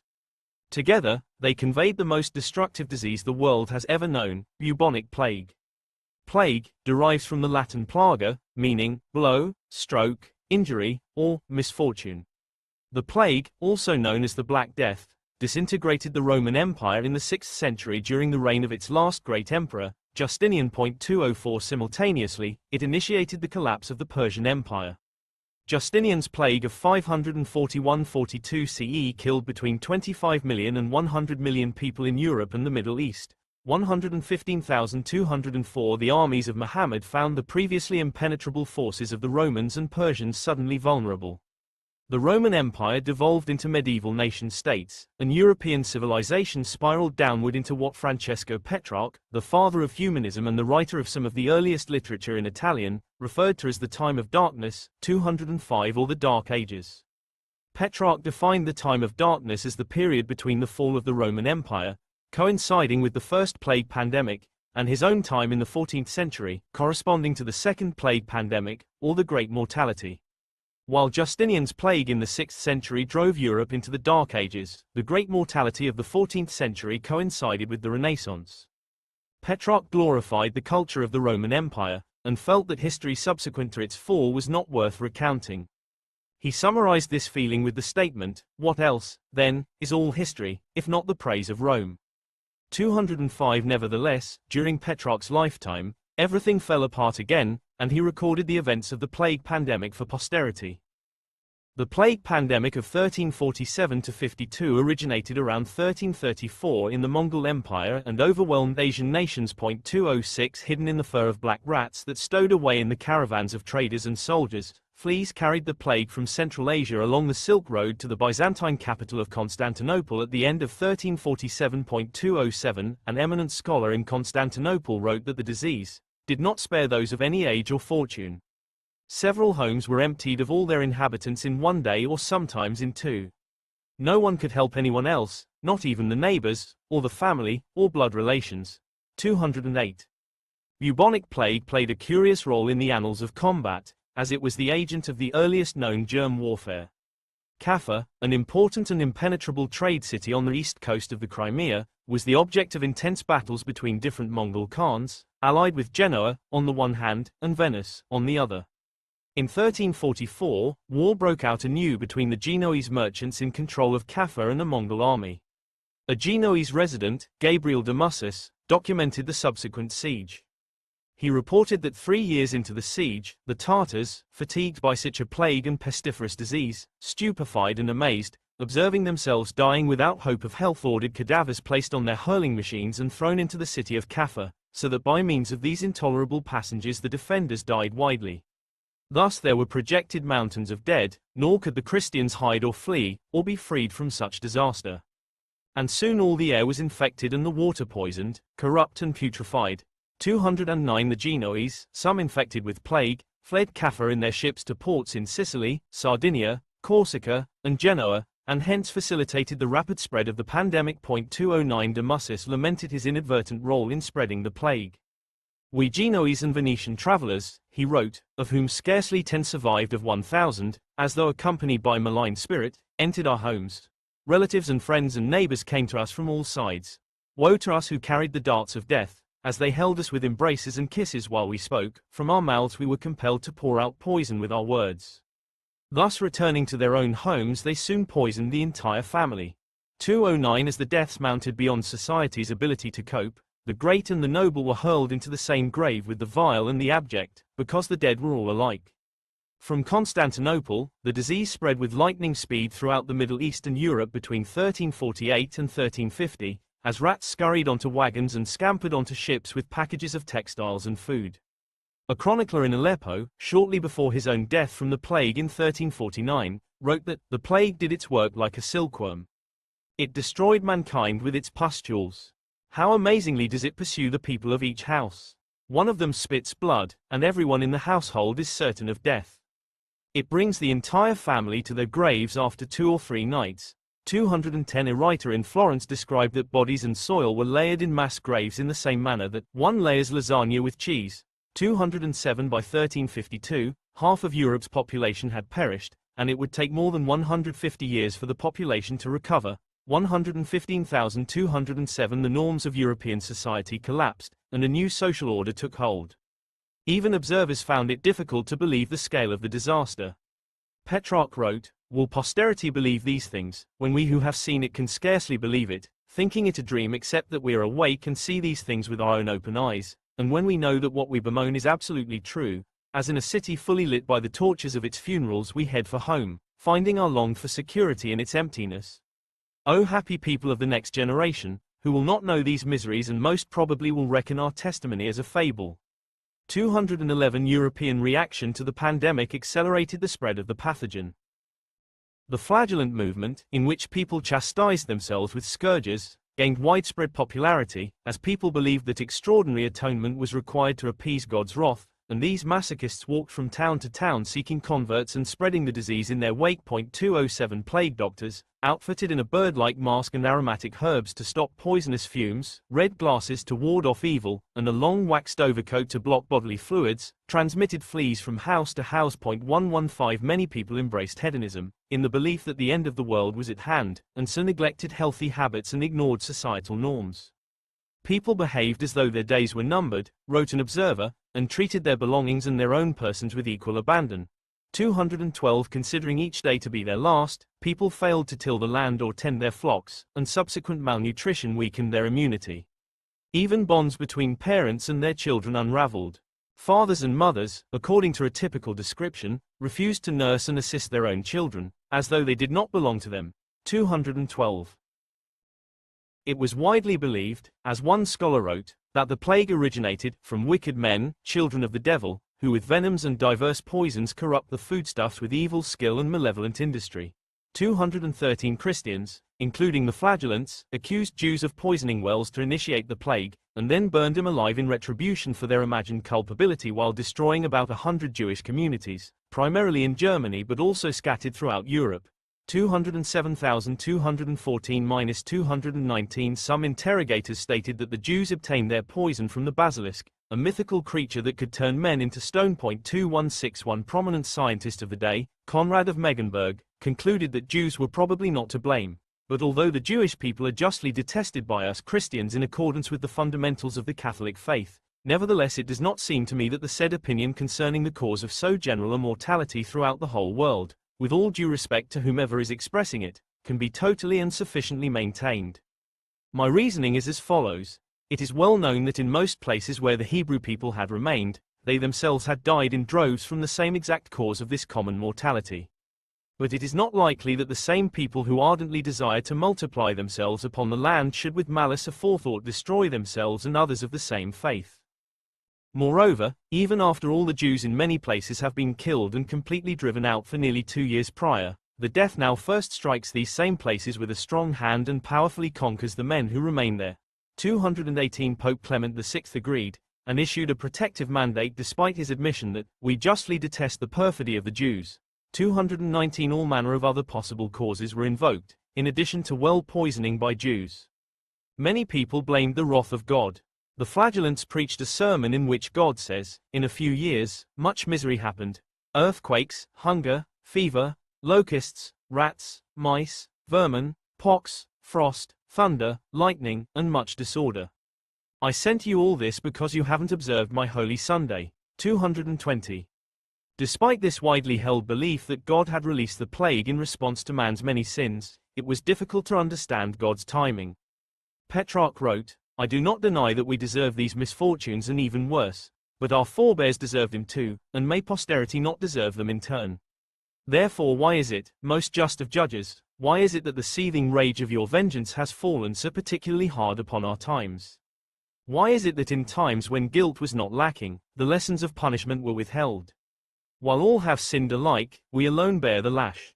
211 In comparison to the punishment at hand, Petrarch thought that the wrath of God at the time of Noah would have been a delight, a joke, and a respite. While many attributed the plague to God's wrath, others found cause in astrological phenomena. The most prominent scientific treatise produced during the pandemic, by the medical faculty of the University of Paris, noted that the distant and first cause of this pestilence was and is a certain configuration of the heavens. In the year of our Lord 1345, at precisely 1 hour past noon on the 20th day of the month of March, there was a major conjunction of 3 higher planets in Aquarius. For at that time, Jupiter, being hot and wet, drew up evil vapors from the earth, but Mars, since it is a moderately hot and dry, then ignited the risen vapors, and therefore there were many lightning flashes, sparks, and pestiferous vapors and fires throughout the atmosphere. 221 A musician in the papal court at Avignon, like many others, attributed the Black Death to atmospheric causes and invoked biblical imagery. On the first day it rained frogs, serpents, lizards, scorpions, and many venomous beasts of that sort. On the second day thunder was heard, and lightning flashes mixed with hailstones of marvelous size fell upon the land, which killed almost all men, from the greatest to the least. On the third day there fell fire together with stinking smoke from the heavens, which consumed all the rest of men and beasts, and burned up all the cities and castles of those parts. 222 such wreckage was due to infection carried by the fetid breath of the wind blowing southwards from the plague regions. The overwhelming devastation also led to fanciful exaggeration, such as the report that in a Greek territory, men and women and every living animal turned into the likeness of marble statues. 223 scholars more disposed to logic searched for earthbound, naturalistic explanations. One prominent cleric argued that earthquakes allowed noxious fumes to escape into the atmosphere. 207 It was a reasonable hypothesis, because the onset of the plague coincided with earthquake activity in parts of Europe. The medical faculty of the University of Paris agreed that earthquakes were partly to blame, and also argued that disruption of the seasons and shooting stars played a role. 221 Other scholars, approaching much closer to the truth, blamed contagious passage of the poison from person to person. 224 Pope Clement VI apparently agreed since he bolted from his plague-beleaguered city of Avignon. 207 The Muslim world could not accept the theory of contagion because it implied that the disease spread outside the control of God. A prominent Muslim scholar, based on his own observations, concluded that the plague was contagious. 225 And for this piece of scholarship he was lynched. 207 Some perceptive observers noted an association between the Black Death and rats, and even chronicled efforts to destroy rats. 1. Before his death from the disease in 1348, wrote that it rained an immeasurable quantity of vermin, some as big as 8 hands, all black and with tails, some alive and some dead. This frightening scene was made worse by the stench that they emitted, and those who fought against the vermin fell victim to their venom. 223 Other intellectuals noticed a relationship between infection and the handling of the personal belongings of the sick. One scholar wrote of the Black Death that, not only did it infect healthy persons who conversed or had any dealings with the sick, making them ill or visiting an equally horrible death upon them, but it also seemed to transfer the sickness to anyone touching the clothes or other objects which had been handled or used by victims. 212. Medical providers recommended a diversity of preventive measures, such as the consumption of select wines and the burning of fragrant plants. 226 Many foods were to be avoided. For example, slimy fishes such as lampreys and eels and rapacious fishes, such as dolphin, shark, tunny fish, and similar fishes should be forbidden. 213 Those at risk of infection included people that live by a bad regimen, indulging in too much exercise, sex, and bathing, those who are weak and thin and very fearful. Also infants, women, and the young, and those whose bodies are fat and have a ruddy complexion. 221 Imagination and fear of death must also be avoided. This influence is of such great force that it will change the form and figure of the infant in the mother's womb. 213 Sadness was thought to contribute to the plague, though not in equal measure for everyone, for it strikes intellectuals the hardest, least of all idiots and indolents. 227 Doctors employed bloodletting and recorded it to be most effective in the middle of the third quarter of the moon, provided that the moon in such times is not seen in a sign unfavorable for bloodletting, such as Gemini, Leo, Virgo, Capricorn, and some others. 213 Ignorance of the cause inevitably led to a failure of prevention and treatment. A prominent Italian scholar pointed this out at the height of the plague in Florence. Against these maladies, it seemed that all the advice of physicians and all the power of medicine were profitless and unavailing. Perhaps the nature of the illness was such that it allowed no remedy, or perhaps those people who were treating the illness, whose numbers had increased enormously because the ranks of the qualified were invaded by people, both men and women, who had never received any training in medicine, being ignorant of its causes, were not prescribing the appropriate cure. 212 Another observer wrote of the pitiful state of medical care, noting that doctors from every part of the world had no good remedy or effective cure, neither through natural philosophy, medicine, or the art of astrology. To gain money some went visiting and dispensing their remedies, but these only demonstrated through their patient's death that their art was nonsense and false. 207 A chronicler in Siena wrote that, the more medicine people are given the quicker they die. 224 Petrarch noted the additional stress induced by not knowing the causes and origin of the evil. For neither ignorance nor even the plague itself is more hateful than the nonsense and tall tales of certain men, who profess to know everything but in fact know nothing. 211 The overwhelming mortality led to sadness and despair. Petrarch bemoaned, "Where are our sweet friends now? We should make new friends, but where or with whom, when the human race is nearly extinct, and it is predicted that the end of the world is soon at hand? We are, why pretend, truly alone. 211. The mortality led to bizarre behavior, including a dancing mania where dancers fell to the ground so that onlookers could trample them to effect a cure. 207. The chroniclers of such dances may have been describing Saint Vitus's dance, a neurological symptom of bubonic plague. Artists illustrated some of the stranger conduct, such as the dance of death. Sometimes, death was portrayed as a chess player, conveying the arbitrary behavior of the plague. 207. A macabre fashion developed among the wealthy to design their tombs before their death and to employ revolting imagery. A typical tomb of this style had worms emerging from and slithering into the arms and legs of a stone replica of the deceased, and frogs sitting upon the eyes, lips and genitals. The plague also crept into a wide variety of literature, the most heart-rending of which may have been Shakespeare's The Most Excellent and Lamentable Tragedy of Romeo and Juliet. 228. Romeo did not receive Friar Lawrence's letter describing his ruse because his messenger was locked up to prevent the spread of plague. As a consequence, Romeo drank the poison next to the apparently dead Juliet in the Capulet crypt. After 1352, the pandemic subsided. But then the plague returned in more than 100 localized epidemics. Outbreaks occurred somewhere in Europe every generation until the late 1700s. By then, the brown rat had outcompeted and replaced the black rat in most of Europe, as changes to human society favored the brown over the black. These changes included the widespread construction of water drainage systems and the separation of granaries and stables from homes. 229. Since the brown rat preferentially inhabited sewers rather than homes, contact with people fell along with the risk of plague. Plagues continued to devastate regions of Africa and Asia where the black rat dominated. 206. Yersinia pestis, 1894. A man seemingly convalescent takes his food, refers to it with a cheerful smack of the lips, tumbles back, and dies in a few minutes. Another, with no fever for days, and feeling his ordinary self, walks in the veranda and drops down dead. Dr. James Cantley, Hong Kong, 1,894,230. After a considerable hiatus, plague returned to the war-ravaged Yunnan province of China in the 1860s. 115. It moved east to coastal China and then hit Hong Kong in 1894. The rate of infection varied by social class, and hence by economic standing. A Hong Kong surgeon noted, of the various races in Hong Kong the following is the order of susceptibility: Chinese, Japanese, Hindus, from India, Malays, Jews, Parsers, and English.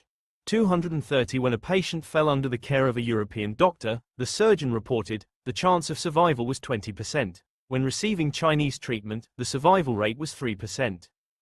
100,000 Chinese residents fled the city, most heading to Canton, which itself had by that time 100,000 dead residents out of a population of 1 million. 231. As a consequence, wrote one correspondent, the busy, crowded thoroughfares of Hong Kong are but the skeleton of their former selves, and a sad stillness prevails. 231. Finally, an outbreak of plague corresponded to a period with the intellectual and technical capacity to study it. The man on the ground was the Scottish physician James Alfred Lowson. Only 28 years old, Lowson superintended Hong Kong's civil hospital, where he made the first plague diagnosis on May 8, 1894. 232. Lowson discovered that a crowded Chinese neighborhood harbored an outbreak of plague, and he recommended a series of public health measures to Hong Kong's sanitary board: thorough searches for plague victims, disinfection of their homes, quick removal of the dead, and quarantine of patients in special hospitals. 233. Hospitals were quickly established, including a hospital ship run by European doctors for European patients and a hospital on land run by Chinese doctors for Chinese patients. 234. Additional facilities to handle the deluge of plague patients swiftly sprang to life, though their offerings were meager, with no beds, blankets, or mosquito nets available. Indian and Japanese patients were provided with mattresses, but not Chinese patients, due to the rationing of limited supplies on the basis of race. A prominent Chinese board member and physician, Ho Kai, who along with Patrick Manson and others had founded the Hong Kong College of Medicine, warned that home searches, disinfections, removal of the dead, and quarantine actions would rile the Chinese residents. 233. Ho Kai's intuition was spot on. As usual with all Asiatics, read an editorial in the British Medical Journal: foreign interference in medical treatment was resisted. The native Chinese doctors are ever on the watch to find opportunities to cast a slur and heap ignominy on the heads of English doctors, and the present epidemic was seized on by them and by all anti-English as a golden opportunity of gratifying their heart's desire. 231 pamphlets distributed among the Chinese stated that English medicines were prepared from the bodies of the previous day's dead, or that English doctors gave the patients brandy and then crushed them with ice. When health teams attempted to remove plague patients from a traditional Chinese hospital, riots broke out. 233 physicians were stoned, 231 and henceforth carried on the duties with pistols on their belts, while the British military re-established Order. 233 The Chinese continued to frustrate British medical authorities. A British medical editorial commented, "They will not report the presence of plague in their houses. They object, even to the point of positive resistance, to the intrusion of sanitary authorities. They attempt to smuggle their sick from the colony by all kinds of subterfuges. In fact, they do all in their power to hide the disease from the government." This is partly accounted for by the dread of being submitted to foreign medical treatment, by the knowledge that if a case of plague is found in a house all the other inmates have to turn out, but mostly by the inborn hatred of the Chinaman to have the seclusion of his home and the feng shui of his establishment disturbed. 235 A British authority in Hong Kong wrote of the Chinese after the epidemic, educated to insanitary habits, and accustomed from infancy to herd together, they were unable to grasp the necessity of segregation. They were quite content to die like sheep, spreading disease around them, so long as they were left undisturbed, and they preferred to see their sick friends and relatives suffering unspeakable miseries rather than be parties to their removal to European hospitals, where every comfort was provided. 236 Lawson, accompanied by soldiers, trod from house to house in search of plague victims. They were not hard to find. Lawson wrote, "On a miserable sodden matting soaked with abominations there were 4 forms stretched out. One was dead, the tongue black and protruding. The next had the muscular twitching and semi-comatose condition heralding dissolution. In searching for a bubo we found a huge mass of glands. Another sufferer, a female child about 10 years old, lay in accumulated filth of apparently 2 or 3 days. The fourth was wildly delirious." 237 Soon, the health teams began to encounter 100 new cases per day. 233 Most plague victims had lost their faculties, but those who were still conscious reportedly prayed for death, and beat themselves on the floor to hasten the end. 231 One district of Hong Kong was so infested with bubonic plague that the authorities condemned it, expelled the residents, and walled up its streets with brick and mortar. Doctors noticed that the plague did not appear to spread via direct contagion from person to person, but was associated with filth. 230 Nurses attending to the ill did not get sick, though some of the soldiers who cleaned the accumulated grime of houses of the dead did. Members of the many inspection teams did not contract the plague, but they also did not have intimate contact with filth. These outcomes were consistent with the Chinese belief that the plague toxin originated in the ground and rose up to infect those closest to the ground first. Hence, the Chinese observed that the plague struck in sequence rats, poultry, goats, sheep, cows, buffalo, and humans. Man, being the tallest in point of distance of the head from the earth, is that last to be seized. 230 The filth hypothesis also struck a chord with European doctors. The word soil comes, not only figuratively, but actually, near the mark, commented the British Medical Journal, for a Chinaman of the coolie class seldom or never cleans his abode, but allows the refuse of the household to litter the floor, where it gets packed and trodden down into a veritable midden. 235 Once the heat of summer arrived, doctors thought, the germs that had lain dormant in the midden came back to life. Competing scientists arrived in Hong Kong to search for the responsible germ. The Japanese imperial government sent a team led by Shibasaburo Kitasato and his rival Tanemichi Aoyama. 238 Both had trained under Koch in Berlin after completing their medical studies in Japan. Kitasato was one of the world's most famous bacteriologists for his isolation in 1887 of the tetanus bacillus, and in 1892 he became the first foreigner given the title of professor by the German government. 234,239 The Japanese team arrived in Hong Kong on June 12, 1894. 2403 days later, Alexandre Yersin arrived alone from French Indochina, comprising Laos, Cambodia, and Vietnam, dispatched there by the French colonial minister upon the suggestion and under the auspices of Koch's rival, Pasteur. 233,241 Yersin was born in Switzerland, but trained under Pasteur and became a nationalized Frenchman before joining the French Colonial Medical Corps. 241 He also briefly trained under Koch. 242 During an autopsy of a rabies patient in Paris, Yersin's knife slipped while cutting the spinal cord and drew blood from his finger. Pasteur instructed his assistant, Émile Roux, to vaccinate Yersin against rabies with his newly introduced vaccine. So began the friendship among Yersin, Pasteur, and Roux. 241. Yersin became known for his 1888 discovery with Roux of the diphtheria toxin, the first discovery of a poison produced by bacteria. 234 Kitasato and a colleague in Germany then showed that animals produce an anti-poison, or antitoxin, when injected with a toxin. 243 These antitoxins later became known as antibodies. Roux extended Kitasato's discovery to produce antitoxin to diphtheria in horses, which he used to save the lives of children infected with diphtheria, thus inventing serotherapy. Inspired by the Scottish explorer David Livingstone, Yersin then mounted expeditions of French Indochina to map the incidence of endemic diseases, such as malaria and smallpox, with the goal of protecting French colonists. 244 He was the first European to explore Vietnam's Central Highlands and, therefore, the first European seen by the mountain people who lived there. 242 During his explorations he contracted severe attacks of malaria and dysentery. Despite these achievements on behalf of France, Yersin did not have the stature of Kitasato when he arrived in Hong Kong. 233 Furthermore, the race between Kitasato and Yersin to identify the most dangerous germ in human history continued the old rivalry between Koch and Pasteur. Kitasato had a 3-day head start. He also had the assistance of Lawson, who gave him ready access to plague patients. On June 14, Kitasato discovered a bacillus during Aoyama's autopsy of a plague victim. 240 The autopsies were highly risky. Aoyama and an assistant contracted plague, which prevented Aoyama from competing with Kitasato in the contest to find the pathogen. 238 Aoyama survived. 234 Kitasato found that the bacillus was present in the blood, lungs, liver, spleen, and the swollen lymph nodes in the groin, the characteristic buboes of bubonic plague. 240 The patient in question had been dead for 11 hours, so Kitasato was not sure that what he had found was the responsible bacillus. He inoculated a mouse with a piece of the patient's spleen, and with various other tissues he inoculated mice, guinea pigs, rabbits, and pigeons. The mice were dead in 2 days and contained the same bacillus. The guinea pigs and rabbits also died in short order, and also contained the suspected bacillus. Then he found what appeared to be the same bacillus in other plague victims, in their buboes, spleen, lungs, liver, blood, brain, and intestines. Lawson felt sure that Kitasato had discovered the responsible germ. He wired details of the finding to the Lancet on June 15, the day after Kitasato first found the bacillus and the same day that Yersin arrived in Hong Kong. 233 A week later, the Lancet announced that Kitasato had succeeded in discovering the bacillus of the plague. 245.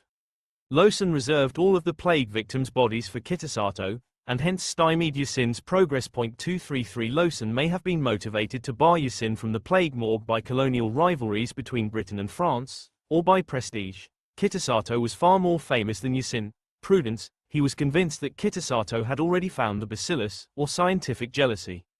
Lawson wished to investigate the cause of plague himself, and he had made some attempts at this with rabbits and guinea pigs, but his duties left him insufficient time for meaningful research. Our time, he wrote, being entirely taken up by practical work in connection with the treatment of the plague, for which no fame is secured, we had so little time to look to the more purely scientific side of the question. 237 Fig. 5.1. Shibasaburo Kitasato in Koch's Research Institute, 1889. When Koch died, Kitasato built a shrine in the institute, and each year that he worked there, upon the anniversary of Koch's death, Kitasato performed a Shinto ceremony for the memory of the departed soul. 239. Yersin met Kitasato in the midst of an autopsy. 234 They had a stilted conversation in their only common language, German, of which Yersin was a poor speaker. Yersin was amazed to see that while the Japanese scientists carefully inspected the blood and internal organs, they did not focus on the buboes. Yersin felt that he must gain access to the buboes of cadavers, but he could not see how to do it until an Italian missionary who served as his guide recommended an unorthodox approach. 233,241 5 days after his arrival, on June 20, Yersin bribed the English sailors who disposed of the corpses to gain access to them. A few dollars conveniently distributed, wrote Yersin in his diary, and the promise of a good tip for every case have a striking effect. 234 While a body lay in its coffin in a bed of lime, Yersin exposed a bubo, excised it, and dashed off toward his laboratory, all in under a minute. Yersin's rudimentary laboratory was at first an open porch, and then a straw hut. 234 Upon viewing the sample through his microscope, he saw une veritable purée de microbes. 246 Yersin wrote in his lab notebook that this is without question the microbe of plague. 241 He named the pathogen in honor of his mentor, Pastorella pestis. 247 Pestis is the Latin word for curse or bane. Yersin grew the microbes extracted from the cadaver's buboes and injected them into mice and guinea pigs, which died the next day. The rodents also displayed typical buboes of plague. 234 He found the same microbes in the rodents' lymph nodes, and he also found them in dead rats in Hong Kong. 241 Yersin used this evidence to successfully appeal to officials for access to cadavers. The Lancet, as a British publication, displayed prejudice against Yersin. Armed with evidence provided by Lawson, 233, The Lancet published editorials on August 4 that both reiterated the discovery of Kitasato's bacillus and warned readers that there will probably be many local savants keen on discovering a specific bacillus, and it is necessary to caution the profession against accepting all the statements which will no doubt be put forward in this respect. 232 In another editorial, The Lancet wrote that Yersin had discovered another bacillus, which he, too, claims to be the essential cause of the disease, and others, equally anxious to discover something, have swelled the list, so that, as our correspondent says, the varieties of plague bacilli now outnumber the leaves in Vallombrosa. Amongst all these claimants for priority, it will be difficult to decide who of them, if any, is entitled to have his fame handed to posterity as the discoverer of the cause of plague. But, as we have before remarked, the name of Professor Kitasato is a guarantee of accuracy in observation and care in research, and when the opportunity is given for the review of his work it will probably be found to meet the severest tests. 248. Fig. 5.2. Yersin's microscopic images of 1. A bubo of a plague-infected Chinese patient, 2. A lymph node from a dead rat infected with plague, 3. A culture of plague bacteria in Buyur, 4. A lymph node of a mouse inoculated with plague, and 5. Blood collected from a plague victim 15 minutes after his death with 2 bacteria present in the image. 246. Later that month, The Lancet and the British Medical Journal published slides of Kitasato's pathogen, which had been provided by Kitasato and Lawson. 249,250 The forms of the bacillus were unusually diverse. The British Medical Journal also reported on Yersin's discovery of a bacillus and the quick mortality it induced in rats, mice, and guinea pigs, whether introduced by inoculation or by feeding the animals on the tissues of plague victims. 250 The Lancet thought that Yersin must be mistaken, since Professor Kitasato is such an accurate and reliable observer that we cannot conceive that he has rushed into print without having first satisfied himself as to the accuracy of his observations and experiments. 251 But Kitasato had, in fact, rushed into print. 233,234 He had discovered his bacillus just 2 days after his arrival in Hong Kong and 6 days before Yersin's discovery, and he undoubtedly felt the pressure of the competition. Despite his normally cautious approach to science, Kitasato also felt pressure coming from Lawson, who wanted Kitasato to get the honor of discovery before Yersin. 233 Kitasato's bacterial cultures were contaminated, which gave rise to the diverse morphology seen in the British medical journals. Initially, Kitasato could not determine whether his bacillus stained gram-positive or negative 240, such a determination was standard practice in bacteriology, and he published conflicting accounts of his findings. 234 He then found that his bacillus stained gram-positive. Kitasato's co-worker and rival Aoyama criticized him for this muddled work. 238. Yersin, however, was able to determine that the bacillus could not be stained using Graham's method. It was gram-negative. 241 The two researchers had, in fact, documented different bacterial species. 206,252 Nevertheless, reports around the world referred to the bacillus of Kitasato Yersin. 252 Although for decades both Kitasato and Yersin were honored for their roles in the discovery of the pathogen. 239,253, Lawson was not. Eventually the credit for the discovery went to Yersin. In 1970, 27 years after Yersin's death, the pathogen was renamed Yersinia pestis. 233,247 Up until his death in 1935, Lawson maintained his belief that Kitasato and not Yersin had discovered the plague pathogen. 233 Kitasato, however, did not persist in ascribing his pathogen to the disease once he had the chance to investigate another outbreak in Kobe, Japan, in 1899. In Kobe, he wrote, "I had the opportunity of examining plague patients, and in each case I recognized the truth that the bacillus of Yasin was the specific one." 252 The chief medical officer of the Japanese Navy lamented the turn of events. "Now the honor of the discovery of the plague bacillus must belong to Yasin alone," he wrote, "and we much regret that so distinguished a bacteriologist as Kitasato should have made so incredible an error in his search for the microbe." 252 But then considerably later, in the 1920s, Kitasato wrote that Japanese scientists, presumably himself, had discovered the plague bacillus. 234,254. As with so many other contagious diseases, there were those who attempted to self-inoculate with bubonic plague. The earliest of these attempts appears to have been that of an English army doctor in Egypt, who, in 1802, wiped the contents of a bubo over his groin and injected it into his arm. 206 He then died of plague. The Hong Kong outbreak led to a more fruitful preventive approach. When Yasin discovered the plague bacillus in Hong Kong, he immediately mailed a sample to the Pasteur Institute in Paris. He sent the live plague culture in a sealed glass tube held within another tube packaged inside a piece of bamboo. 242 Fortunately, the package reached its destination. Roux cultured the sample and prepared an anti-plague serum from it. 247 Yasin tested the new treatment in China in 1896 with some success. In 1897 Yasin was transferred to French Indochina, where he established the Pasteur Institute in Nha Trang, and then founded and led the medical school of Hanoi. 238 Yasin also established an agricultural station for the cultivation of Brazilian rubber trees, constructed a telescope within a dome upon the roof of his Vietnamese home, and in 1915 founded a new Vietnamese agricultural station to cultivate cinchona trees for the production of quinine to treat malaria. 255 This last effort, he felt, was critical to secure French supplies of quinine during World War I. 242 In 1940, at the start of the next World War, Yasin visited Paris and then caught the last flight out before the German invasion. He died 3 years later in Nha Trang. Yasin's tomb in Suoi Dai includes a pagoda for religious rites, and his epitaph reads, "Benefactor and humanist, venerated by the Vietnamese people." 256 The villagers in Nha Trang, where Yasin lived for half a century, called him Monsieur Nam, meaning Mr. Fifth, a reference to the 5 stripes of his French uniform designating him as a colonel, and also a way to avoid having to pronounce his foreign name. 242. Rat fleas, 1897–1922.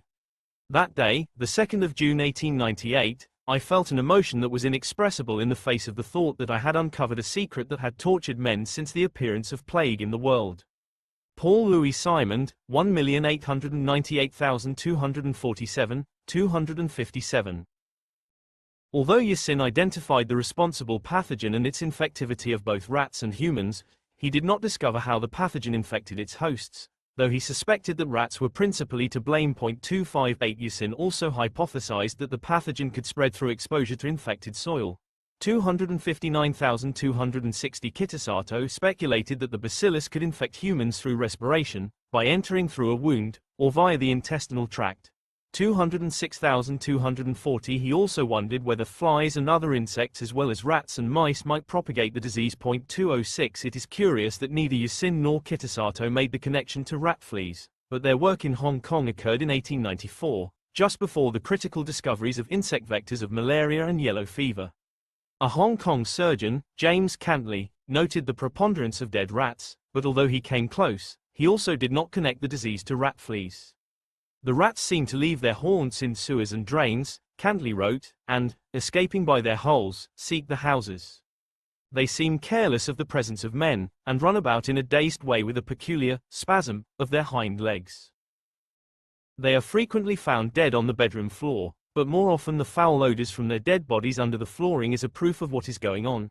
230 The Chinese also noted that rats died in exceptional numbers 2 or 3 weeks before the plague struck humans and regarded rats as heralds of the coming evil. 261 The superstitious Chinaman, noted a British medical report, regarded these animals as the messengers of the devil, and endeavored to drive them away.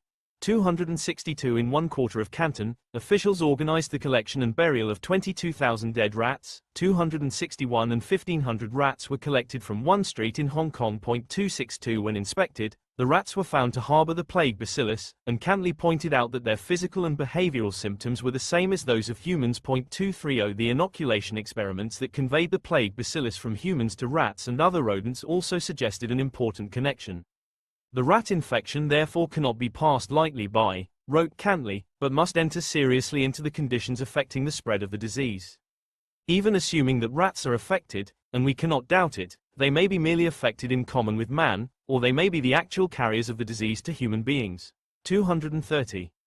The first written hypothesis blaming rat fleas came in 1897 from Masanori Agata, who wrote that one should pay attention to insects like fleas, for as the rat becomes cold after death they leave their host and may transmit the pest virus direct to man.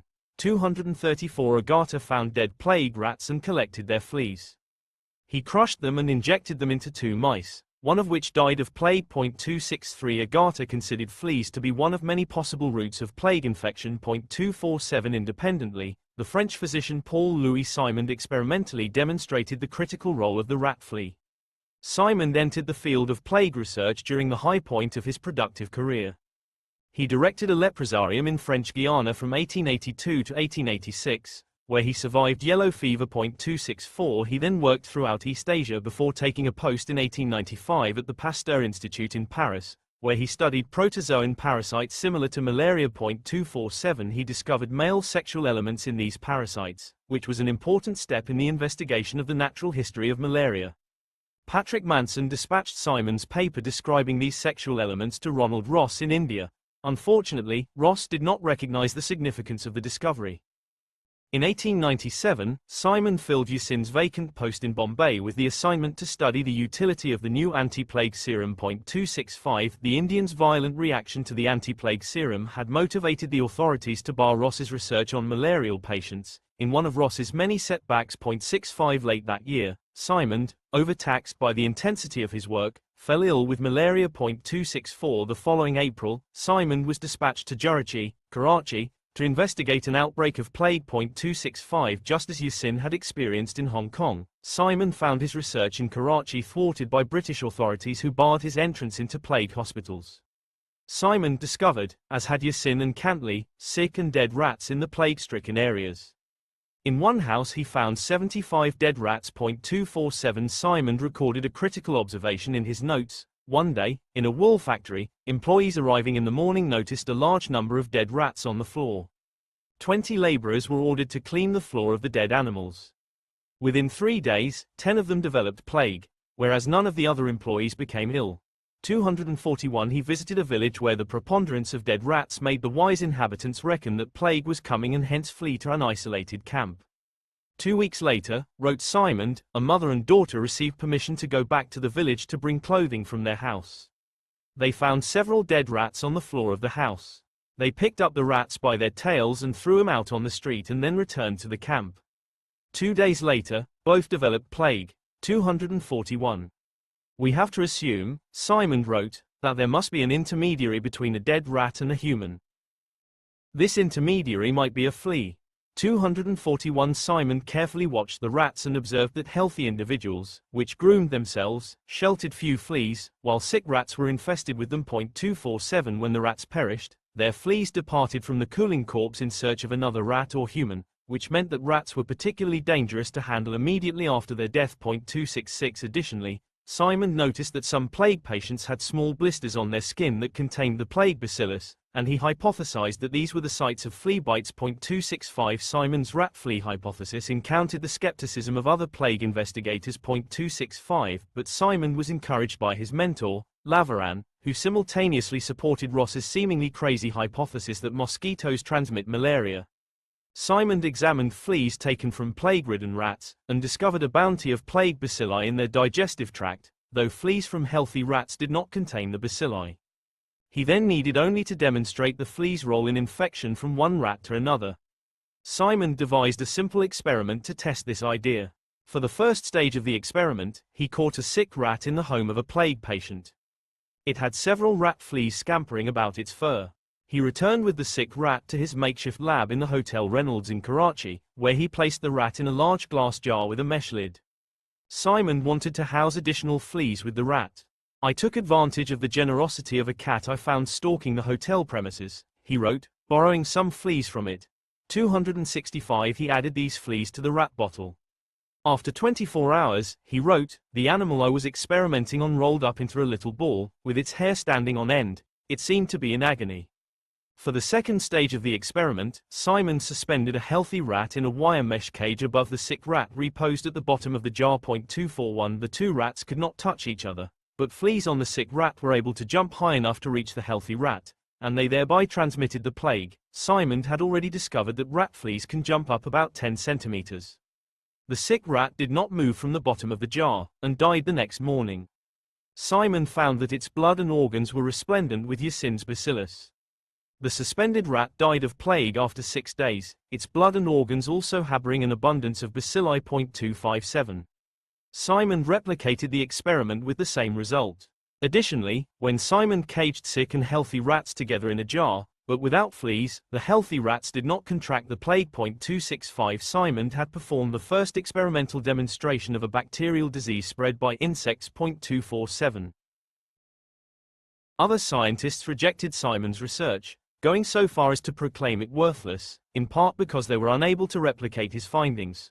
247,260,265 investigators typically did not record which species of rat flea they used in their experiments, and this could account for the discrepant results. 260 However, in 1903, 5 years after Simon's critical study, investigators in Marseille conducted confirmatory experiments. 267 Then, in 1906, an English commission studying plague in India also confirmed Simon's findings in a series of carefully controlled experiments with rats, guinea pigs, and monkeys. 260 The English commission found that close contact between infected and healthy animals in the absence of rat fleas, including contact with pus from plague ulcers, urine, and feces, did not convey plague. 260 Similarly, offspring did not contract plague from suckling on infected mothers. Plague was also not transmitted through the air. However, if rat fleas were present, then the plague spread from animal to animal in proportion to the size of the flea population. This occurred whether or not animals had contact with infected soil. When guinea pigs were released into the homes of plague victims, the animals attracted rat fleas and contracted plague. The commission then tried to first eradicate fleas from plague homes using an acid solution of perchloride of mercury or the fumes of burning sulfur before releasing guinea pigs, but they were unable to kill all the fleas. The commission found that the blood of infected rats contained as many as 100 million bacilli per milliliter, making it inevitable that rat fleas sucking the blood of the infected rat would imbibe many bacilli. Taken together, the English Commission's results finally led to scientific acceptance of the rat flea hypothesis. 265. Meanwhile, other investigators claimed credit for the rat flea hypothesis and deflected recognition from Simon. In 1905, the Indian Medical Gazette published a paper by Captain W. Glenn Liston of the British Indian Commission on rat fleas as the vector of plague, with language a great deal like that of Simon. 229 The following year, the Indian Medical Gazette referred to Captain Liston's rat flea theory as an epoch-making discovery. Simon's findings explained why quarantines against plague were ineffective. The word quarantine comes from the Italian 41 giorni, a period of 40 days, during which ships must isolate themselves before gaining permission to dock, unload cargo, and disembark passengers and crew. 115 Many port cities employed quarantines during the plague of 1347–52, turning away ships with sick people, and disallowing entry if people aboard a ship became ill during the quarantine. Yet plague entered these cities all the same, since rats were able to scamper down the mooring ropes of docked ships or swim the short distances to land. Simon followed up his bubonic plague studies with 3 years running vaccination programs in Saigon, followed by 5 years of work on yellow fever in Brazil. In Brazil, he and his team confirmed the Reed Commission results that the causal agent of yellow fever is a virus transmitted by Aedes aegypti. 268 Simon then replicated Gorgas's mosquito eradication program in Martinique to stamp out yellow fever on the island. Simon hypothesized that a rat became infected with bubonic plague when, in the process of scratching a flea bite wound, it rubbed in flea feces that contained the bacillus. 269 He also speculated that infection could occur through a droplet of infected blood left behind by the flea. 257 In 1914, The entomologist Arthur Backett and the director of England's Lister Institute, Charles James Martin, discovered that the flea's feces were not normally to blame. At first blush, Backett's invitation to join the plague project appeared strange. Backett was not formally trained in science. He worked as a clerk, and he lacked experience working on fleas. 270 However, Backett had a keen mind for entomology, and quickly discovered the details of the flea's life history. His successes led to a position as entomologist at the Lister Institute. Backett and Martin found that the flea's feces quickly dried up and contained few bacilli. 269 When the investigators deprived infected fleas of food for a day so that they did not defecate when fed upon a rat, they still conveyed the bacillus to the rat.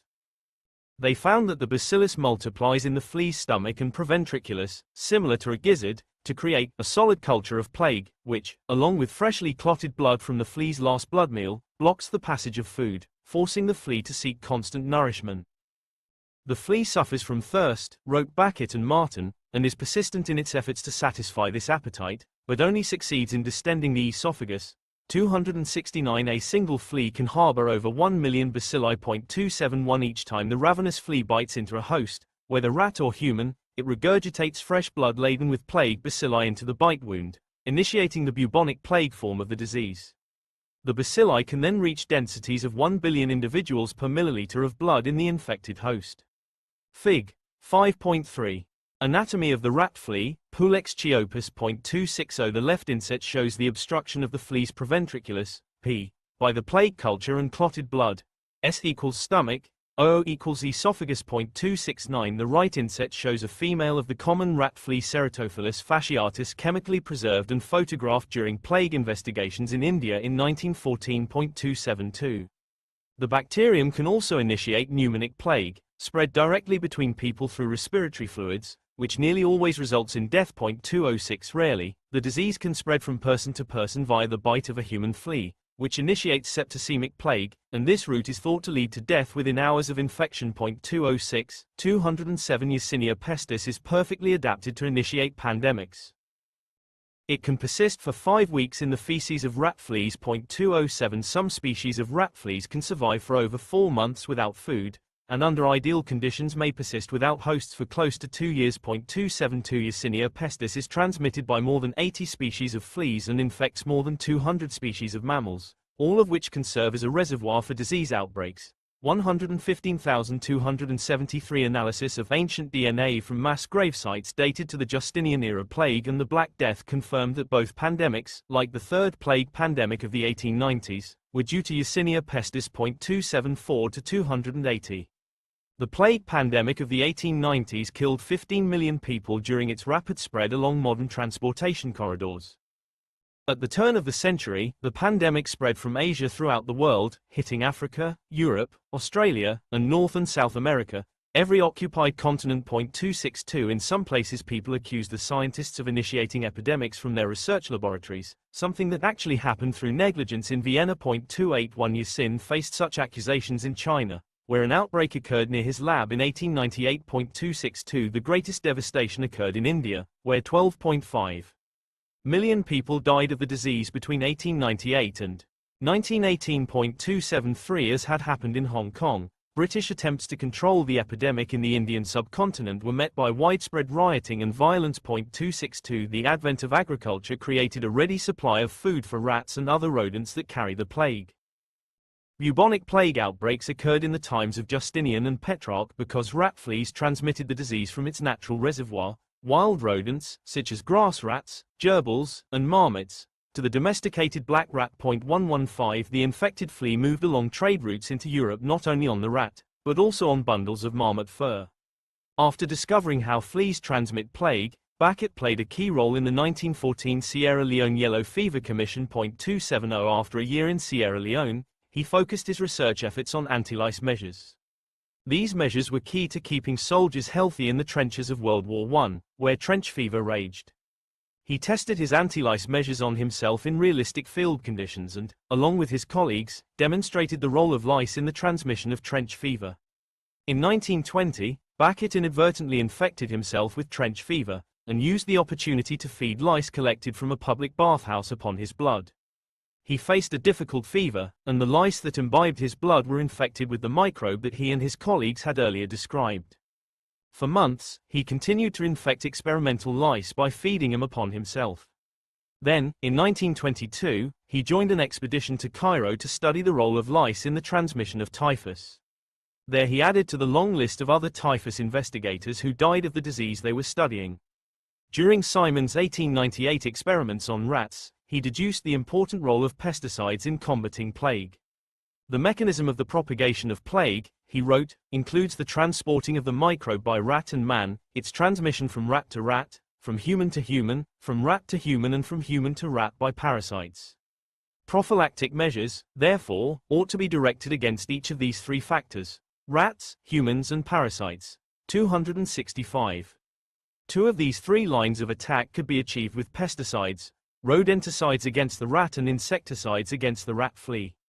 To prevent the long-distance dispersal of plague, Simon recommended the fumigation of ships with sulfurous acid to kill the rat and its fleas. 247. This was a far cry from the prevailing and unsuccessful method of sanitation directed against humans as the mode of infection.